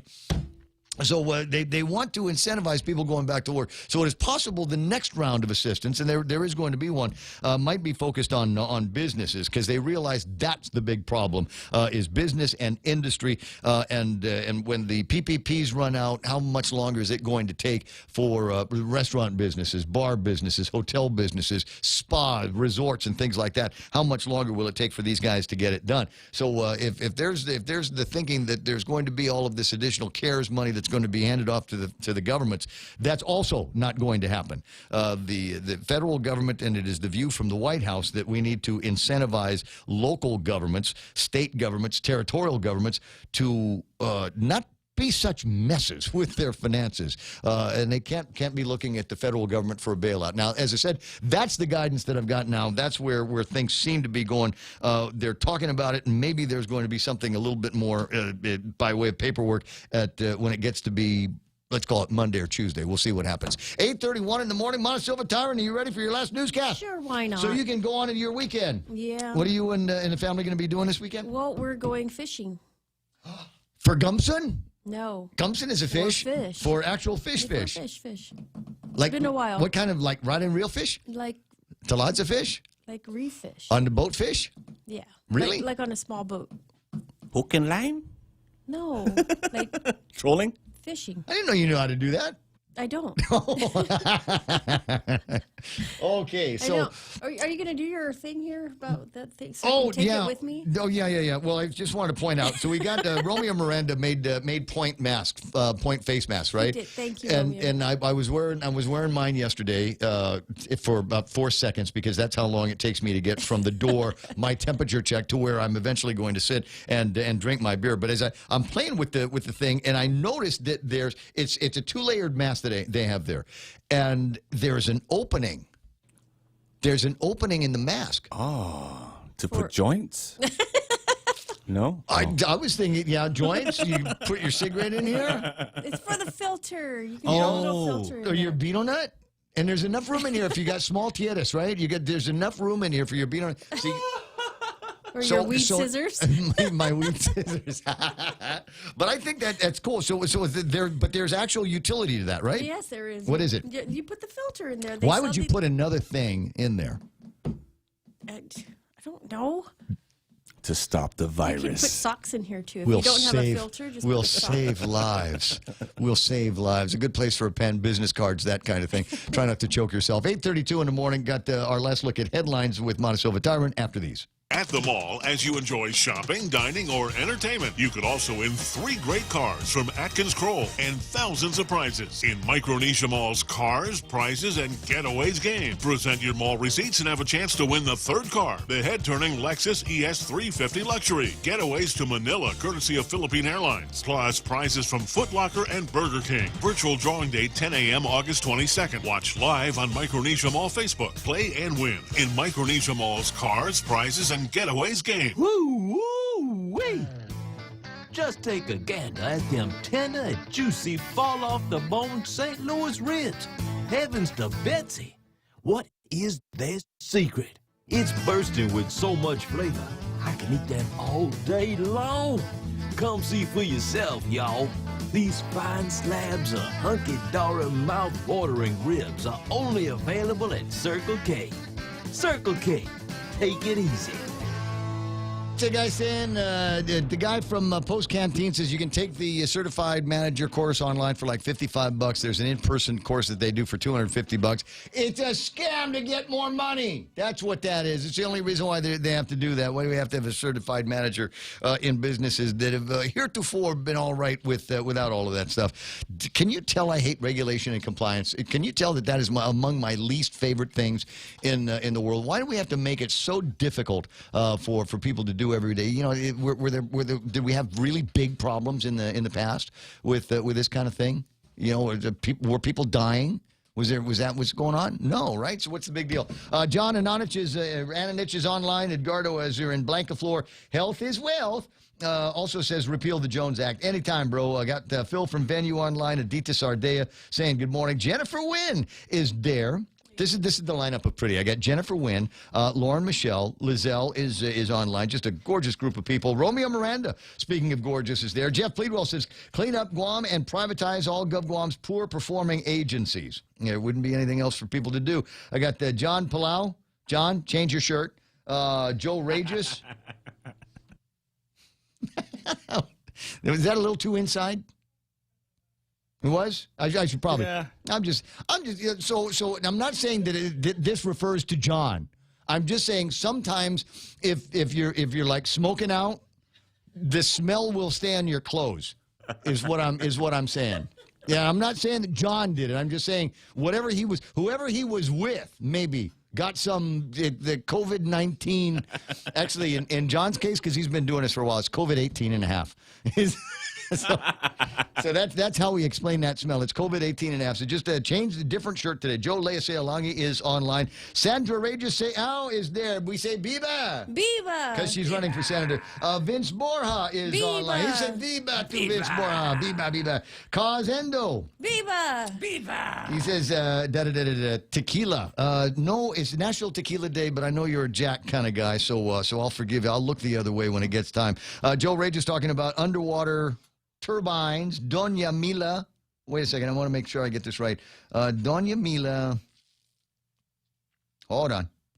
Taitano is hanging out with us. All right. Cousin Troy. Awful like Cousin Troy. Good morning, my most beautifulest, favoriteest cousin in the whole wide world. Good morning, Chalu. Ding Scamballuri is there. Ron and Cindy wait a second. Ron and Cindy De La Rosa. Phil Schragi for the mall. And for the first time in the history of the drive and dine and thing giveaway where they're giving away a car, etc., they will be doing it virtually. What? They will be doing it. This is going to be interesting because normally, you'd get 3,000 people and send a quarter over at the Micronesia Mall. And we call them names and then we get 10 people up on the stage and we give them tickets to the Philippines.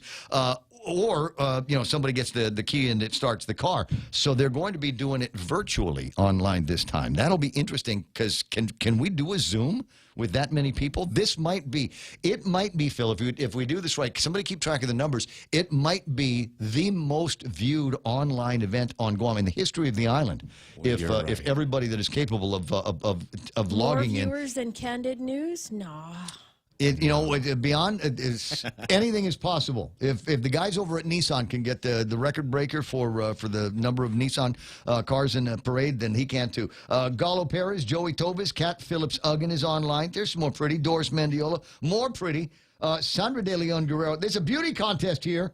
Frankie Gutierrez, Don Merfallen, Bill Mayfield, Bill Cruz, and Doris Pasquale. Bill Mayfield, what's the flavor of the week going to be? Send me a picture of whatever it is that is lurking in your refrigerator, and I'll share it with the listeners that might want a new flavor in their mouth. 8:38 in the morning. Did we already do news? Not yet. Oh, darn. Sorry about that. Still standing around. Okay, Montecillo Tyron's got my your last keys look in at my headlines.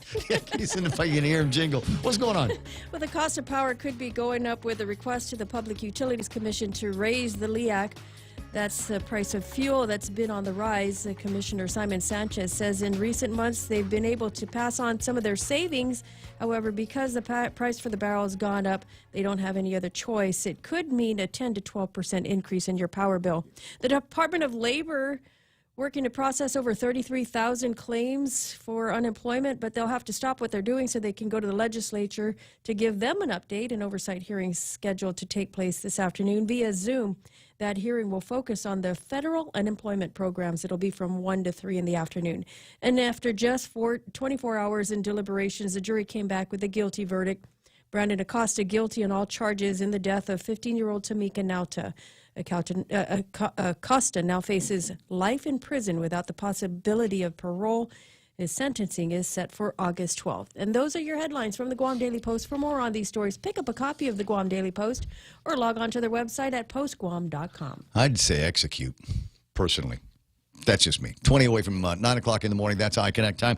There's an iConnect over at the Micronesia Mall. We're just talking about that. Phil's front yard. Swing by there if you got interest in new plans, maybe modifying the plan that you've got, or check out the new technology that they've got from the old beyond the box. All the gizmos are there at iConnect at the mall. Why wait in line when you can access your money more quickly and safely? Direct deposit with Bank of Guam allows you to receive your money electronically. This means no more paper checks, no more trips to the bank, and most importantly, no more time spent waiting in line. Sign up with your employer today to have faster and more convenient access to your funds. Be sure to have your account number, account type, and routing number on hand when signing up. Bank of Guam, the People's Bank, member FDIC. 20 away from 9 o'clock in the morning. The Ray Gibson Show being brought to you by the guys over at Wendy's. Last hour told you about their summer strawberry chicken salad. I hate repeating myself, so try this out. The spaghetti combo meals over at Wendy's. Got spaghetti with meat sauce. With meat sauce. Kind of completes the package here. And we throw in some fries and a cold drink for just $5. And you're going, but Raymond, I'm from here. That's not enough. All right, they can biggie it up for you. Double the spaghetti, large fries, 42-ounce drink, $8. Hearty meat sauce spaghetti combos at Wendy's. Now that's better. Portions of the program also brought to you by Mount Carmel. And some of you are saying, you know, Ray, I heard the last couple of Mount Carmel reads that you said, and, you know, you're kind of mean talking about parents wanting to get rid of the kids. You know what? I've gotten 2 or 3 or 4 different direct messages from parents saying, oh, my God, you read my mind. Oh, my God, Ray. So here's the deal. Mount Carmel They've got preschool, kindergarten, elementary, and middle school classes. So if you got a high school kid that's been bugging you, been punking you since the beginning of the corona, not much I can do there. But anything younger than that, they're ready to go, set to reopen in August. Accrediting teams came by, gave them the highest possible awards for the longest possible terms. Their award-winning academics and stage programs, things like that, continue to win awards on Guam and around the world. Register your child today and enjoy the best in-classroom. Oh, yeah, it's going to be in-classroom. Distance learning is also a possibility. After-school programs, if you want sister to watch the kids for a little bit longer, 565-5128. GRMC's cardiology department treats most complex heart problems. In our catheterization lab, cardiologists use imaging equipment to treat clogged arteries that can cause heart attacks or heart failure. We perform balloon angioplasty, stenting, and other life-saving cardiac procedures. If you suffer from a heart condition, have your provider refer you to GRMC's cardiology clinic at 645-5500. GRMC, where patients are partners.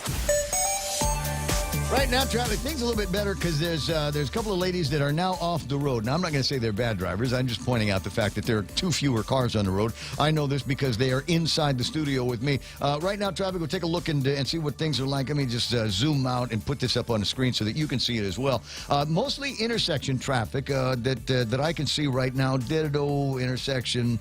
Don't see anybody that's getting pulled over. No long lines there. Looks like things have calmed down up at Anderson Air Force Base, their main gate. As we get into the downtown Agutnia area, yeah, nothing major to talk about there. Navy Hospital running smooth, and all the way down in Sumai. Actually, not a whole lot of traffic down in that direction, which is kind of weird for the 8:30-ish report. Well, I guess that's good news now. 8:43, that's right now traffic. This is The Point. At the mall, as you enjoy shopping, dining, or entertainment, you could also win 3 great cars from Atkins Kroll and thousands of prizes in Micronesia Mall's Cars, Prizes, and Getaways game. Present your mall receipts and have a chance to win the 3rd car, the head-turning Lexus ES350 Luxury. Getaways to Manila, courtesy of Philippine Airlines. Plus, prizes from Foot Locker and Burger King. Virtual drawing date 10 a.m. August 22nd. Watch live on Micronesia Mall Facebook. Play and win in Micronesia Mall's Cars, Prizes, and Getaways game. Docomo Pacific Business presents the Work Better Together webinar series. Session 1's topic is Reconnecting Guam, Tourism's Path Forward. This free webinar will feature industry experts in tourism and technology, sharing the latest information on the future of tourism in Asia Pacific. Join this 2-hour online event on July 29th at 10 a.m. Register for free at docomopacific.eventbrite.com. Docomo Pacific Business. Work better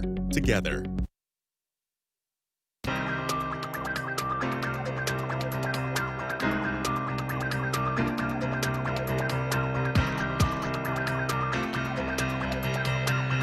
.44, it's the Ray Gibson Show. Yay for the Ray Gibson Show. And what do we got here? Friday morning. Do you have plans? You're gonna want to stay close to the radio and the feed on Facebook, et cetera, this morning. We've been talking for virtually all week about the topic of diversification and the conversation that they are having over at the Guam Chamber of Commerce, among other places, to move that conversation along. Because for many years, it's always been tourism, it's always been hospitality, and the military here on Guam, and that's great.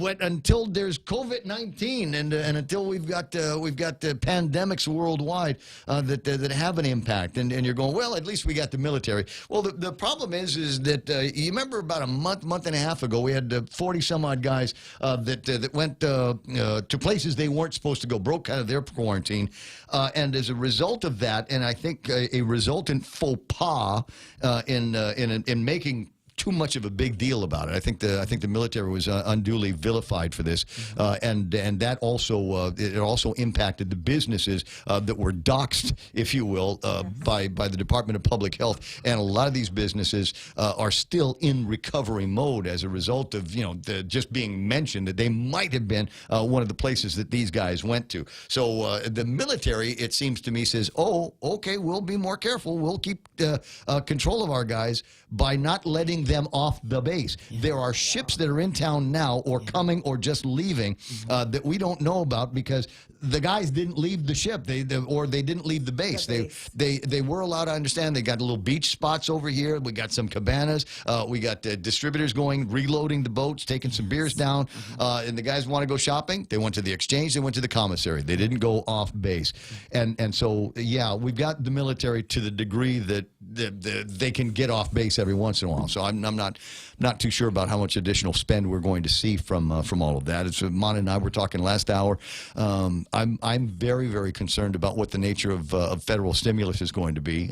Fingers crossed that there's a little bit more for general people. But my understanding is that they're going to focus next on the businesses to help keep them tied over until things are restored to whatever normal used to be, right? That's our understanding. You're getting the same as guidance? well. Yes, yes. Okay, and I mean, that's the most concern for us, and it's something that... Pull that right up to you. Okay.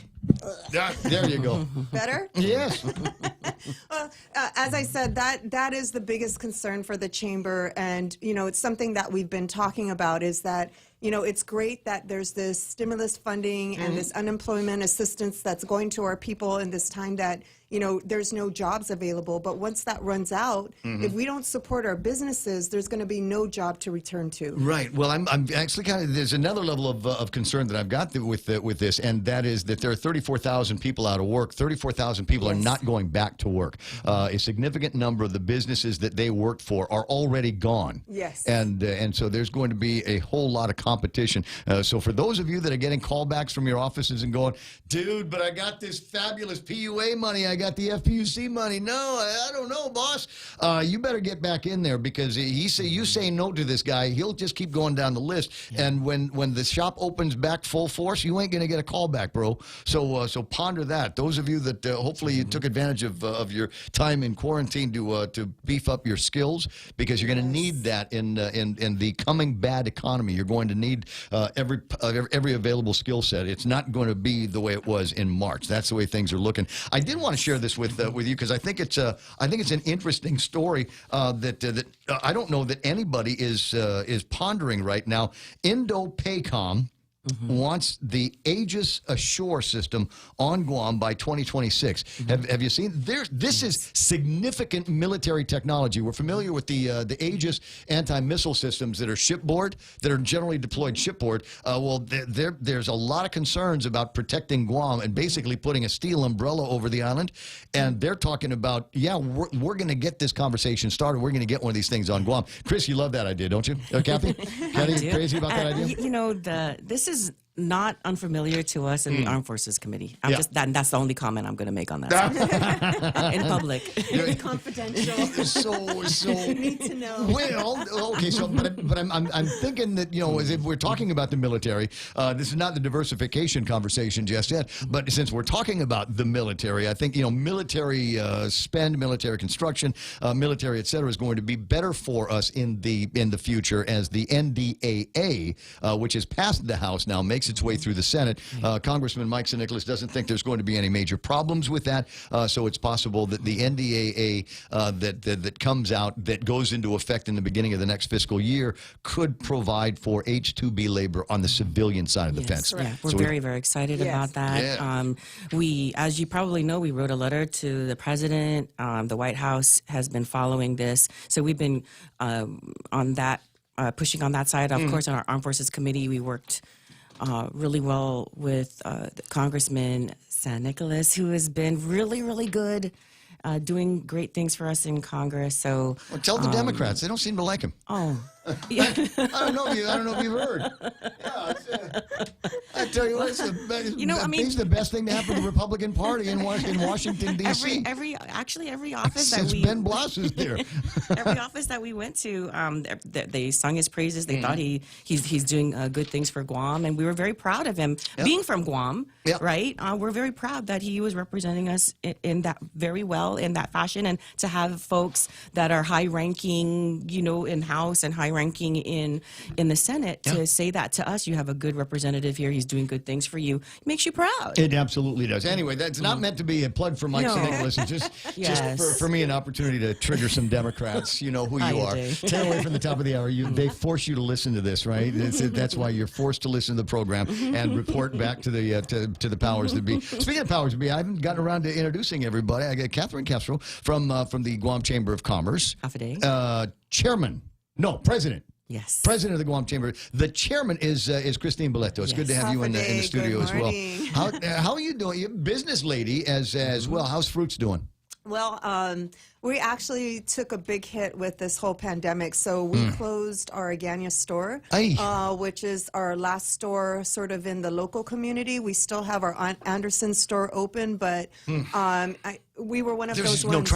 There was no traffic. There's no traffic. Unfortunately, when the Anchor store left, we already were combating reduced foot traffic in the center, and then with the pandemic and not being able to even provide to-go service for our customers, we basically eroded the whole customer base on top of the challenges. And so, when the time came to reopen, us like Tony Roma's, like Esprit, like Shirley's, a lot of us just couldn't weather it. It's not worth reopening. Well, and the thing is, what do you spend 15 years building that business up? Over 10, almost 12 years. Yeah, a dozen years building that business up. Provided a great platform to bring young people in, teach them some work skills, maybe turn them into supervisors and managers. Give them real good opportunities that they either stay with you or they go someplace else. But I think they were better for the experience.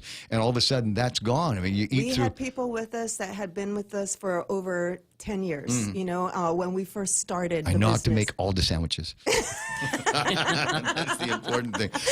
And the smoothies. Yeah. So, I mean, but it was heart-wrenching. I mean, we, again, with those supervisors that we had that have been with us the whole time, at the time we had no knowledge of CARES Act funding coming through. So, I personally pulled out of my own pocket to be able to fund their paycheck. We really tried to look for other opportunities. So even at the Anderson store, trying to figure out can we balance, having them there and giving, employees a little bit of hours all around to sustain them, because they need to pay their bills, they need to eat and so forth. So it really is heart-wrenching to be able to, to have to close and then have to inform employees that you're not going to reopen. So I'll make a point here, because it's something that irritates me beyond words, is that those are decisions that were made daily and are still being made today. And they're tougher decisions that are coming down the road. And here we are in a government where everybody that works for the government, some of them went to work, some didn't go to work, but everybody got paid.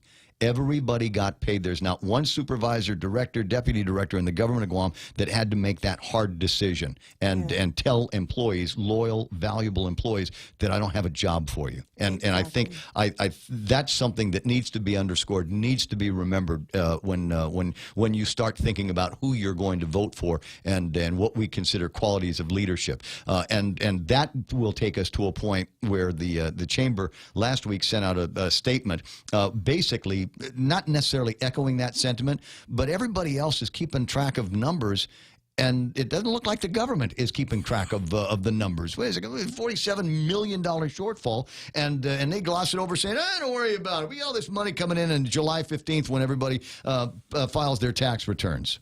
Well, I think that's something that may or may not equate to making up that shortage, but long term, these businesses like mine that close are not going to be paying GRT. The employees that lost their jobs are not going to be paying withholding tax. And so this fiscal year, maybe because the income tax that's being paid reflects the 2019 liability, going into the next fiscal year, when you're talking about the 2020 liability, both corporate and individual income tax, there's no way that it's going to be sustained at the levels that it is now. Businesses were closed, people were unemployed, so just logically, that's less income to tax.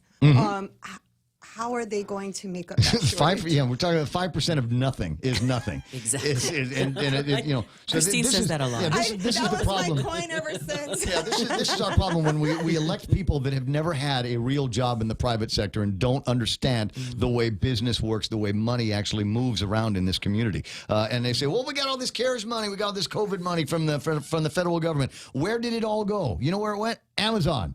It all went to Amazon. Tammy is on the line all the time from the post office. They are chartering additional flights every week, additional flights from the mail centers because there are literally tons of packages that are arriving in the mail. Everybody got their stimulus check. Everybody getting the extra money in the PUAs and the FPUCs, and all of that money went online. Government of Guam gets zero from that. Exactly. The government gets zero from that. We do not get the benefit of that money circulating in the economy multiple times, multiple spends on each one of those dollars. It all went out and is now coming back in widgets, oddly made in China. That we're, you want to talk about the ultimate ironies here. 856. So that's the deal. I'm presuming that, and this is the way it works in my head, is regardless of whether we think there is anything to a $47 million shortfall or $51 million shortfall, or whether it's going to get made up with money coming in from the cash register over at Daphne's place,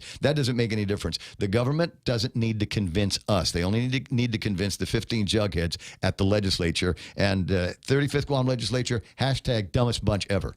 So I've got a feeling that they're going to be able to convince this body that we're going to be okay moving forward. Don't worry about a thing. 2021 is going to come, and we are going to get smacked in a way that we could not even begin to comprehend. Well, I mean, obviously, as a chamber, seeing what's happening in our economy, seeing what's happening with the businesses, it's why we pulled together this group that we've coined our think tank.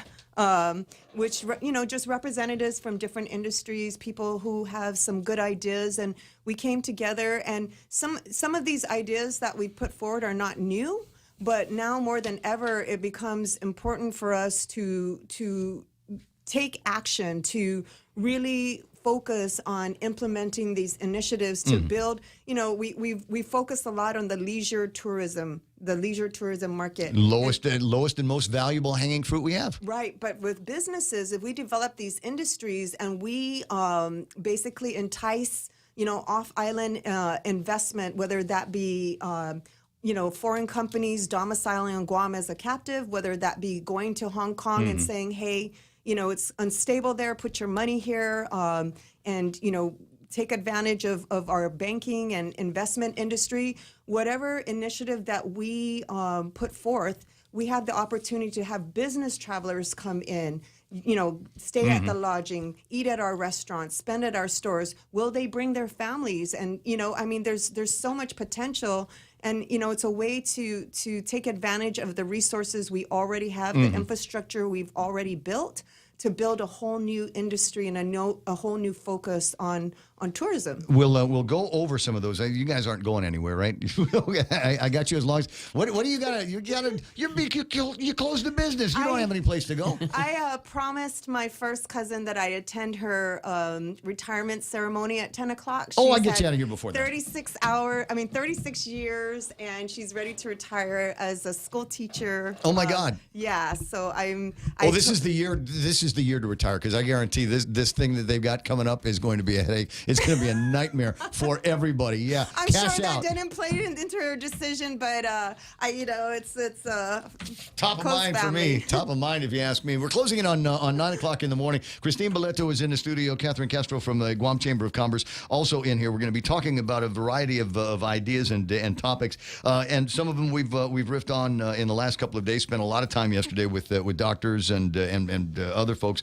Jay Rojas from the formerly over at Gita. We spent some time with him talking about some of these ideas. So we'll flesh them out a little bit more, put some meat on the bones in the next hour of the program, if you will, and then talk about what tactics they will pursue on some of these strategies to see what happens. It's all about diversification of the economy. Your phone calls, 888-8255-888-TALK, or just hit me up on the Facebook Live, and I'll pass the message along to you. Stand by now. It's time for Fox News Live. Different look for the Republican convention. I'm Rich Dennison, Fox News. President Trump tonight announcing he's scaling back plans for next month's Republican National Convention, canceling events scheduled in Florida as the state sees a continued rise in coronavirus cases. I care deeply about the people of Florida and everywhere else, frankly, in this country and even in the world, who would be coming into the state, and I don't want to do anything to upset it. The president says delegates will still meet in Charlotte, North Carolina, the original site of the event. The president had planned to accept his party's nomination in Jacksonville, Florida, after North Carolina officials expressed concerns over crowd sizes with the ongoing pandemic. The president says he'll deliver his speech in an alternate form. The convention events are scheduled to begin on the 24th of next month. Democrats have already announced a scaled-back convention in Milwaukee next month, where former Vice President Joe Biden will accept his party's nomination. The number of confirmed coronavirus cases in the U.S. has now passed 4 million. The country has recorded more than 143,000 deaths. A federal judge today ordering President Trump's former personal attorney be released from prison. A Manhattan federal judge says the move by the Bureau of Prisons to put Michael Cohen back behind bars was retaliatory because of the tell-all book he's writing about President Trump, and ordered that Cohen be released by 2 o'clock tomorrow afternoon. Cohen, President Trump's former personal lawyer and fixer, had been released to home confinement in May because of health concerns due to COVID-19 and was ordered back to prison on July 9th. Cohen pleaded guilty in 2018 to campaign finance violations stemming from hush money payments to women who said they had affairs with then-candidate Trump. Fox's Tanya J. Powers. After dropping the Redskins name, Washington's NFL team announcing today that until a new moniker is agreed to, they'll operate as Washington Football Team until further notice.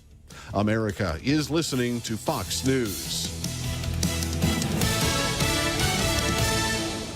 Woo-wee!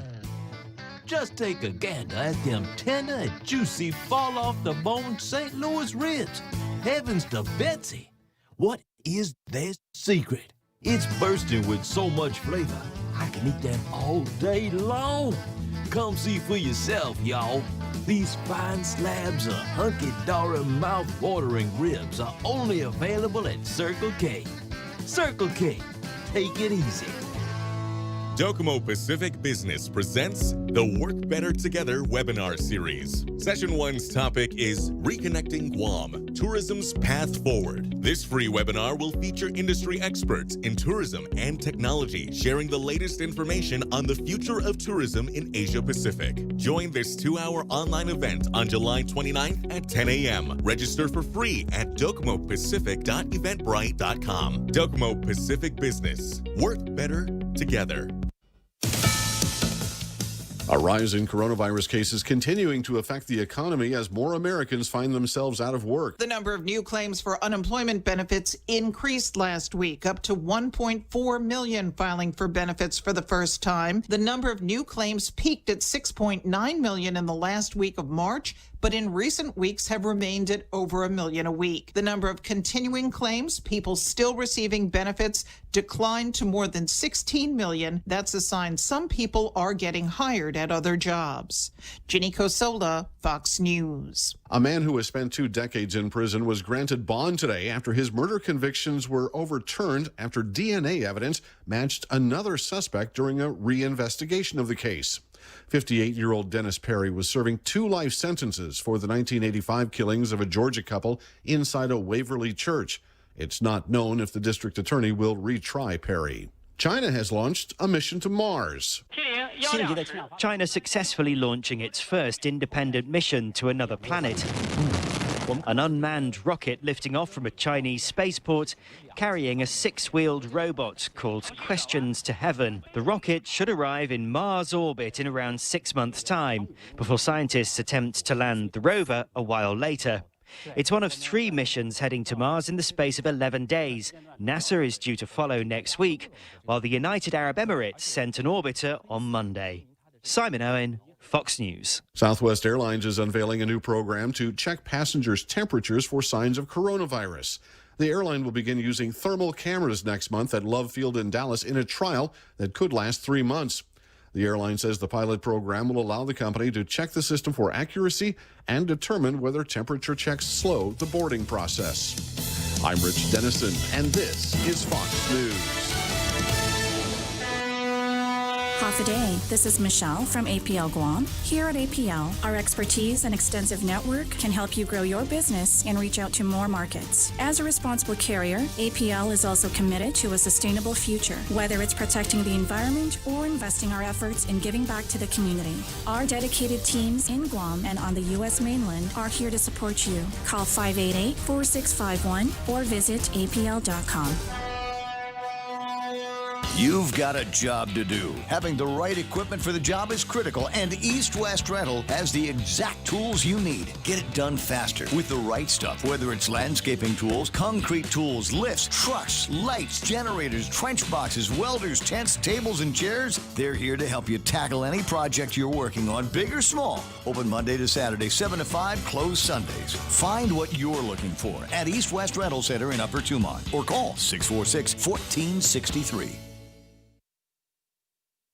That's you. What? We're talking business here. I got a couple of sharp business ladies in the studio, and you're interrupting me. It better be good. Who am I supposed to? They like crispy ribs from Chili's. Crispy ribs from Chili's, guys. No, actually, here's the deal for Chili's. Let me see if I can get this up on the screen, because this is the thing. This is why, ladies and gentlemen, today is National Tequila Day, and if you want to take advantage of that, my recommendation is that you go and find Chili's, because they've gone overboard. I want to say they just decided, if we're going to do this, we're going to do this. We're jumping in with both feet. So National Tequila Day taking place right now. Today over at Chili's. Now, starting as soon as they open the doors, they have $4 selections, which include Classic Margarita, Ultimate Fresh Margarita, Tropical Sunrise Margarita, and the Presidente. Now, it's worth pointing out that many of the drinks that I'm going to tell you about are based on smoothies that you used to be able to get over at Fruits. They just they just put tequila in there. It's absolutely delicious They and have refreshing. Yes, an El Nino Margarita, the Blueberry and Pineapple Margarita. Come on, you had something like that, right? Familiar. Sounds familiar. Top shelf margarita, and this one is the one that intrigued Mana.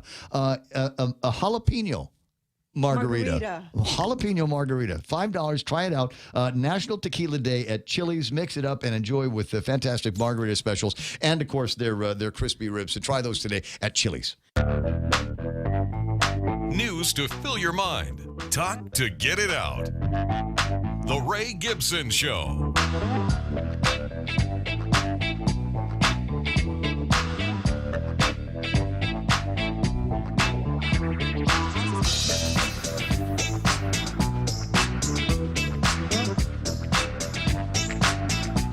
After 9 o'clock in the morning, that's so there's going to be the next iteration of Fruits is going to be grown-up Fruits.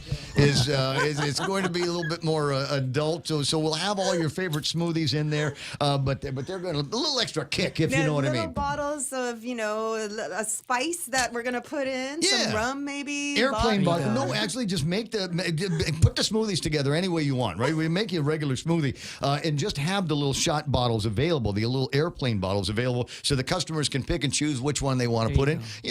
Not everybody's going to want to have it with rum. I'm not a rum guy. I'm trying. I'm learning, but it's not my poison. At any rate, something to ponder as we make our way into where are we? It's Friday morning. Ladies in the studio. Pete Scrow was on the line. He may call in a little bit later on. He wanted to talk. He's not on the line now, but he was talking about wanting to call in and talk about captive insurance, which is one of the things on the list of diversification opportunities. So we'll put all of this. The overall strategy here is diversification. Yes. There are tactics that we would exploit, and different kinds of diversification, and then tactics beneath that for each one of these things. So the same way, as an example, there's an Armed Services Committee over at the Chamber. There's going to be a diversification committee, right? Yes. And so if I was sitting on the diversification committee, I would like to take the satellite launching. Okay. And so I would be in charge of that. Yes. and figure out who I've got to talk to, who the players are in the industry, what it would take to be attractive to them. Right. Correct. And then if needed, working with government agencies, like kind of what Kat was alluding to in dealing with the captive insurance, what are the barriers to getting these industries off the ground and working with who we need to overcome them so that we have a chance to start getting this off the ground. So we've got captive insurance here. If I wanted to, I could call my brother and say, put together a captive policy so I can self-insure. Well, there's for captive insurance on Guam, but anyone who's followed the news in the last few years knows that there's a lot of obstacles to getting it off the ground. And so, I did a comparison between domiciling here on Guam versus FSM versus Hawaii or some of the states because they're pretty similar.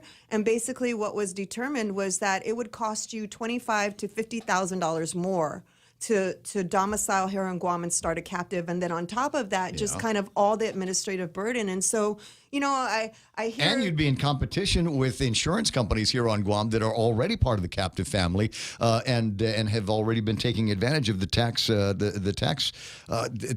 abatement part of that program. That's kind of like with the chamber. It's not to erode the local insurance, business. It's not to have local businesses get away from paying taxes. Really, our focus should be in inviting foreign types of companies. So, when we talk about FSM or we talk about Hawaii, you're talking about Japanese-based companies, you're talking about Korean-based companies, you're talking about companies that their money is not here, those taxes are not being paid now, and giving them the opportunity to domicile here.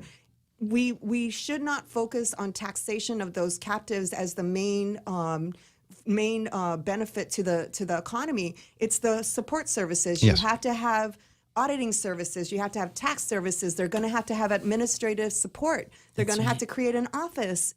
People have to be hired to run those offices here. So so the part of the conversation here that I like is that virtually every business that you were talking about that would be allied with these businesses are businesses that aren't hiring people at minimum wage. We're talking about some skilled labor. Correct. We're talking about some smart labor. Correct. So that means that all of a sudden we're building up a true middle class of employees that won't necessarily be taking money off the dole of the local government, the federal government. We've got people here that will appreciate the honor of work. Yes, absolutely. And then remember that those businesses do pay taxes. Those employees do pay taxes. So that's the way that we have to look at these industries, not as a way to diminish the tax base for the government or trying to take away from the responsibility of paying taxes for businesses here, but really looking at that outside investment with money that we don't have, and building again that business tourism industry with people that are not currently residents here that are not paying taxes. And they wouldn't necessarily be dependent on the military or the hospitality industry. They can still have them as customers, but their bread and butter would be servicing these captive insurance companies. Correct. As an example. All right. So I think you get kind of a higher altitude view now that we're having this conversation. It's not just a question of calling these people in and saying, okay, bring your industry, bring your business to Guam, because it might not be a whole lot of them coming, but you don't need that many to support some of the other service industries that go along with that, many of which we've already got now. Many of those employees are among those that are unemployed or underemployed right now. Correct. So good to have these guys here. So let's go through some of these here and talk about from the outside here, alternative dispute resolution, our world famous Inafat Maulik. Yes. So, this is Jerry Perez's baby. So we've assigned him to do that. And he's actually very familiar. We actually have a law that supports ADR for Guam. We've just never gone out and marketed it. There is opportunities available right now in Hong Kong. They look at 400 or so disputes a year. Even if we can get 4 to 10, right? The infrastructure is already here. The supportive interest. We have the District Court of Guam. Yeah. We have attorneys. We have administrative support, right? They would come here. We have hotels. We have conference rooms. We have condominiums if they need to stay here longer, right? So that opportunity is another low-hanging fruit that we, haven't pursued. How do we market that? Well, you just make it known. So I can't remember the United Nations, and I think I put it down there in the report that we put out. But as long as you let the world know that you can be a dispute center or a dispute area, they will come. So you just lure, a few people, and then they let other people know about it. So the idea is, and Jerry is working on the piece paper for that. So the idea is to get a handful of folks or businesses or that are, to do a dispute. We need to go find so lawyers will do this. They'll go and buy cases.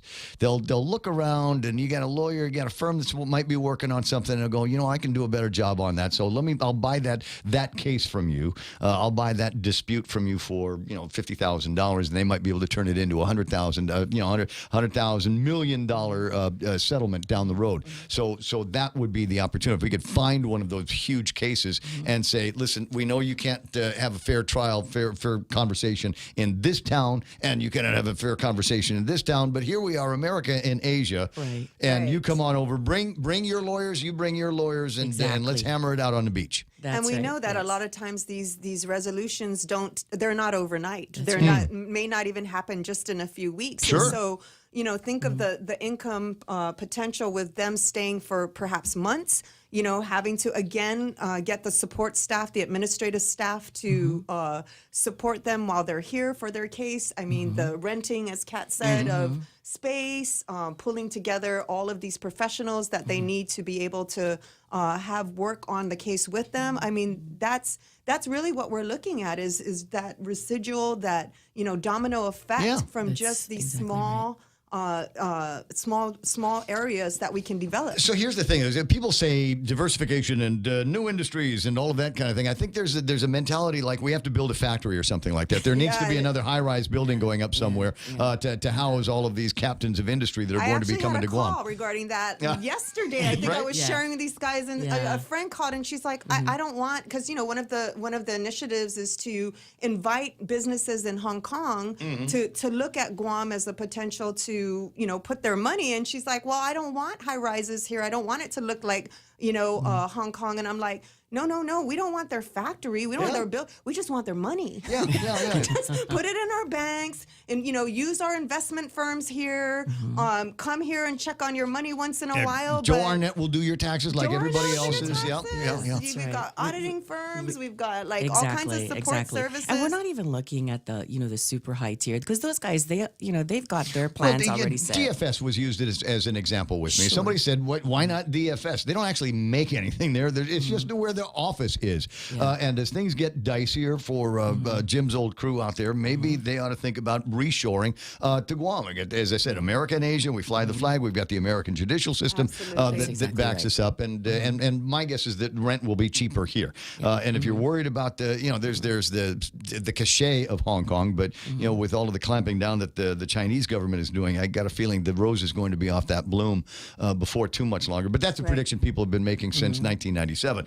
But I hear the point. It doesn't have to be everybody. We don't, and frankly, we don't need to invite everybody. We just scale it to people that will make sense for Guam. Exactly. Yes, absolutely. That's the ticket. And we have a report. I was talking yesterday or day before was there's other things that other factors to consider.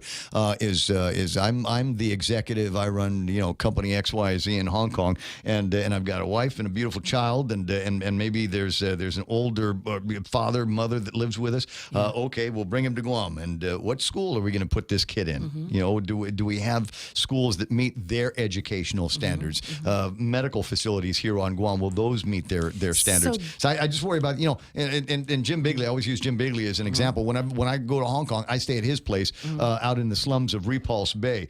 There is near my house is a car dealership. I've got Cars Plus is near my house. The dealership near his place is a Lamborghini dealership. So there's a big difference in the class system, and I worry that there might be people going, I won't go there. Well, they don't have enough ATMs. There's no place for me to plug my Tesla in. We did talk about that. I'm right? sure it's a thing. So well, you're women, of course. You talked about that. Right? Where will I shop? And do I have a housekeeper? What about my driver? What about my yaya? Or nanny. We can do yayas here. I don't know why if that was ever a part of our culture and it went away. The question is why and how do we get that back? I think that's. I would. Oh my God! Could you imagine how incredible life would be for virtually every household on Guam if we had people that could afford to have the live-in yaya? Yes, exactly. Clean clothes, breakfast when you wake up. God. But you know what? That's maybe that high end, like what I was trying to mention earlier, that's not the group that maybe we want to bring here. Maybe it's the administrative arm that has the middle management people who don't mind. Yeah. Right. But people it's more still like money. us. It's still money in the economy, right? Yeah. And then it just adds interest, right? So you've got your Korea office saying, Guam? Hey, maybe let's have our next meeting in Guam, right? And then that's where you spur the interest, right? And that's where we're going with this whole thing. Okay, so we can go through all of the other ones, but I think the answers are going to be the same thing. We don't need to have heavy manufacturing here. We don't need to do a whole lot of heavy lifting, distribution, assembly here on Guam, as much as let's bring in these people in these business categories, and then the accounting firms and all of the different we have the support infrastructure services already here. Will come through. So we got that. We got the Guam Trust Law, which is worth exploiting. I say the words Guam Trust Law. Don't know what it means. Well, I don't really quite know either. Joe Arnett's so the Joe only one Arnett that is our point person on it. Joe, call in. Joe, we need you. We invited these guys because, each one of the members of this think tank. We're gonna have them all in. Well, eventually, as we get to. I'd love to get you. So my favorite Joe Arnett story. We're in San Diego, California, and we were there it was one of these summits to try to convince everybody in California to move back to Guam for the military buildup. Yes. You remember that was what a great time. Yes, we were there together, and. So Joe Arnett gets up. It's his turn to speak, and he gets up and he gets the crowd just busts out laughing because he's up there. He says, "I will have the best slide presentation. Every single person that came up has done a slide presentation, a PowerPoint with a map of Guam and the Marianas. Mine is the best one because it goes all the way up to Mog." Yes. And I thought, oh my God, that's the funniest thing that I'm going to hear all day long. Just a terrific guy. Okay, so the Guam Trust Law, we'll put a note on that one. Call Joe. The pharmaceutical manufacturing relocation to U.S. territories. This would be interesting if we were able to bring the manufacturing. And there have been people that talked about this. I interviewed some pharmaceutical guys from the Philippines many years ago, and I don't recall why they decided that maybe it wasn't the right time to make the move. But there was some kind of consideration, multiple considerations to being able to bring the manufacturing from the Philippines and places where they manufacture pills, et cetera, and bring that to Guam. Yes. So Frank was going to be here today, and he was going to talk about that. Frank Campillo. Yes, and unfortunately, he's not feeling very well. So, but they are exploring this because, during this pandemic, they found out, well, dang, a lot of our medicine is in China. Yeah.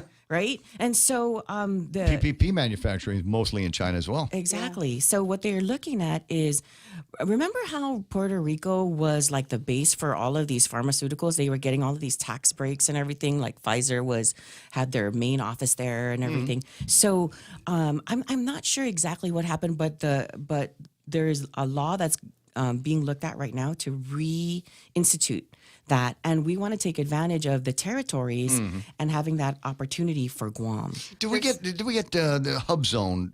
Is there a way that we can mango some of the benefits that we get as a result of the military buildup? Are there things that we can do that would allow us under that kind of nomenclature, under that flag, to be more attractive to some of these businesses? Well, I don't know about overall, but particularly with the pharmaceuticals. So in the case of Puerto Rico, the reason why that industry fell is Congress removed the tax breaks that were afforded to those corporations that put their business there. We can do our own. We don't need the permission of Congress to. There is a bill that's being introduced that reinstitutes those tax breaks, and the territories, including Guam, would be able to avail to that. So if a pharmaceutical company came here, then we would be able to provide those tax breaks, not coming from our local tax base, but I think technically it's still paid to us, but basically they would be able to avail of that. And so that would be a way for us to attract them to come here. Can we leap from that conversation into cannabis? There's wasn't one on the list, but okay. But why isn't it on the list?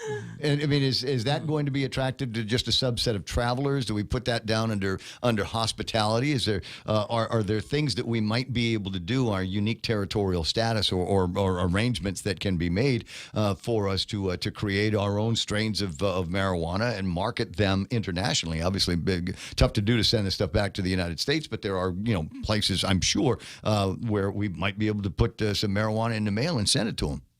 I don't think we've ever explored that. I don't know why it's never come up, but well, yeah, I mean, somebody has to take charge of that committee. It may be because we don't have any rules and regulations yet from the Cannabis Control Board, so nobody knows what that industry is going to look like until Vanessa and that team are done with everything, and hopefully it is unbelievably unrestricted. I'd like to see it almost totally deregulated as much as possible. I'd also like to see tax breaks, and this is just my green fantasy is we go from district court all the way over to Adelup, right? That whole Anigua area. And which is, in my mind, a hub zone of its own within the hub zone, right? What is it? It just used to be strip joints and buy me drinking bars and a hole in the walls. But I think there's more that can be done with that. So we say, all right, you guys can participate exclusively in the cannabis business. We'll have cafes, we'll have restaurants, we'll have just places where you can go, light up, smoke, and do whatever it is that you want to do.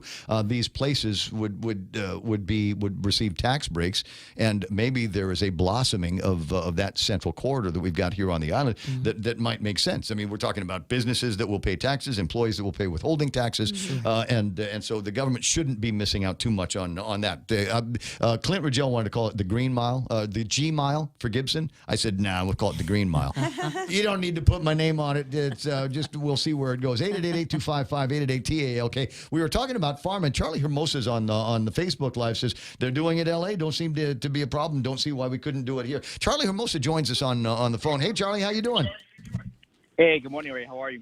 You know what? I'm living the dream, bro. Charlie Hermosa from American President Lines, and also the Guam gifts, and the I don't have it with me. I don't have it with me right now, but this is made out of the same material that my growler is made out of.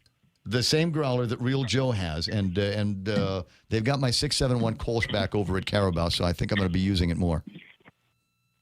No, you just got to make sure you keep filling it up. Yeah, well, that's the object of the game, is to try to keep it as filled as possible. Anyway, Charlie's on the line. We were talking about pharma and opportunities for the island to diversify, if you will, a little bit away from what we've got with the military and tourism. What are your thoughts? Yeah, no, and good morning, Captain. Good morning, everybody there. Good Ray. morning, Charlie. I wanted to continue on that conversation regarding the distribution. I'm a big proponent. Having lived in Puerto Rico, and so exactly how I was actually there during the time where the tax laws were sort of taken away, and it impacted the island. But coming here on Guam, when I looked at the checklist of what we needed to have similar industries here, we're actually even closer to some of the raw materials that we would need to actually make some of the.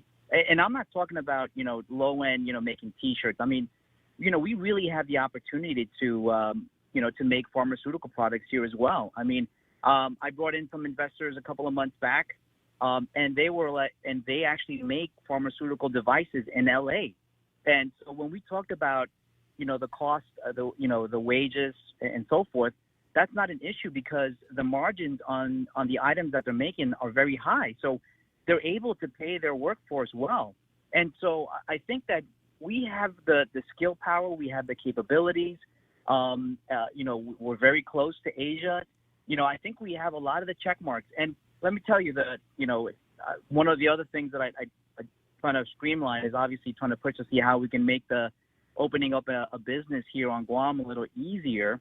But Puerto Rico faces the same issues. Yeah.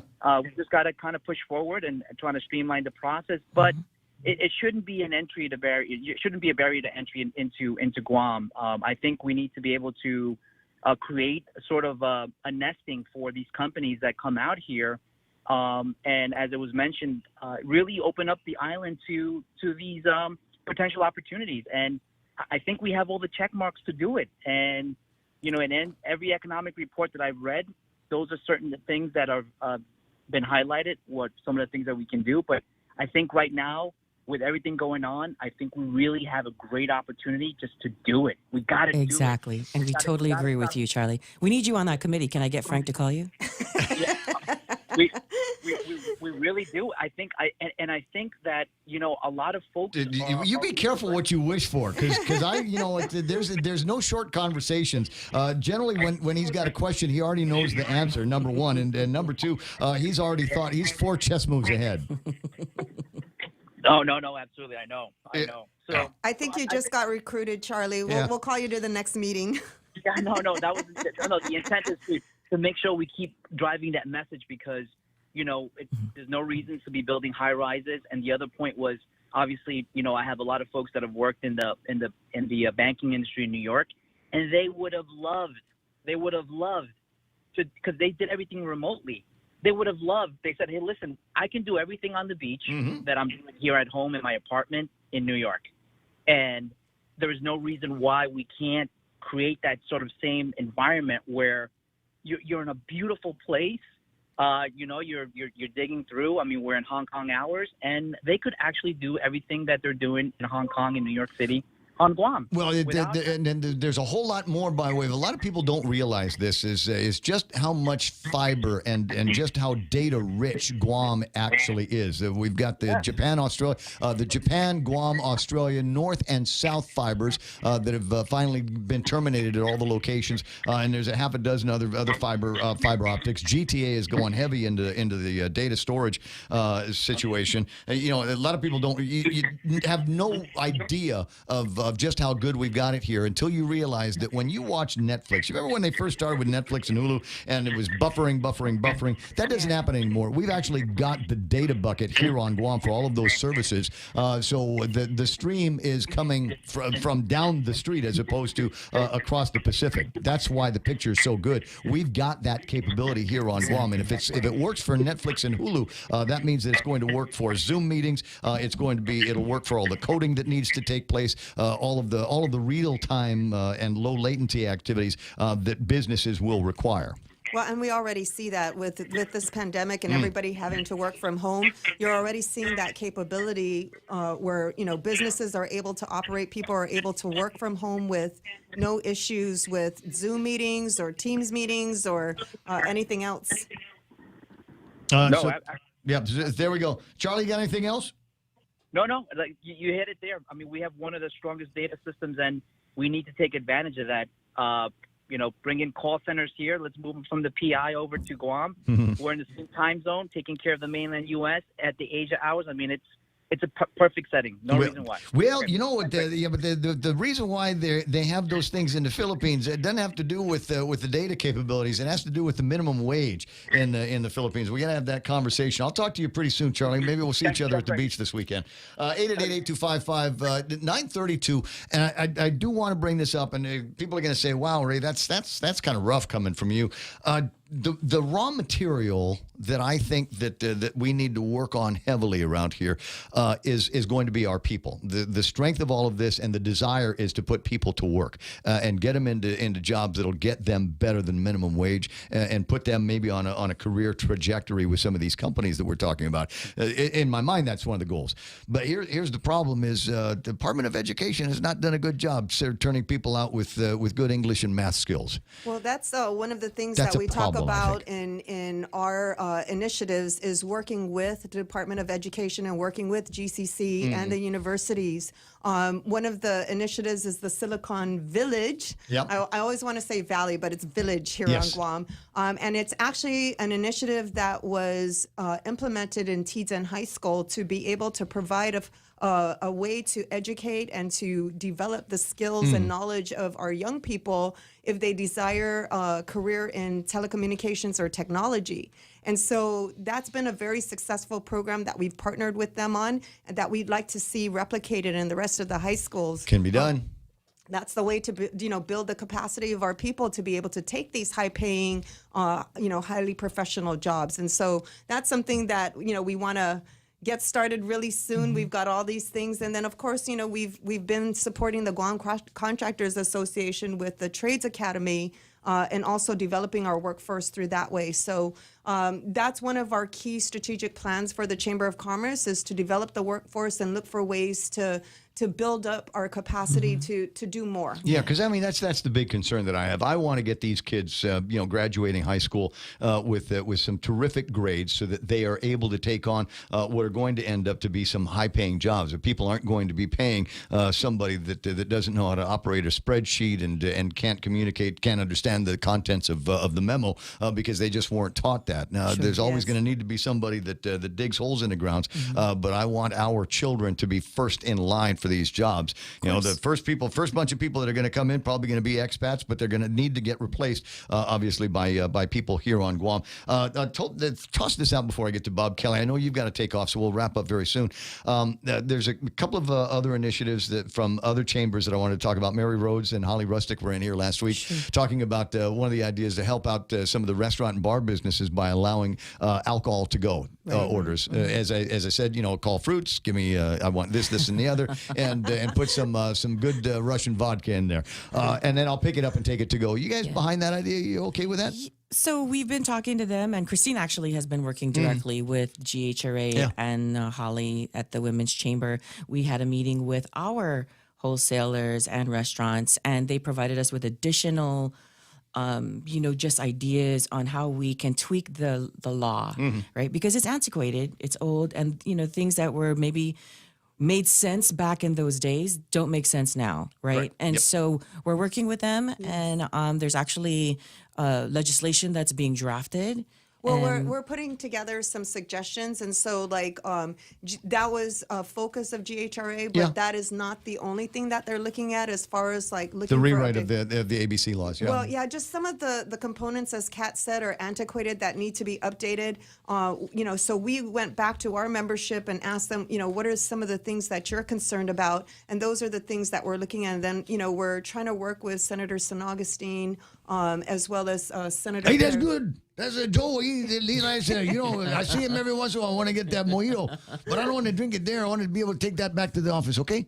Which I think everybody agrees with, so long as the laws are followed. It's in a sealed container. It has all the safety seal it up measures. Like the boba teas, there's when you get to one of those things. So that was one of the suggestions, and I thought it was a really good way that they kind of did the compromise. You can't possibly drink it on the road unless you puncture that. It. Yeah.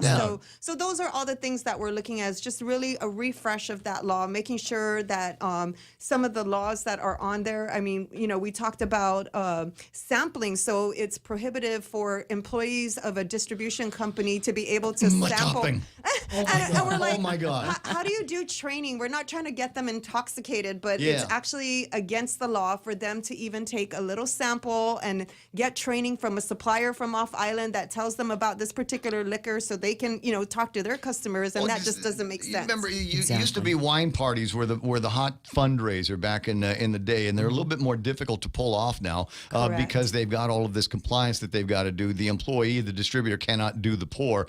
You got to have somebody from the hotel or somebody that's got some kind of health certificate behind all of that stuff. On the topic of minimum wage, and people are going to throw stuff at there are some people that will throw stuff at the radio, and I know that this is going to be a tough sell, but I'm one of the people that believes that we need to take a look at the minimum wage and reduce it. The minimum wage will need to be reduced here. It will come down to, for many bosses, for many business owners, I cannot hire you full-time at that rate.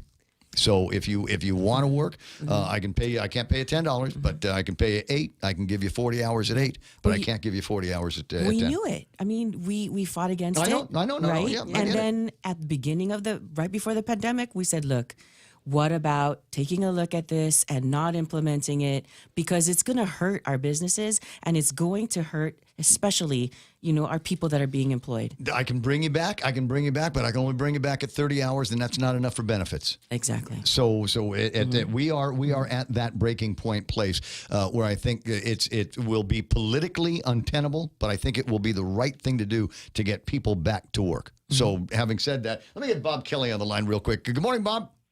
Good morning. Good morning. I just wanted to chime in on the discussion on pharmaceuticals. Go ahead. Being manufactured here, because a sister company that we deal with in the Philippines has one of the larger manufacturing companies in the Philippines in pharmaceuticals. We work with them on the water quality stuff, but it's their sister company. And I've talked a little bit. One of the nice things we have in the United States is not only can their executives actually get visas to the United States, or in this case, Guam, to work, but their technical experts who could then train our people also will get those. And so with those visas, we can bring in a core of experts and executives to help establish training so our people can also produce that here in Guam. Mm-hmm. Okay. Now, when you said sister company, is that a sister of mine as well? No, it's on our water quality. It's MD. I see. Okay, so on your side, Bob and I are partners in a couple of other things. Okay, just checking, because I learned something new. We need to work together because it's an industry with the pandemic. There's a lot of push to get the companies to come to the United States. Mm-hmm. Absolutely. And you mentioned about the fact that Puerto Rico has a large number, but right now a lot of the technical expertise and the manufacturers are located in Asia. And I would say most people working in Asia, Hong Kong, China, Philippines, would rather come to Guam than Puerto Rico to set up a company if Puerto Rico and Guam have similar benefits, because it's much closer to their home and much closer to the culture and environment they're used to. Don't disagree with that point. Cannot. Quick question. Charlie mentioned something. I probably should have asked him when he was online. I didn't really. He said that we're relatively close to the raw materials for this for these pharmaceutical companies. That is true. Can you expound on that? Yeah, well, it is true, and I've looked at it. Unfortunately, a fair number of those materials do come from China, and we need to diversify where the raw materials come from also, because that could give us some of the same problems we have right now with the manufacturers there. But a lot of them do come from throughout Asia. Malaysia has a lot of them available and so on, and I think we could set up multiple sources for the raw materials needed to set up the pharmaceutical companies here. And so he is correct. Asia, especially the Malaysia, Australia, we have a lot of places we could bring the stuff in here as the raw materials to set it up. It's a very good point, and it's another reason why Guam could be strategic in this. All right, and the concept is, we're not talking about heavy duty smokestack pharmacy factories, and we're not talking about sweatshops and skyscrapers and things like that. Bob, I appreciate your time. Have a good weekend, buddy. Oh, and by the way, Sure, I tried that. Finally got a chance to try that Daytimer IPA that we've been yakking about. Boy, that is some tasty stuff.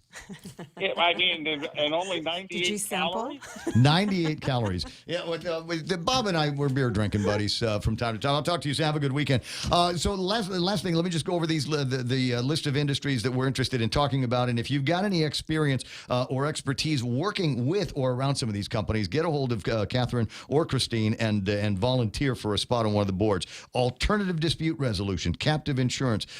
Get with Joe Arnett and figure out what the Guam Trust Law does. The relocation of money, individuals, and businesses from Asia, pharmaceutical manufacturing, ship repair and labor, which we have done here in the past. And I think one of the bigger deals that we're going to have to do is work through through Congress to ensure further that when we've got these military vessels that need some assistance or that need some kind of repair, that all of it gets done here, as opposed to finding other locations around the area where they have been sent to in past. Safe Haven Ports, satellite launching, and the Silicon Valley Initiative. Everybody knows something about one of those things, so find these ladies and let them know. Thank you. You're welcome. You're welcome. I'm glad that. Thanks very much for coming. Yes. You're going to hit the retirement thing, so I'm going to let you run. Yes. And I'm going to let you run as well. And I'm going to assume that you're going to want to come in again in a little bit and talk about where we are in the process. Bring in a couple of the other guys and talk about some of the things that they wanted. So the door's always open. In fact, I'm going to give you the code for the back door, so you can come and go whenever you want to. It's 9:43, and I hope, Catherine, Christine, the next time I see you, you've got a couple of to-go cups with some smoothies and smart drinks for me. We'll do testing. I just want to make sure it's in compliance with the ABC law. They don't check. They're okay with me. It's 9:43 in the morning. Real Joe. We'll call that iConnect time. Go to the nearest iConnect and talk to them about your businesses and your plans and your push to talks and all of that. There's a shop over at the Micronesia Mall, so check them out as well. Hofade, this is Kayla from APL Guam. Here at APL, our expertise and extensive network can help you grow your business and reach out to more markets. As a responsible carrier, APL is also committed to a sustainable future, whether it's protecting the environment or investing our efforts in giving back to the community. Our dedicated team in Guam and the U.S. mainland are here to support you. Call 588-4651 or visit apl.com. Woo-wee! Just take a gander at them tender and juicy fall-off-the-bone St. Louis ribs. Heavens to Betsy! What is their secret? It's bursting with so much flavor, I can eat that all day long. Come see for yourself, y'all. These fine slabs of hunky-dory, mouth-watering ribs are only available at Circle K. Circle K. Take it easy. GPSI Guam is a professional technical services company that is a registered contractor for the federal government. They are SBA approved, 8A, and Hub Zone certified, providing program and project management, administration, technical support, logistics, and commodities. Find out more about GPSI and how they can help you today. Contact GPSI if you need assistance in meeting your small business subcontracting goals at 671-477-3058. They'll be happy to assist.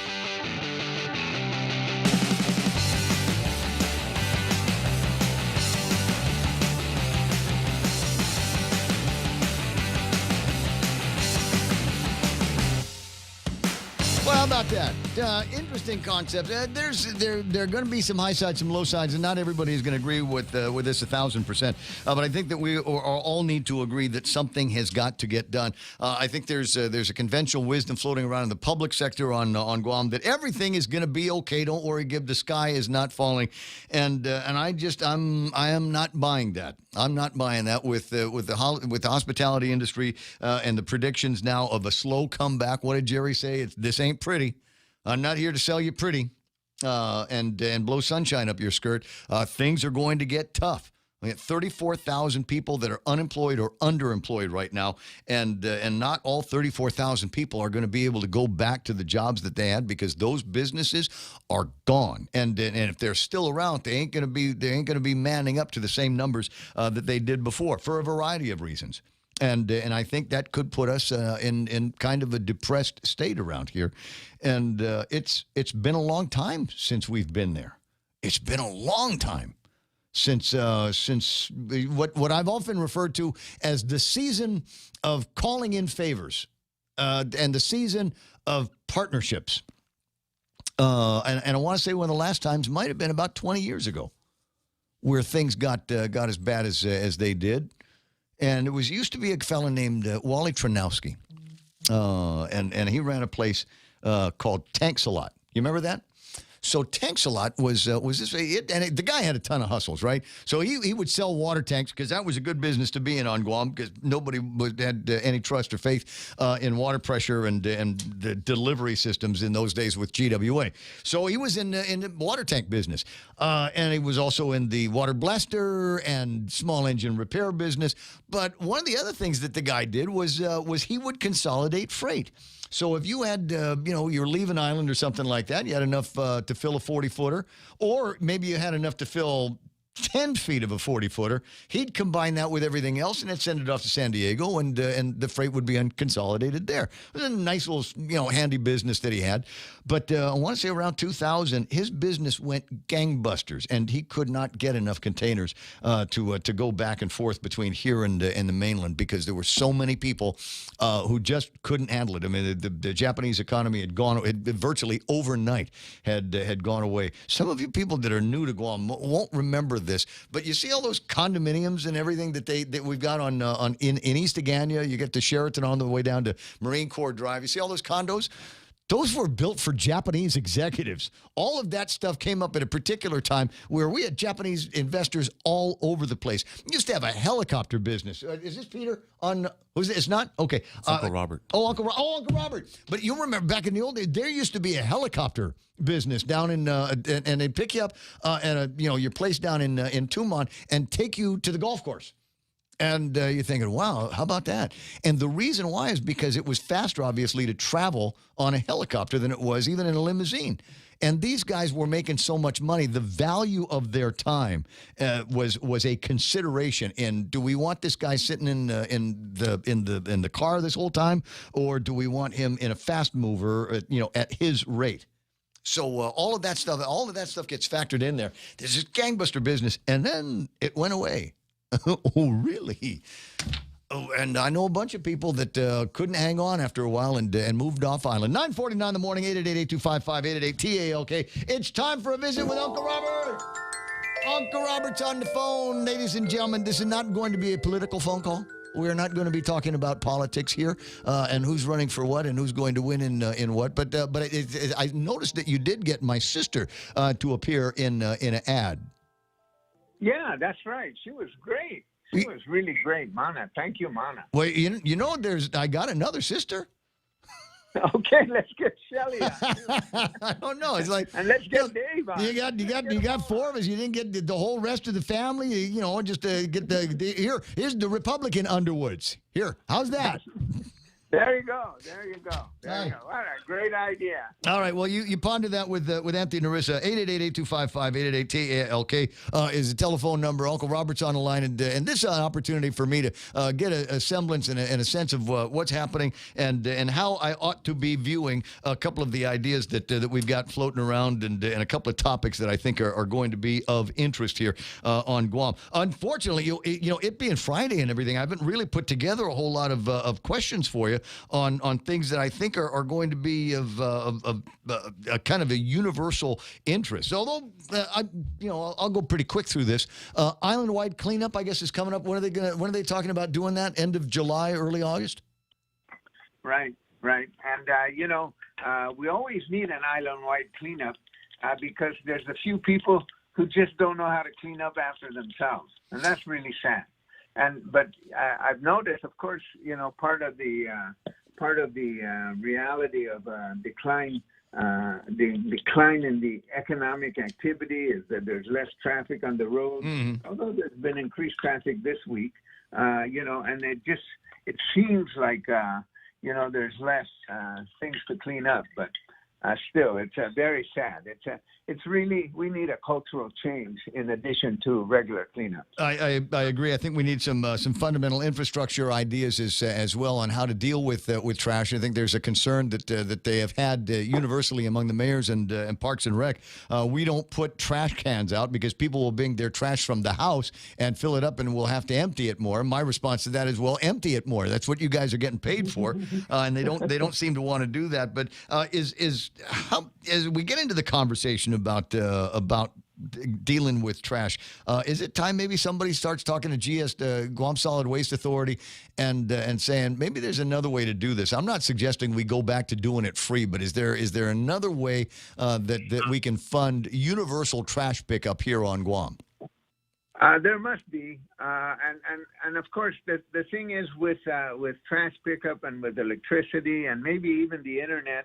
And water is that these are just sort of basic utilities, basic parts of our lives that need regular attention. We need to figure out how to cost it out. We need to figure out what the appropriate private-public partnership is, because those are really critical elements. They're not.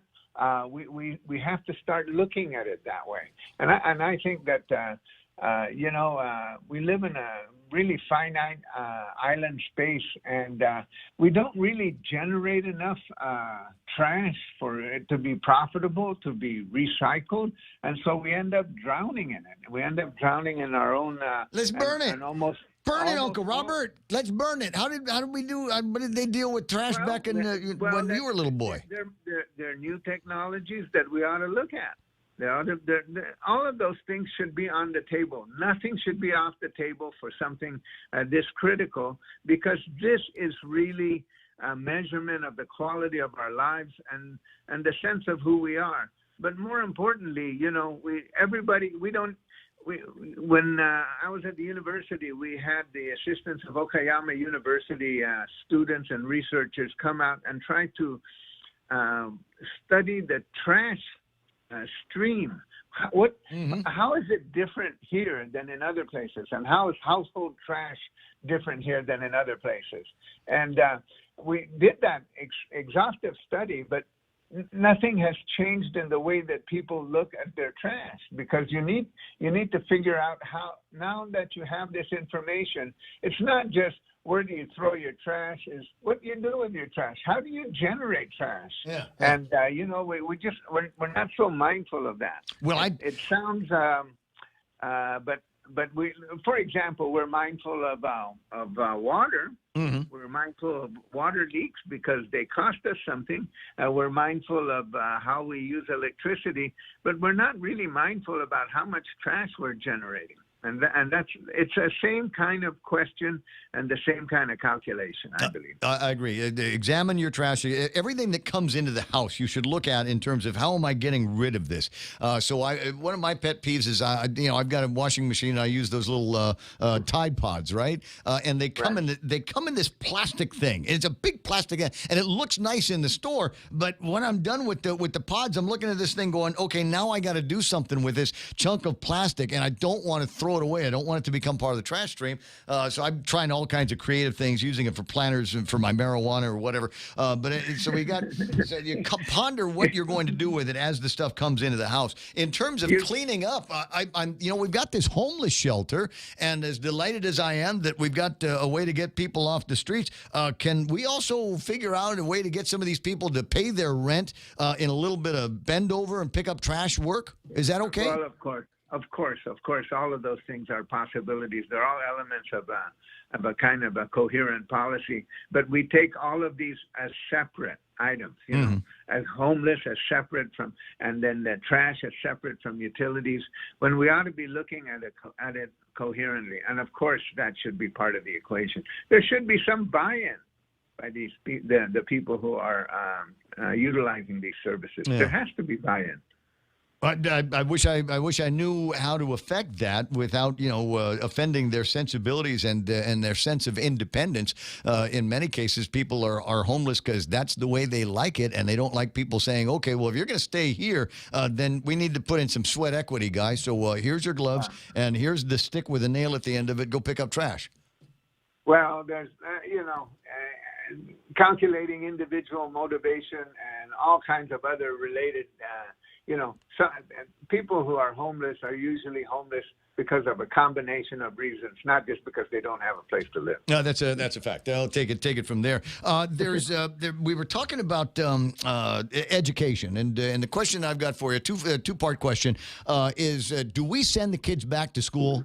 Can we send them back to school like we did in January and in August of last year? There's a teacher, there's the chalkboard, there's your desk, and have at it. Or are we going to have to go through these convoluted steps for all of the teachers? That's number one. And if we are going to encourage online learning, I think I know the answer, but I'm going to ask anyway. Would you support a tax break for parents to go out and buy computers, buy printers, buy scanners, and hook up with one of the big telecom companies in order to get internet into their house? Can we give them a tax break on that, because now it's part of their educating their kids? Well, of course, there should be some kind of calculation like that. But in reality, the whole way we conduct education is changing. Textbooks are changing. You mentioned chalkboard. I don't think anyone uses chalkboard anymore. So all of these things, it's been a while. It's been a while since you've been in the classroom. It has, Doc. It has. So all of those things are kind of part of the not the new normal, but the new reality. The new reality of how we're going to conduct our business in the future, and the tools that we give our students. Think about, like, for example, we say we give them free textbooks. Well, then recalculate what the free textbook money goes to into the tools for this kind of education. And of course, they involve internet. And of course, they involve looking at the connection as part of a utility of services which are provided. And of course, all those public-private partnerships are definitely part of the scene. I think it's going to be an interesting conversation, and I'd love to take this all the way through, because I can imagine a changing landscape where education all of a sudden does not become the number one drain on the budget of the government of Guam. Not so many facilities that we've got to take care of, not so much administration that we have to take care of. We're lousy at maintenance, and we'd have even less of that if we were to have serious conversations about online learning, distance learning, and things like that. 9:59 and change. Hey, what's going on over in Tamuning this weekend? Anything big? In Tamuning? Yeah, in particular in front of Ben Franklin. I've heard of that place. People ask me, they say, where is your headquarters? I said, we're across from Docomo Pacific, but pretty soon Docomo Pacific is going to be known as that place across the street from the Underwood headquarters. Uncle Robert, hug and a kiss to Anthony Maris. Love you. I'll see you soon. Okay. All right. All right. Thank you. Closing in on 10 seconds away from 10 o'clock in the morning. Hey, what a great week. You have just a silly weekend, would you? And we'll get together again on Monday. For Jerry Roberts, Mona Silva Tyrant, and Real Joe Cruz, this Ray Gibson says, so long. Getting kids back in class. I'm Rich Dennison, Fox News. President Trump continuing his push to reopen schools. The president at a White House press conference saying the Centers for Disease Control and Prevention will provide guidance to school districts on how to safely reopen. The president says children are at a lower risk of contracting coronavirus. When children do contact the virus, they often have only very mild symptoms or none at all. The president says some schools in coronavirus hotspots may need to delay reopening. Critics say there needs to be flexibility for districts to protect students, teachers, and staff from COVID-19. The Senate today approving a nearly $750 billion defense spending bill. The House approved its version earlier this week. Differences in the two bills will need to be negotiated before a measure goes to the president, who has vowed a veto because both include language removing Confederate names from U.S. military facilities. The House and Senate passed the measures with enough votes to override a veto. Michael Horowitz, the Justice Department's Inspector General, is launching a probe into the federal response at protests in Washington, D.C. and Portland. In a statement, he says it's in response to requests from members of Congress and the public. Acting Homeland Security Secretary Chad Wolf says they're obligated to protect federal property and personnel from violent anarchists, which he says they've been doing in Portland. And we have state and local police units not doing anything about it because they've been directed not to make arrests. Portland's mayor has demanded they leave, and the city council passed a rule forbidding local cops from working with federal ones. Fox's Jessica Rosenthal. President Trump announcing a major change in next month's GOP convention, citing coronavirus cases. The president calling off plans to accept his party's nomination in Jacksonville, Florida. The president says his acceptance speech will be delivered in an alternate form. America is listening to Fox News.